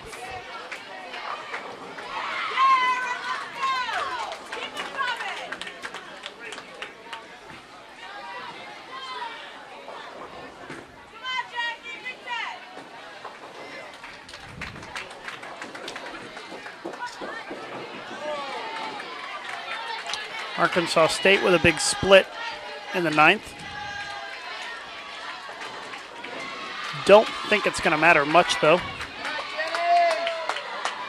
Yeah, they're not even going to need a mark in the 10th to win the game.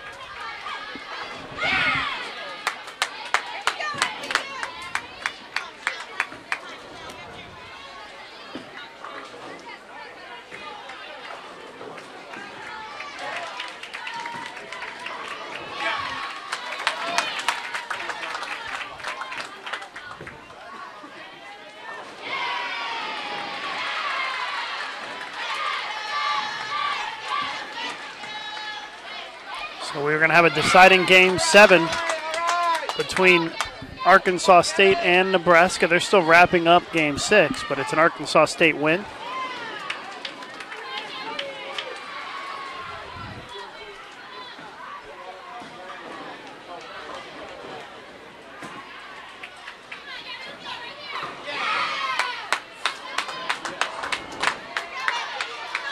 Fairleigh Dickinson starts off with a double.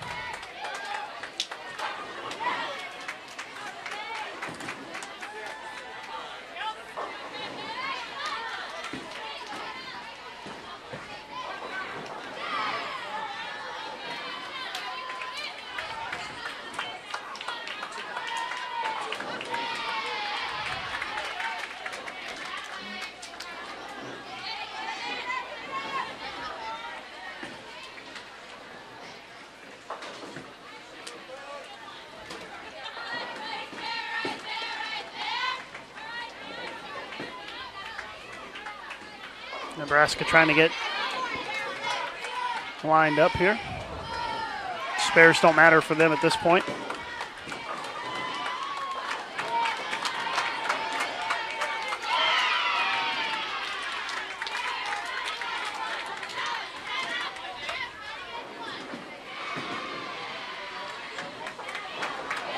.212 for Arkansas State.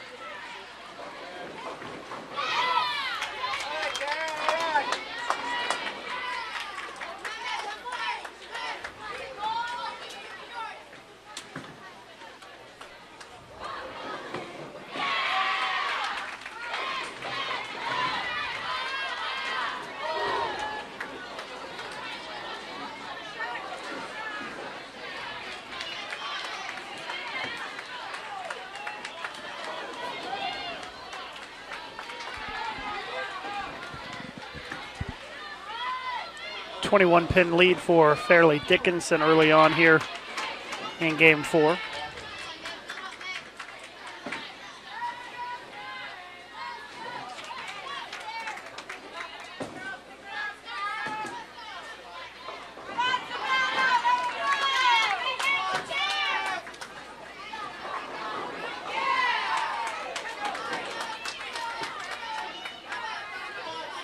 Nebraska only shoots 155, their worst game of the championship match, and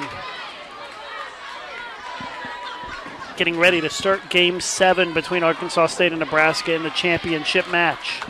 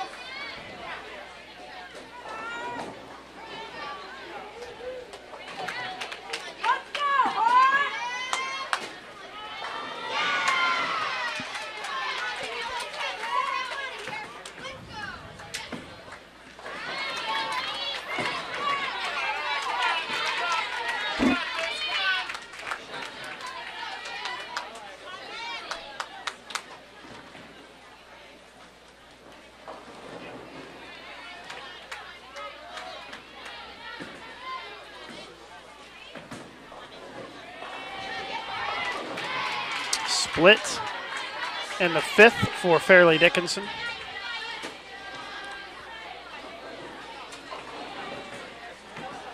They still lead by about 20 pins, even with an open here.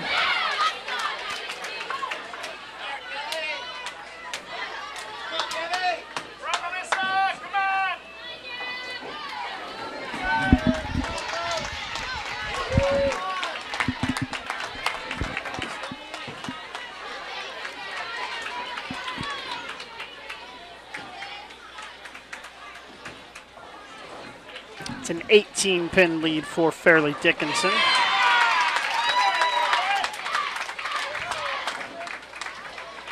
Championship match, Arkansas State and Nebraska tied after 2 frames in Game 7.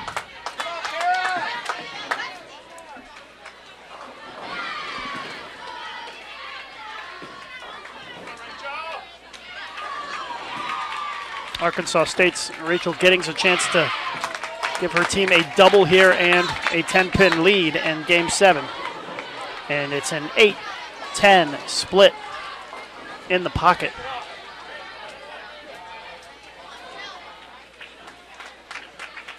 Central Missouri has doubled to pull to within 8 of Fairleigh Dickinson. Nebraska answers the split with a strike. And they are going to have the lead after 3 frames.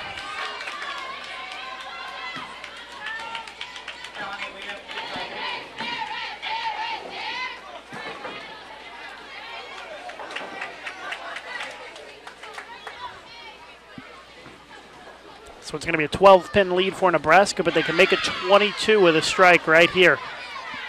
Left side of your screen, here's the shot. Bam! 22-pin lead for Nebraska in Game 7.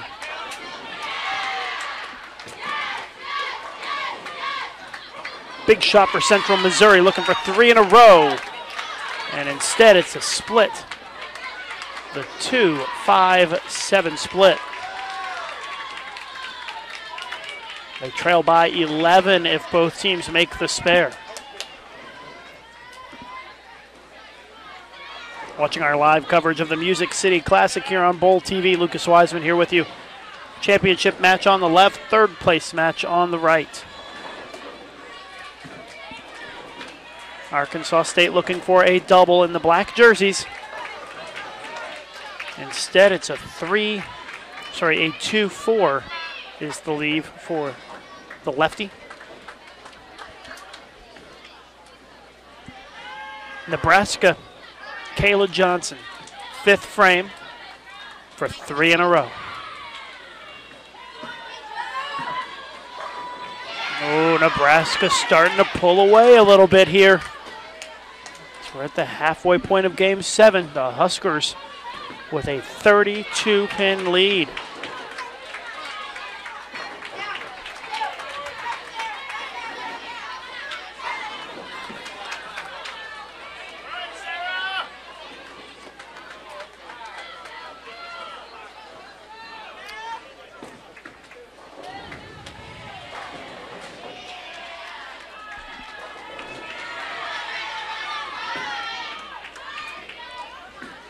Nebraska looking for 4 in a row. Got it. 40-plus pin lead for the Huskers here in Game 7, and it seems like they may be on their way to the title.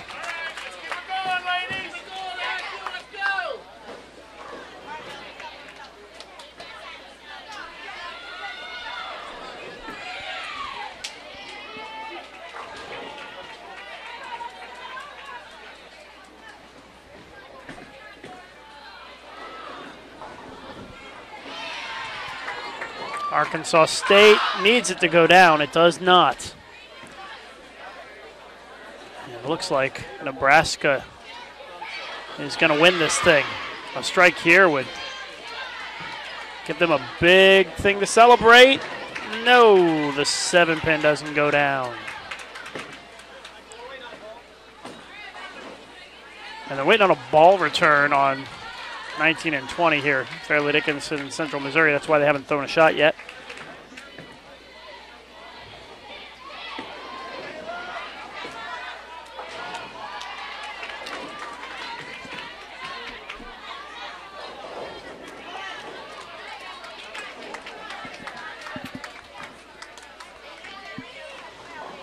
A 41-pin lead for Nebraska with 3 frames to go in Game 7 of the championship match here at the Music City Classic.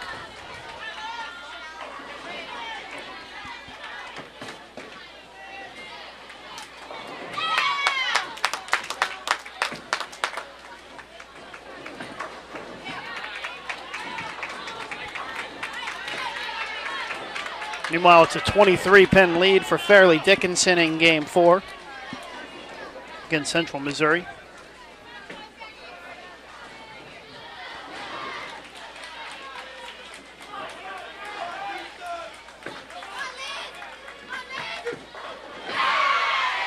Nebraska with a strike in the 8th. They're not holding anything back. Looks like they're on their way to the title here in Nashville. Arkansas State fails to strike, so the title is going to be Nebraska's.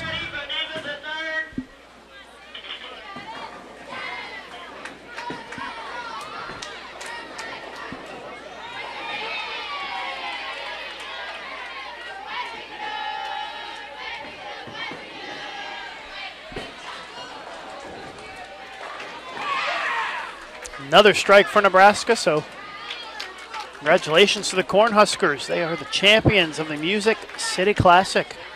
Coaches shake hands. They know it's over. Pretty good matchup between these two teams. It goes the full 7 games.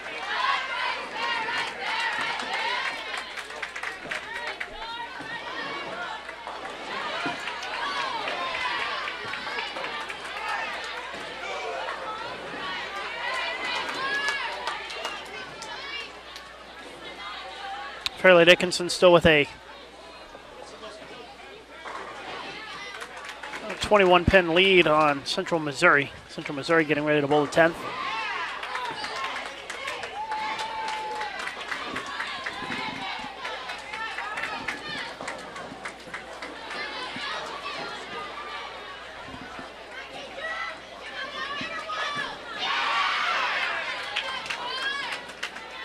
Another strike for the Huskers. They got a big game going here.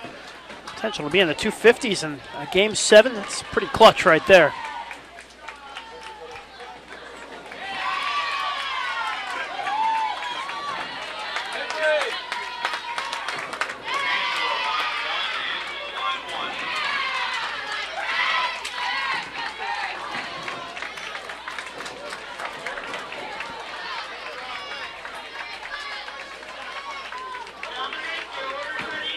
Fairleigh Dickinson going to go up 2.5 to 1.5 on Central Missouri here.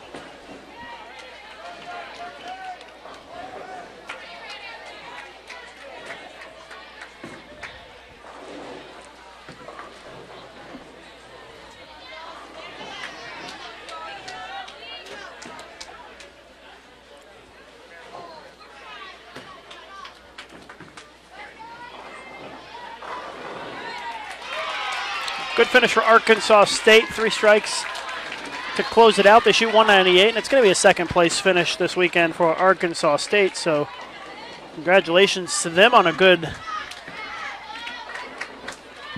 weekend here at the Music City Classic. As Nebraska brings in the sub to close things out in the 10th frame. They're going to be at 248 with a spare.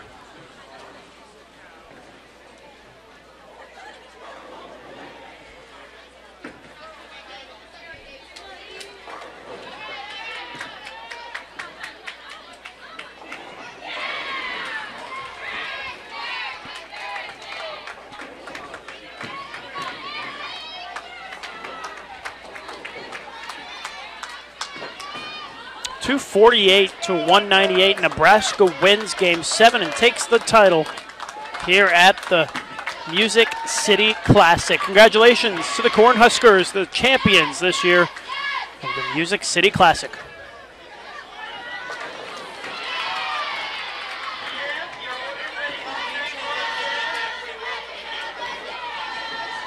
So we will go full screen now to Fairleigh Dickinson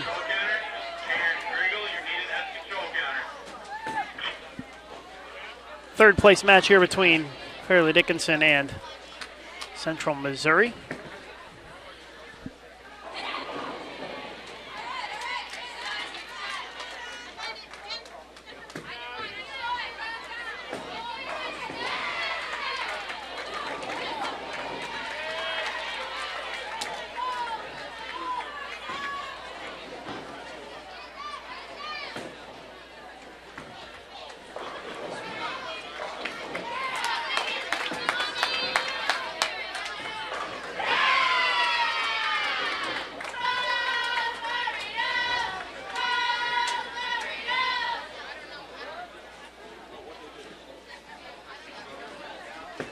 .176 to 156.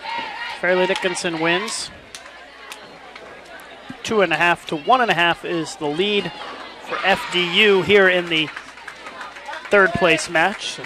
First team to get to 4 points wins the match, so Fairleigh Dickinson would need to win 2 more games to win the match.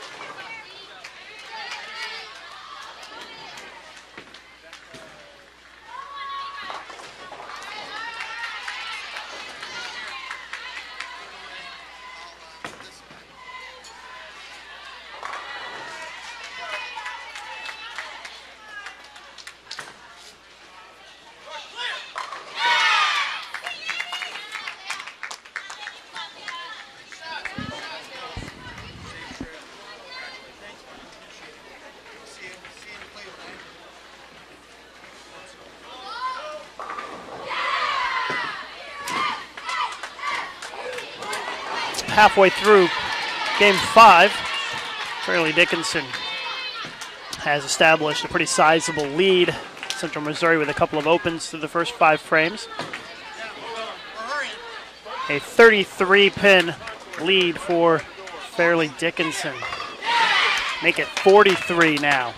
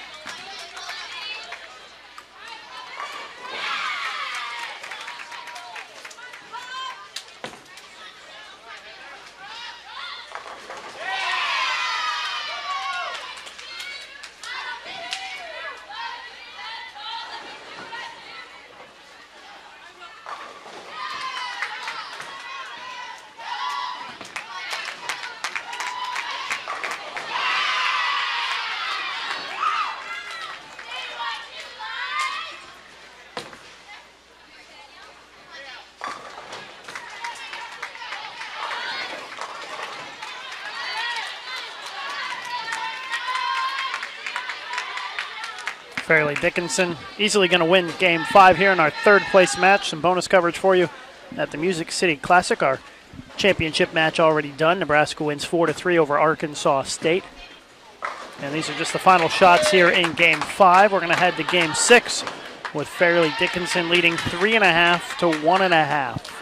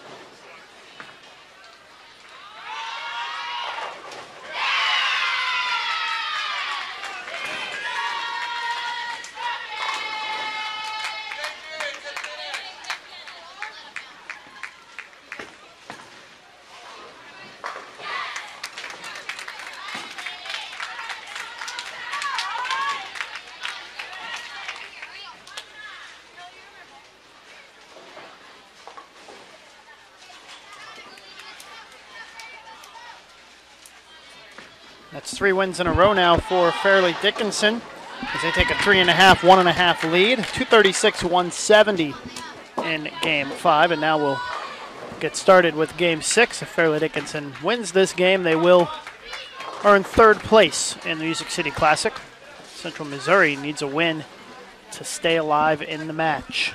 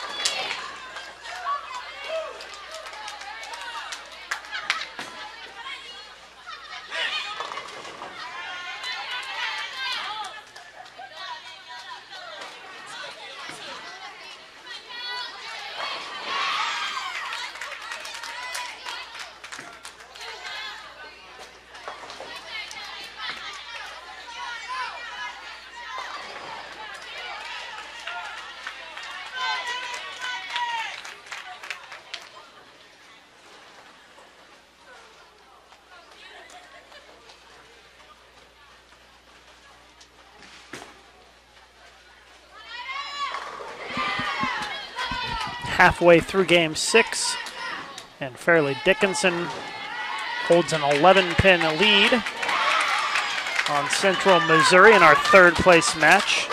Bonus coverage for you here on Bowl TV. Nebraska's already won the title, 4-3 over Arkansas State. Fairleigh Dickinson wins this game. They will win this match and earn third place at the Music City Classic.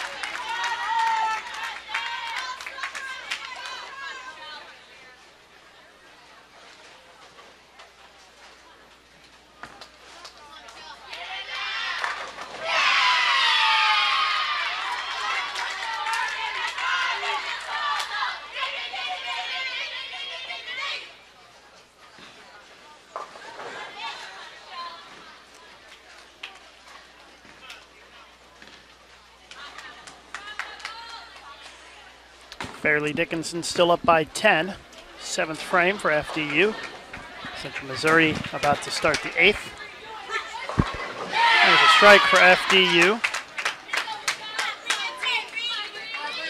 Central Missouri can even the game with a strike right here. And they do.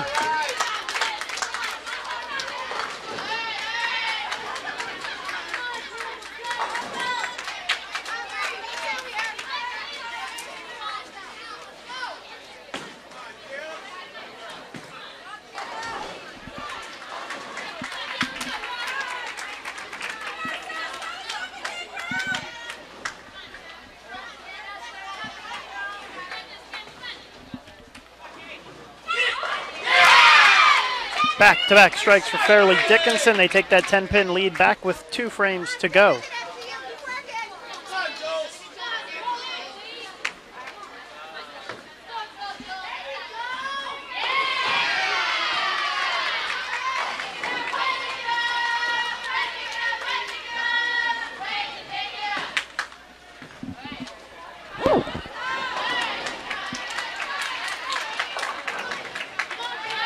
Two-pin for Central Missouri in the 9th. So with a strike here, Fairleigh Dickinson can pretty much wrap up a win.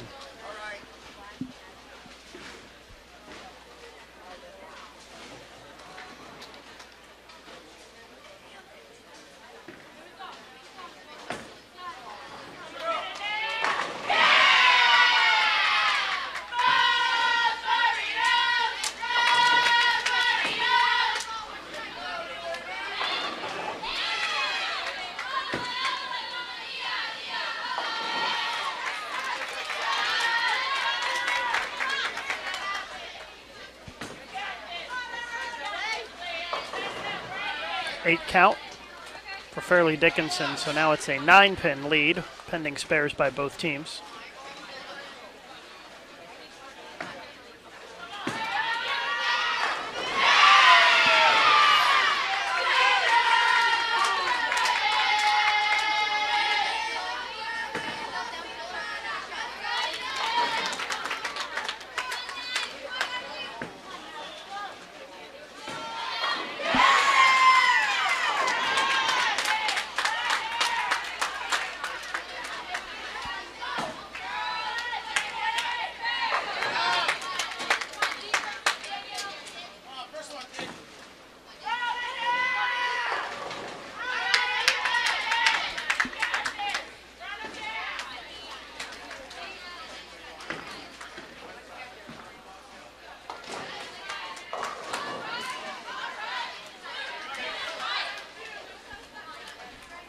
Tenth frame now, 9-pin lead for Fairleigh Dickinson.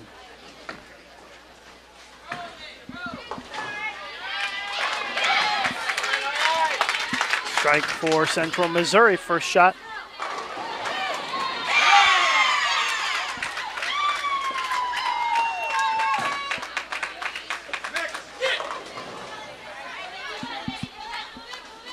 Queuing comes up light, leaves the 2-4-5.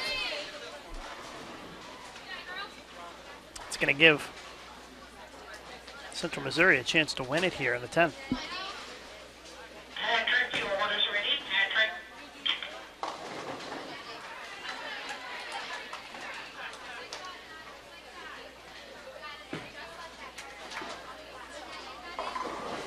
Needs a strike right here to win the game and force a game 7. Got it.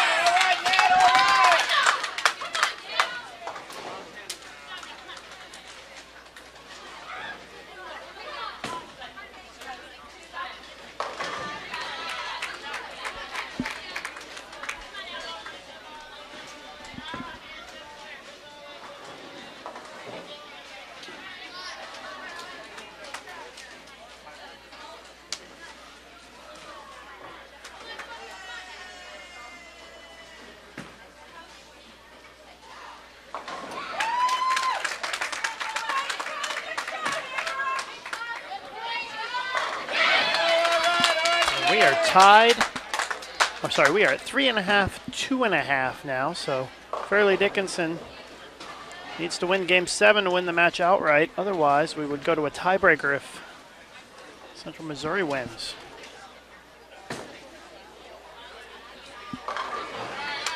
$193 to $189, Central Missouri wins.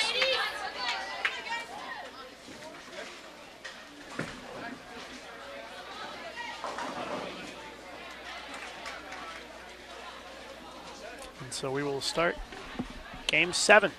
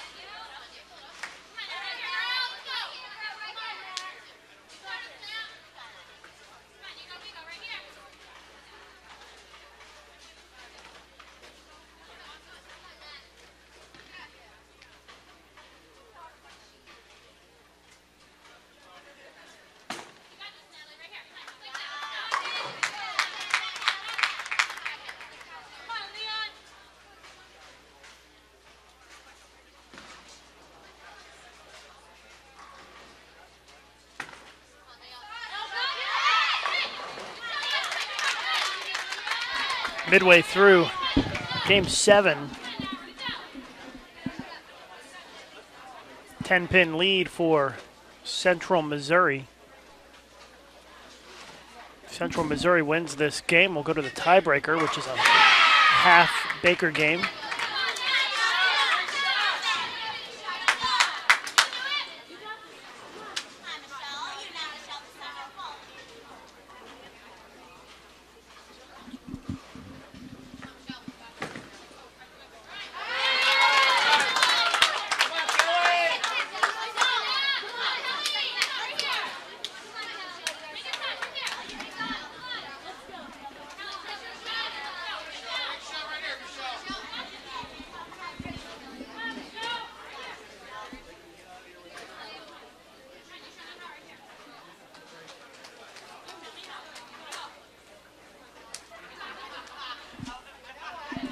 Opportunity for Fairleigh Dickinson to even the match with a strike right here in the 7th.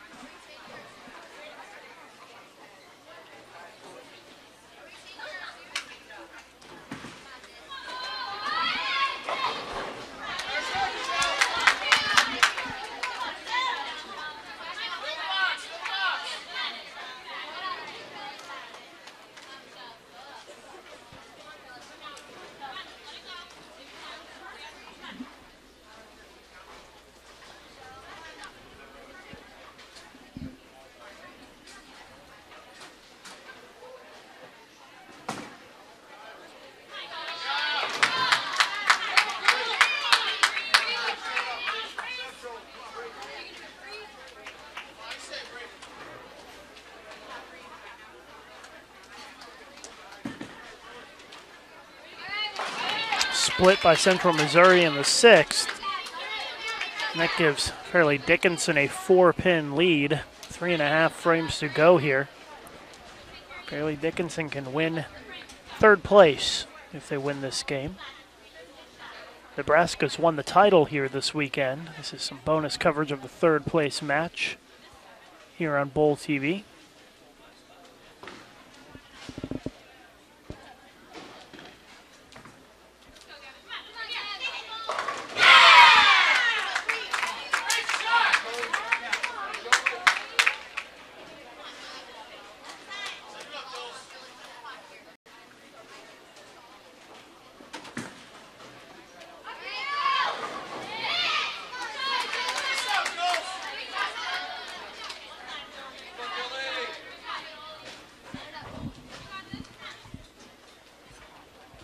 Still a 4-pin lead for Fairleigh Dickinson.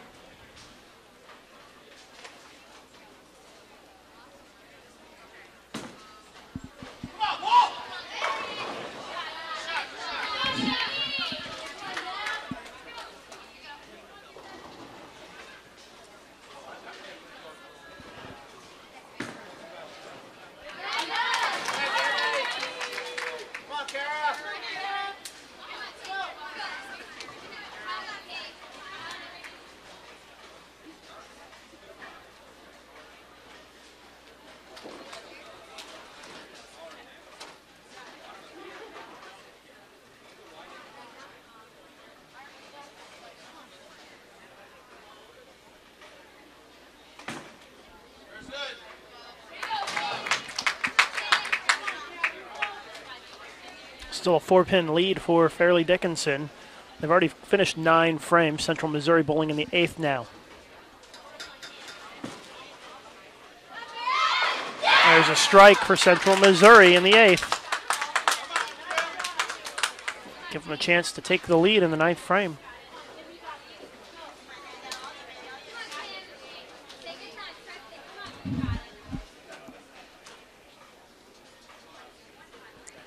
McEwen's going to step up and go first, though, for Fairleigh Dickinson. 10th frame, they can max out at 198. Got the first one.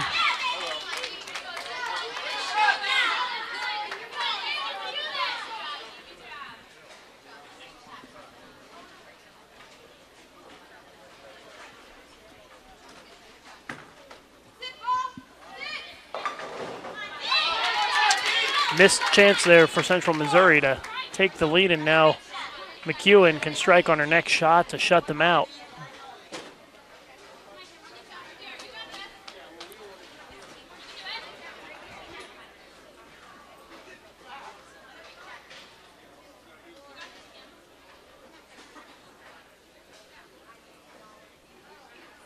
Strike here, and Fairleigh Dickinson takes third place.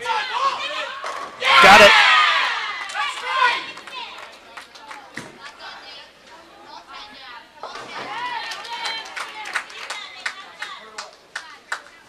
Just need 6 pins on the fill here.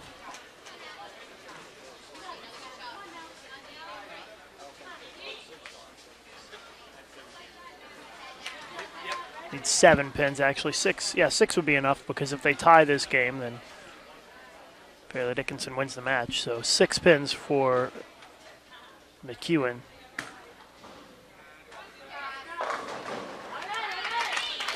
Six pins to lock up third place. Nebraska won the title, so congratulations to them. Arkansas State finishes second this weekend. And Fairleigh Dickinson finishes third. Central Missouri takes fourth place.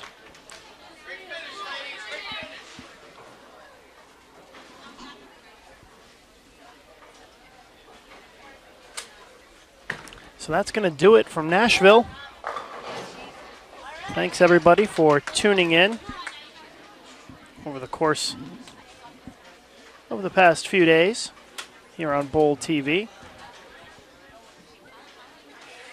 Next broadcast is going to be coming up in a couple of days on Bowl TV from Baton Rouge. So be sure to check bowl.com/livestream for our schedule. As we are done here at the Music City Classic. Congratulations to Fairleigh Dickinson on the third place finish, and to Central Missouri on their fourth place finish. And congratulations to Nebraska on taking home the title.